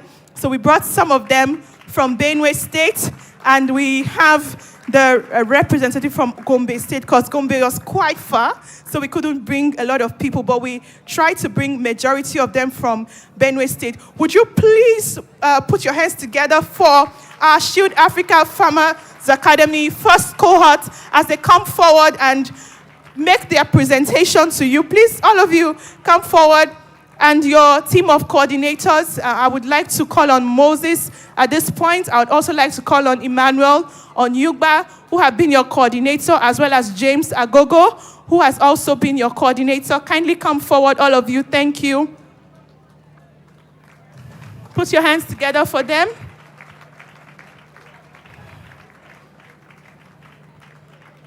Emmanuel Onyugba and Moses. Yeah, Moses, let me hand over to you.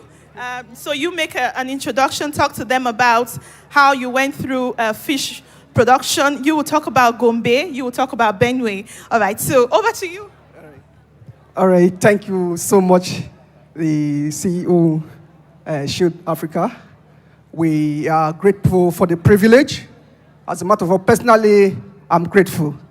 Being one of the coordinators or facilitator, I'm so grateful because it's an avenue to learn more, and I'm really, really grateful, and so are the students. All right, so we went into fish production. First, we started with lectures. We started with lectures in our classes. We taught the student what it is all about fish, and how the fish grows, what the fish eats, how to take care of the fish, and how to create that environment for the fish to thrive well. We took them through the process. We now took them to the field. Taking them to the field, we showed them what the pond is, the different type of ponds we have. Now telling them the pond also represent the river. We're just trying to create the river in an artificial environment. Then we brought in water into the pond, which makes it now our artificial aqua system. Then after that, we also went and taught them how to hash this fish. We did hashing, and after hashing, sometimes the condition needed for this fish to hash, they were all passed through these processes. Then we hash the fish, and then we introduce them to the pond, where we feed them with the required meal per the stage of growth. Each stage of growth requires a particular type of feed. And at this point, they all know the type of feed they all need at a particular point for each type of fish. So after that, it was time for harvest. At 6 months, our fish were already grown. We got over 2 kg, 1 kg, 3 kg weight of fish.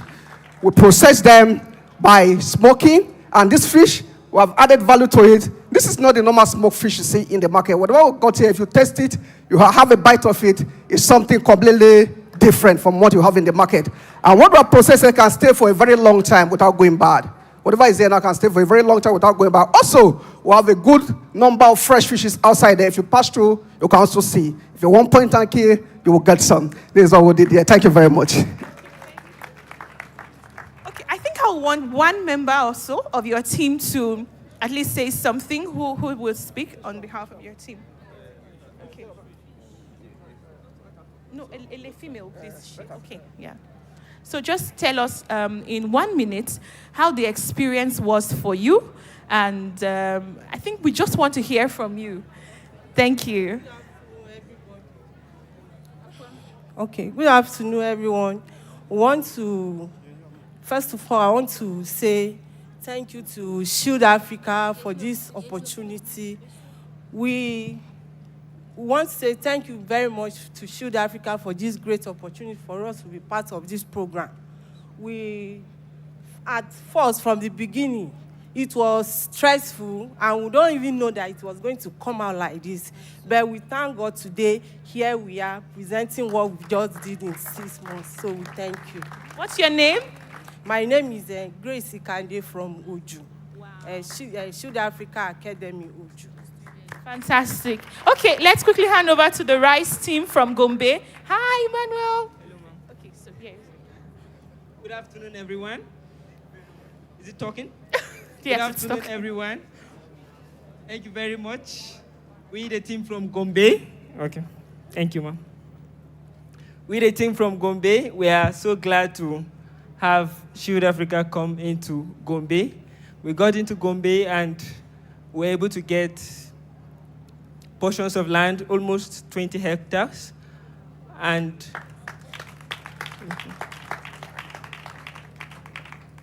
after getting that, we were able to get some for dry season farming and some for rainy season farming.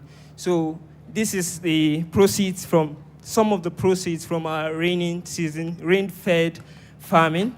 So we began by preparing the land. We used a tractor. We tested the rain-fed land because the place is an arid region and there's no much rain, and we discovered that there will be short rain in that period. So we said, let's just use it and test the ground. So we just prepared a small portion of the land for a rain-fed farming, and we're able to prepare the land with the tractor. After preparing the land, we got rice paddy. We planted them. We planted CP rice, and we're able to plant it. We're able to empower young people to help to work there and also gain skills in the land, in the sowing. After the sowing, we're able to apply fertilizer, but we try to be organic in our operations. Yeah, we applied around very minimal amounts of fertilizer so that it doesn't affect the land. We're like organic in our operations. We're trying to improve nature and everything. And then we're also less on herbicides. We aren't using more herbicides. We went more on manual weeding. We weed the land and all. And then when we're done, we monitored the rice to ensure its growth. And I told you earlier that Gombe is an arid region. Those who are there, we testify. So this period, the pattern of the rain and everything affected a lot of things, but we're able to still get yields. And after our monitoring, we're able to harvest. Yes, so when we harvested, we bagged it and we brought some of them all the way from Gombe to Abuja. And we are so grateful to Shield Africa because I see this more as empowering and building capacity of the young people to be able to really prove themselves and show that young people can do something with their lives. Young people can be productive.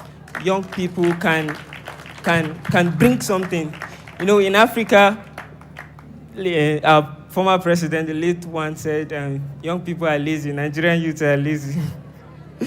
But Shield Africa has proven that young people can go to the farm and produce something out of the farm. Thank you very much. Thank you so much. Just to mention, many of the students you hear testifying today have no background in agriculture, have never farmed in their lives. But he, for example, led the team of young people who farmed this season with zero or no supervision. They were able to make the impact that they made. Please, let's put our hands together for them.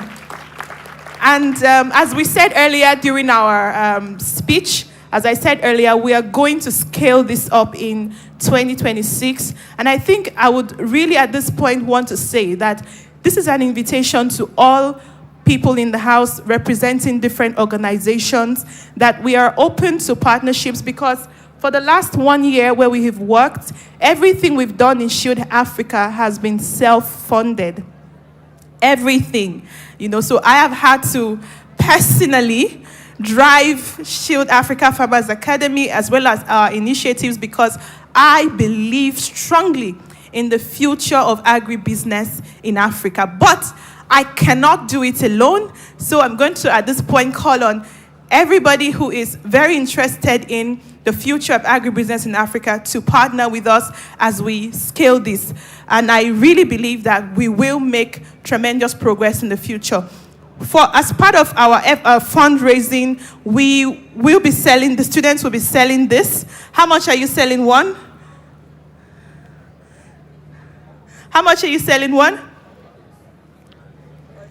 Okay, 5,000 naira, okay. And they said if you taste it, I've not tasted it, but I will. They said if you taste it, it's different from the normal fish in the market. So please, when you're going, please take some time to stop at the stand and buy a pack of this to support what has been done. And like we also mentioned earlier, part of what we intend to do to empower them after their first cycle of learning is to actually give them the initial input, the seed support that they need for their first stage of production after they graduate from the academy. For example, these ones who have graduated from the academy will be getting 300 fingerlings each so that they can scale their personal agribusinesses. And there are many other aspects. For example, the sustainability lab, where we teach businesses to be sustainable by first registering their business. Many of them will now start registering their own farms and growing along the line. So again,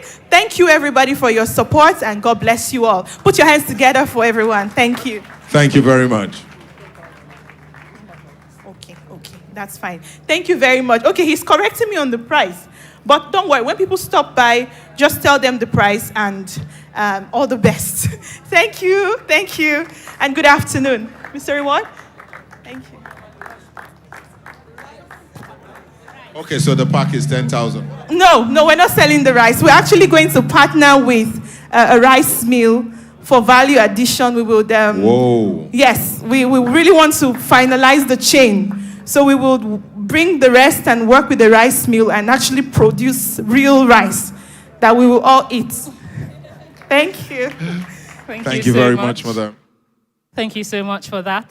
So it just shows that at Shield Africa, we don't only talk about problems, we prepare solution, and our team word is sustainability and development. So from our impact story, we've seen how far we've been able to come from the inception that took place 15th November 2024. So a round of applause for Shield Africa. Thank you. So what's next, Mr. Reward? Up next, we're going beyond agriculture.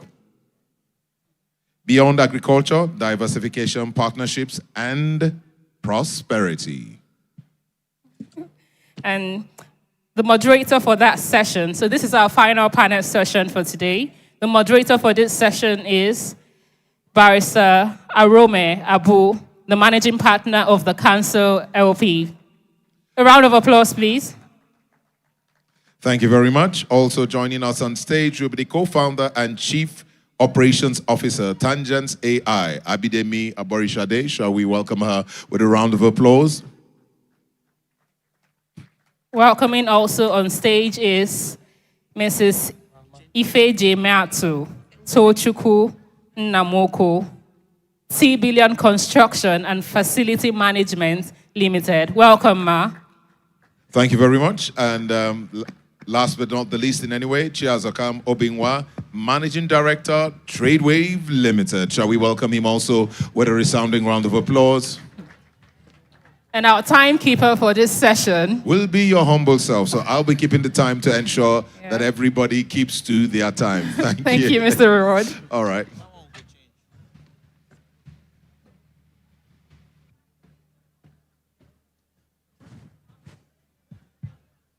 Okay.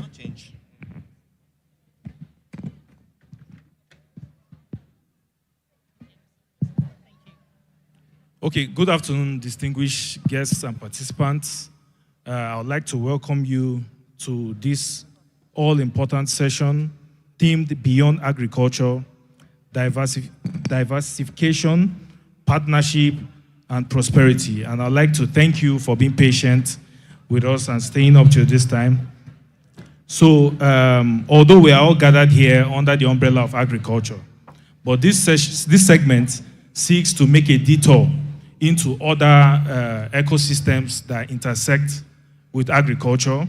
So if you're a student of history, you know, the period immediately preceding the 18th and the 19th century, you discover that agriculture was done manually, through manual labor. But with the Industrial Revolution of the 18th and the 19th century, we saw how that mechanized farming gradually phased out manual labor. So today we have distinguished personalities. Unlike the previous sessions that we have had before now, none of them have backgrounds in agriculture. So the idea is that Africa is bigger than agriculture. So we'll be taking turns in, let me say, 10 seconds to introduce ourselves and our background before we take the questions. Starting from you, Abidemi. Okay, thank you. Good afternoon, everyone. My name is Abidemi Borishade. I am the co-founder and COO for Tegence AI. We are an AI company in Nigeria, and what we do is we build smart solutions and AI-powered systems for different businesses around Africa. Thank you. Good afternoon, everyone. My name is Ife Jamatu, and I'm a co-founder of... Sorry, can you post it on the stage? I don't know if it says, yeah, thank you, it's better now. I'm a co-founder of T-Belong Group. It's a real estate investment company. And what we do basically is to help people to improve their wealth, to grow their wealth in the real estate sector. Thank you. All right, good afternoon, everyone. Standing on the existing protocol, my name is Charles Okamobinwa. I'm the managing director at TradeWave Group. We help people diversify investments into financial markets, CFDs, and crypto. Also, we've diversified. If you're not speaking, you can just mute, put off your mic temporarily while you're not speaking. Yeah, so we have also diversified into real estate and currently media. Thank you. All right, thank you very much. So my first... 3 minutes each person. Thank you. So because of our time, we're going to be limiting our interventions to 3 minutes. So my first question is to Abidemi, whose background is in tech and AI. So what opportunities in tech and AI drew you into tech? Okay. So my background is quite diverse. I started with business administration in university, and then I went further with my master's in the hospitality industry. And while I was doing my MBA in the hospitality industry, I finished and just realized that there was more to my sector.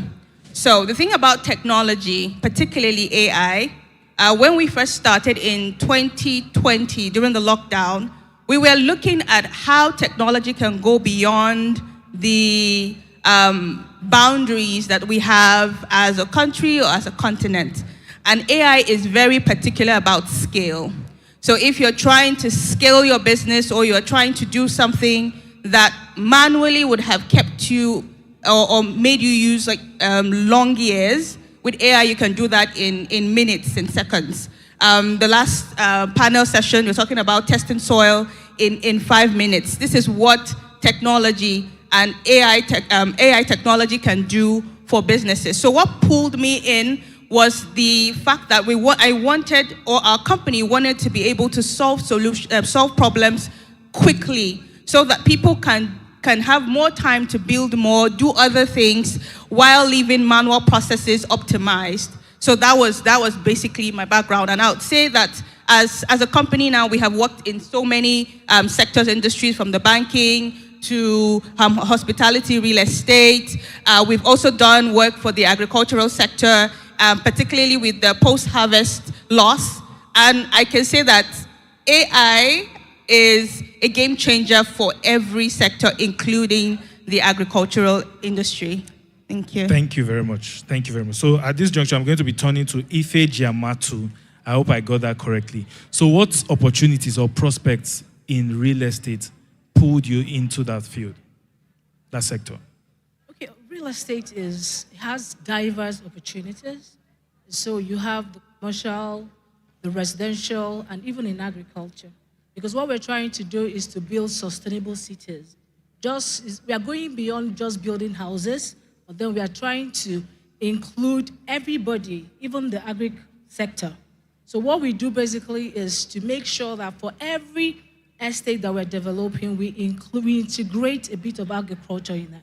So what we do now is to build green infrastructure to ensure that for every home, they have access to agriculture, no matter how little it is. Even if it means growing something behind your balcony, it's something. So there's also loads of opportunities in agency. There's opportunity in renting. There's opportunity in facility management, and a whole lot of opportunities in the real estate. So it was actually based on passion for solution that drove I personally into real estate development and investment growth. Thank you so much for that robust intervention. So at this juncture, I'm going to be turning to Chiazokam. So can you tell us what prospects drew you into the Forex market? All right, thank you for that question. First of all, I have a medical background. I'm trained as a physical therapist, and I decided to move into finance at my 400 level after doing some bit of mathematics inside my head and calculating what I wanted to do with my life. And I found out that I had more passion in finance than I had for medical practice. And after I did my internship, did my service, that was how I waved goodbye to medical practice and fully moved into finance, which has been amazing. Now, talking about some of the opportunities available, the fact that the financial market offers a low-level entry barrier to especially youths in Nigeria is really amazing. Statistics says that less than 60% of Nigerian is below 30 years old. And that means that we have a very youthful population, which is the reason why people are running to Africa, but Africans are running out of Africa. It's a paradox, but that's just the reality. So being a youthful population gives us the privilege to explore the potentials available in the financial market and offering us low entry barrier because, for instance, you can start trading, for instance, maybe CFD or stocks with as little as $5 or $10. And these opportunities are available with apps on your phone that you can download and start making your investments as soon as now you're sitting down. So it makes it accessible to everybody. So there are a lot of opportunities you can explore around the financial market, whether it's investing in stock, whether it's investing in CFD, Forex, crypto, or related opportunities. And there's no limit. There's no limit to how much you can make. There's no limit to how much you can be able to make in the industry. So that's just a lot of opportunities around the industry I'll highlight. Maybe I'll talk more about that in another question. Thank you very much. So our last question, I'm going to be coming back to you again, Abidemi. Would you consider a diversification into agriculture in the future? If yes, can you tell us why? And if no, why not? So of course the answer is yes. And the answer is yes because agriculture is very important. Everybody is going to eat food at a point in their life every day. So it is very important for us to go into agriculture. But the good thing about us is that we don't have to all take cutlasses and hoes in order to get into the agricultural sector.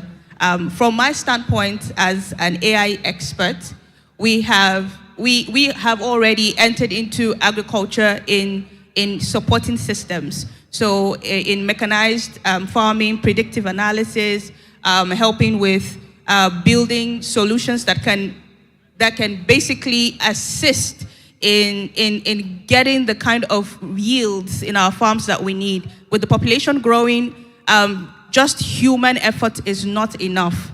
And now that AI is here, we can use artificial intelligence to assist in the different farming procedures and help them from farm to market as optimized as possible. So definitely, we're definitely diversifying into agriculture with AI.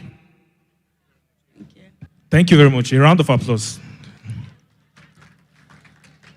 So to you, Ife Jamat, would you consider diversification from real estate to agriculture? Of course, I will. We are already integrating agriculture with real estate, like I said earlier. So what we are doing now is to encourage greenhouse farming on a lower scale.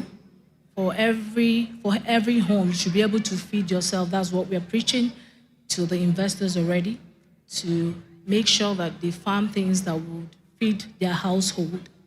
And also, we are very big on mentorship and coaching as well, to educate every investor and also people who are not investors on the importance of agriculture. Like she said, everybody must eat, even the animals must eat.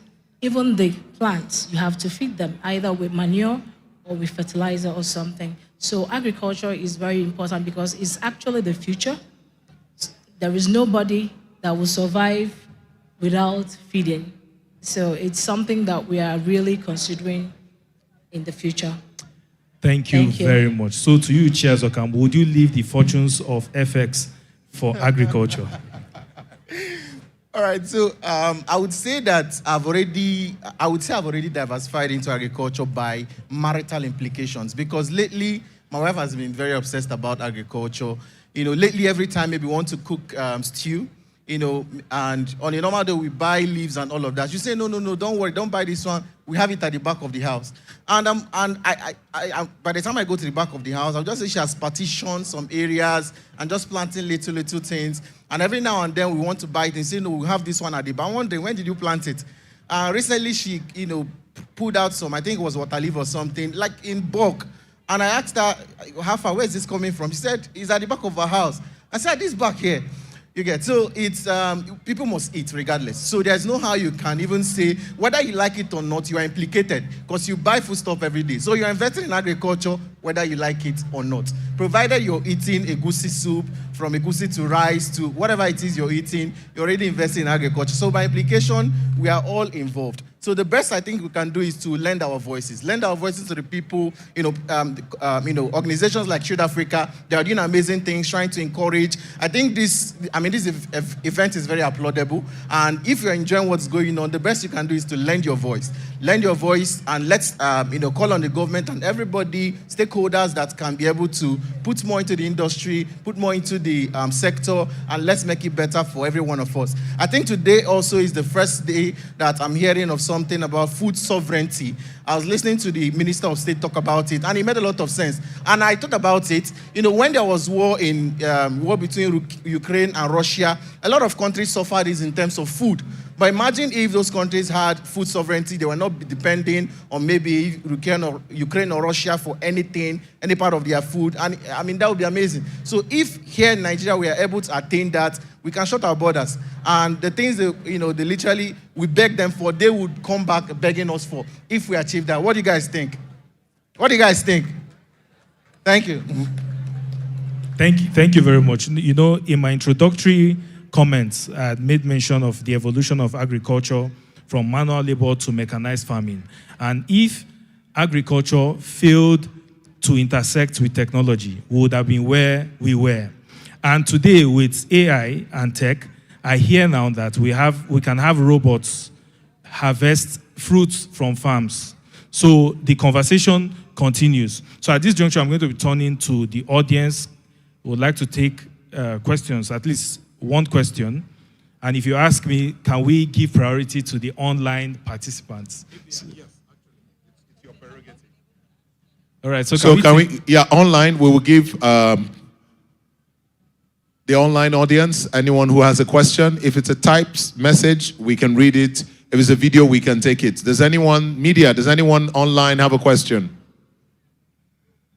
No. No for now. Okay. So just be checking. Those of us who are online, you can send your questions, as a message on our platforms, and we'll pick them up. All right. We'll take one or two questions here.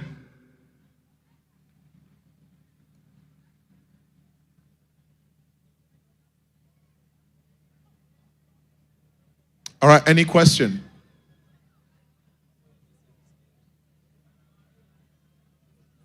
All right. It doesn't appear we have any questions for now. Thank you. Thank you so much. So at this juncture, I'd like to take closing remarks from our panelists, starting with you, Abidemi. Thank you. 30 seconds. 30 seconds. Okay.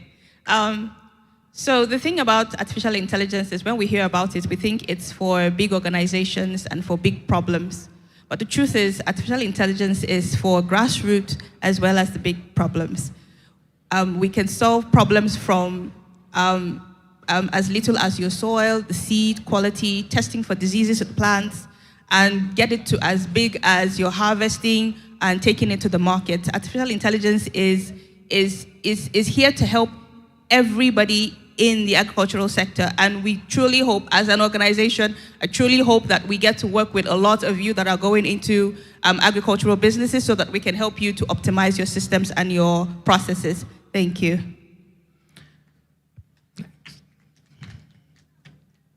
I just want to encourage every entrepreneur here that for you to grow your investment, it doesn't have to be so much. You can start with, in the real estate business sector, you can start with agency. I did agency at some point. You can start with renting, short rentals and all that. Then I have this thing I always tell people, even if you're a cleaner in somebody's house, you can offer to plant for the person, just like my brother here said about his wife doing something behind her house. So it's something that everybody can do. You can bootstrap from wherever level you find yourself. And I want to just tell us to stay focused, be consistent in whatever it is that you're doing. It will eventually grow, no matter how little it is. Thank you very much. Shazakam. All right. To round up, I would say, first of all, growing wealth, in my opinion, is a combination of both active and passive sources of income. So as much as possible, if you're already actively making money from, agriculture, trying to play in the sector, as much as possible also, you can also diversify into sources where you can make passive income, which includes the financial market. So as much as possible, my encouragement is not just to build wealth on one leg. You can't stand on one leg for too long. You have to depend on both active and passive sources of income. If you're already exploring the active part of it, which is agriculture, going into planting, whether commercial or subsistence, however you're doing it, also consider diversifying into some other sector that can give you opportunities to earn passively so they can build wealth holistically. Thank you.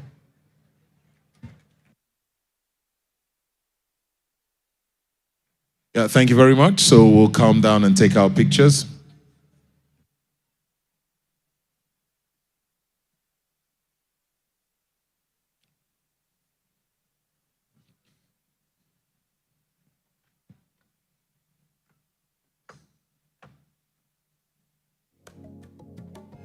Just at the center, and then the convener will.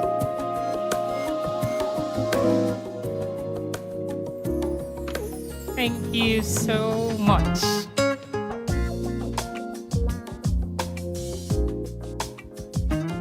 So who can guess what stage we're at now?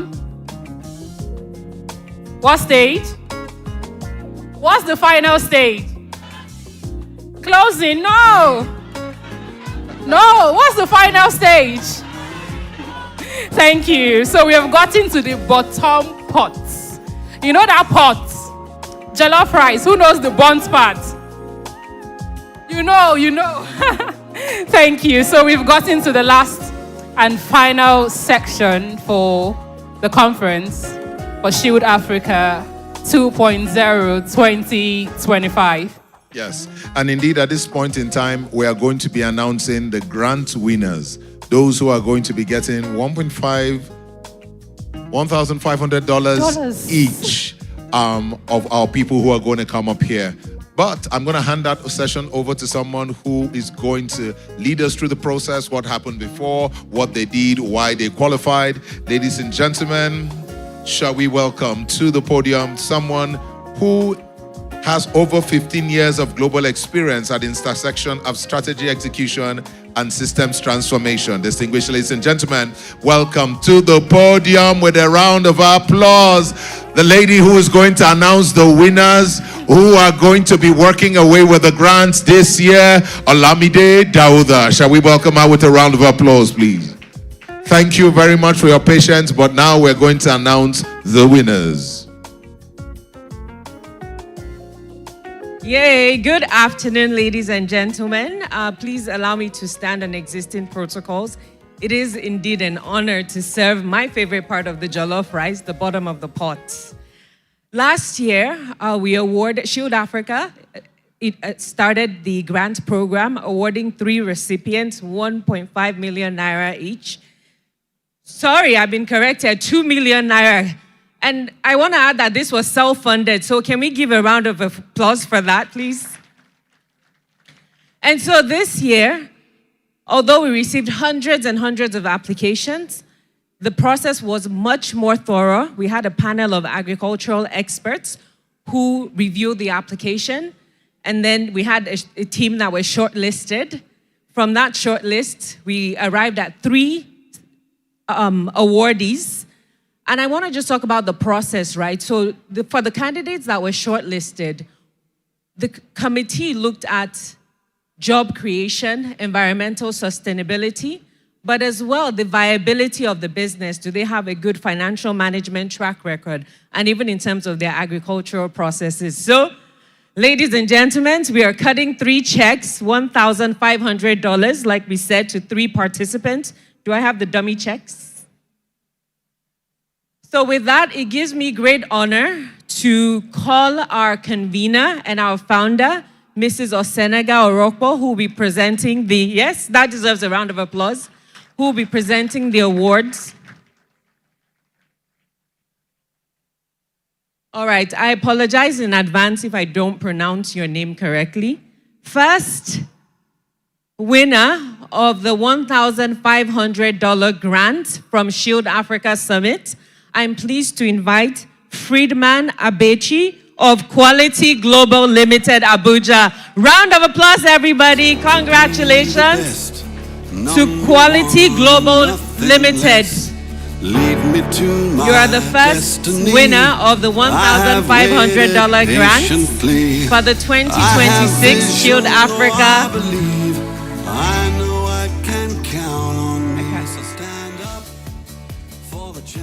Yeah. Yes, let's keep clapping. Got the champ. Congratulations.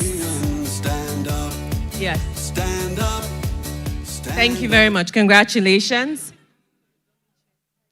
I would like to please request for the dummy check, please. Technical, assist me, please. And our next finalist is Obadia Adamu Roro of Arroz Food Limited from Kaduna State. Congratulations. Be the best. Number 1, yes. Nothing less. Lead me to my The man who asked the question is winning. Yes. Please put your hands together and celebrate him. $1,500 is going into your agricultural business. For the champions, stand up. Stand up. For the champions, for the champions, stand amazing, up. Amazing. All right, well, one more.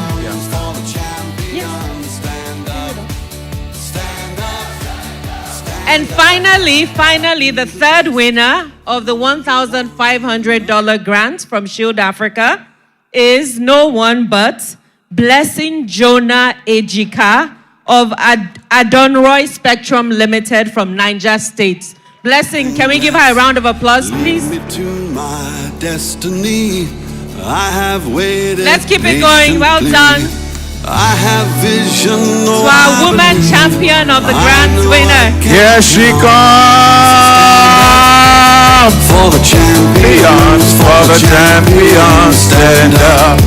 Stand up. Stand up. For the champions, stand up. Stand up. For the champions, stand up.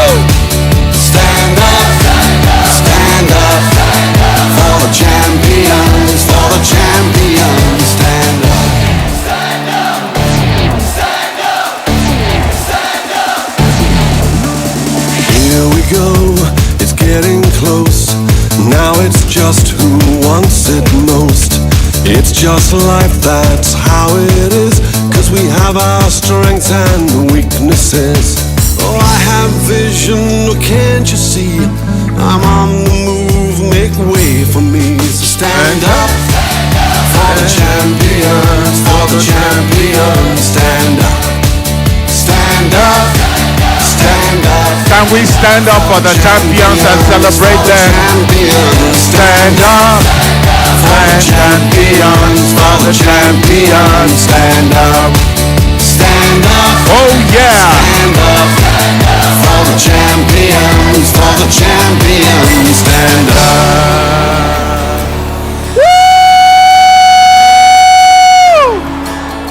Congratulations to you. Congratulations to Shield Africa. I have to pick myself back up. And when I fall down, I have to pick myself back up. How does he feel? When I fall down, I'm super excited. He's super excited. And you, mother? And when I fall down, She's about to cry. Let me remove the microphone. And you, sir, how do you feel? $1,500 is added to your account. I feel good. He feels good. I will feel good too. Congratulations. Please put your hands together for them. stand up, stand up for the champions, for the champions. Stand up for the champions, for the champions. Stand up for the champions, for the champions. Stand up for the champions, for the champions. Stand up.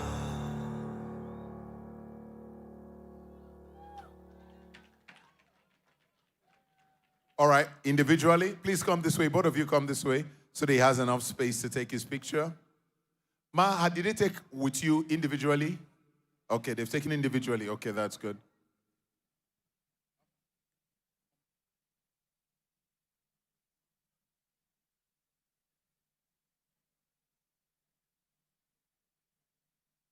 Thank you very much. It's good to have you. And ladies and gentlemen, finally, it's done. Shall we put our hands together one more time and welcome her for such a tremendous outing, such an impactful outing for our final vote of thanks.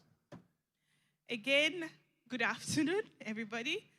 I want to thank God, first of all, for the huge success that we have seen today. Honestly speaking, I did not expect this. People who are close to me know how much we panicked about the success of this year's event. We did a lot of investments this year, so we were not sure exactly how ready we were for version 2 of Shield Africa Summit. But here we are, again, applauding to another successful Shield Africa Summit. So I really, really want to thank God. I want to thank my family, everyone who has supported. I must mention my husband, Dr. Michael-Orokpo. I know he has had to run to catch his plane, but I want to thank him in absentia for the huge support. I want to thank the Shield Africa team.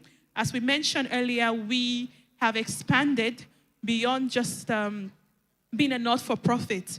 We now have some for-profit entities. So I want to thank the Shield Africa team. I want to thank the Skywide Media and Events team, the entire coordination for today. I mentioned that this hall space that we are in, as well as the equipment, even the stage we're standing on, everything was coordinated by the Skywide Media and Events team.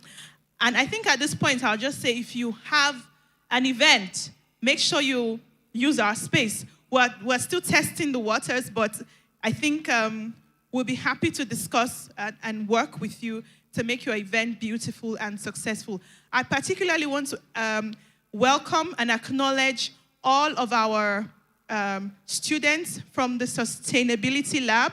I see a lot of you here, and I pray that God blesses you. We have something special for you, but that would be online, as we discussed, as we agreed. I'm grateful for these champions here today, and I really, really hope that this would add some value to helping you scale your business. We want to encourage you and let you know that being young people in the agricultural space is no mistake. You are the leaders of Africa, and we want to just say to you, well done, and we hope that this encourages your business. We will be following through. Those of you who follow us online would have seen that in the course of the year, we've been visiting our recipients, our grant recipients, to see how well they're doing in their businesses. You know of Issa Sunday, I think he does the BSF lava, and he has scaled his business really well. The other lady, Blessing from Kaduna, and the other gentleman from Ekiti are doing very well. So I look forward to meeting you one-on-one and understanding your businesses better.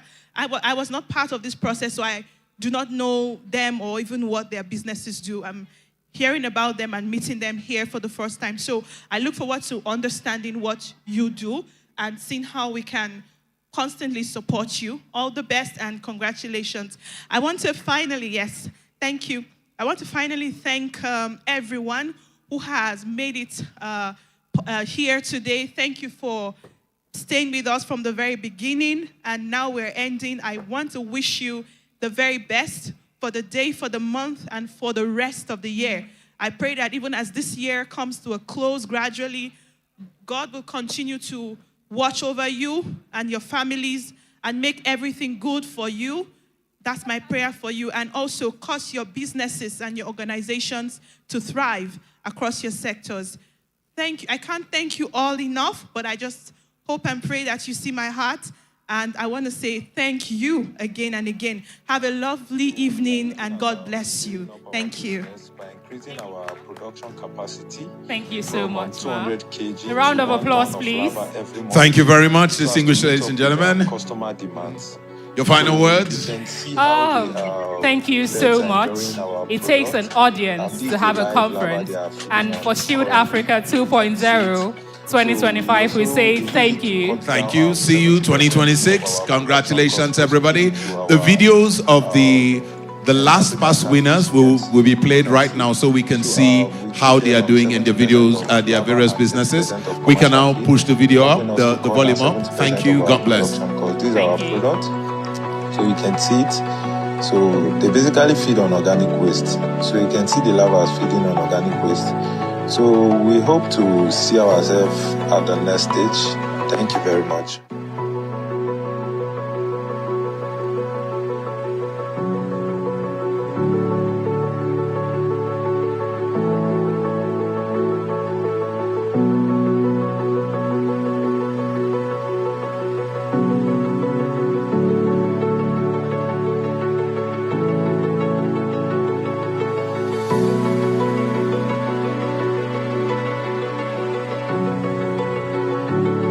My name is Prince Umobwai, Head of Operations, Shield Africa Sustainability and Development Initiative. We are here at the farm of one of the lucky winners of the Shield Africa Agripreneur of the Year Award, Mr. Issa Sunday. This award was set up by the organization to reward outstanding entrepreneurs in the agricultural sector. We'll be taking a close look at Mr. Issa Sunday's business process, and he will tell us how the grant given to him by Shield Africa will help scale and advance his agricultural enterprise. Yeah, my name is Issa Sunday Ojonuba. I'm a graduate of chemistry from Uni Abuja. This is EcoCycle Farm. What basically do you breed black sujufly larva, and this larva basically feeds on organic waste. They break this waste into biofertilizer. All right, these are our fish pond. So these are a month above, and they are 1,005 here. So we're able to break down our cost of production by 70%. Wow. Using the larva and also the means of feeding them with tilapia fish. Like I said before, I was having issue with funding when I started this facility, but all thanks to God and all thanks to the team of Shield Africa for the grant they gave to me, the 2 million naira grant. This grant will be going a long way. Our scaling up of our production is in process already. So we'll be scaling up from 200 kg to 1 ton of lava every month with this grant. And we'll also be getting a solar dryer. We are trying on doing that too, so that we'll be drying this lava, and we'll be preparing our own source of feed for the ochiki. So that one will also be a plus to our own production too. So I want to really thank Shida Africa from the depth of my heart for this grant opportunity. It's really a privilege to be among the winners. Thank you, Shida Africa. Thank you, the CEO, and thank the team. Thank you. My advice and my take out there for youth is that this agribusiness is profitable. Now that we have an organization like Shield Africa willing to support young entrepreneurs in the agricultural value chain, why not come? Let's join forces together and let's make this agribusiness more profitable and more enlightened to the other youth out there, because this venture is actually profitable. Come, let's join forces together. Thank you.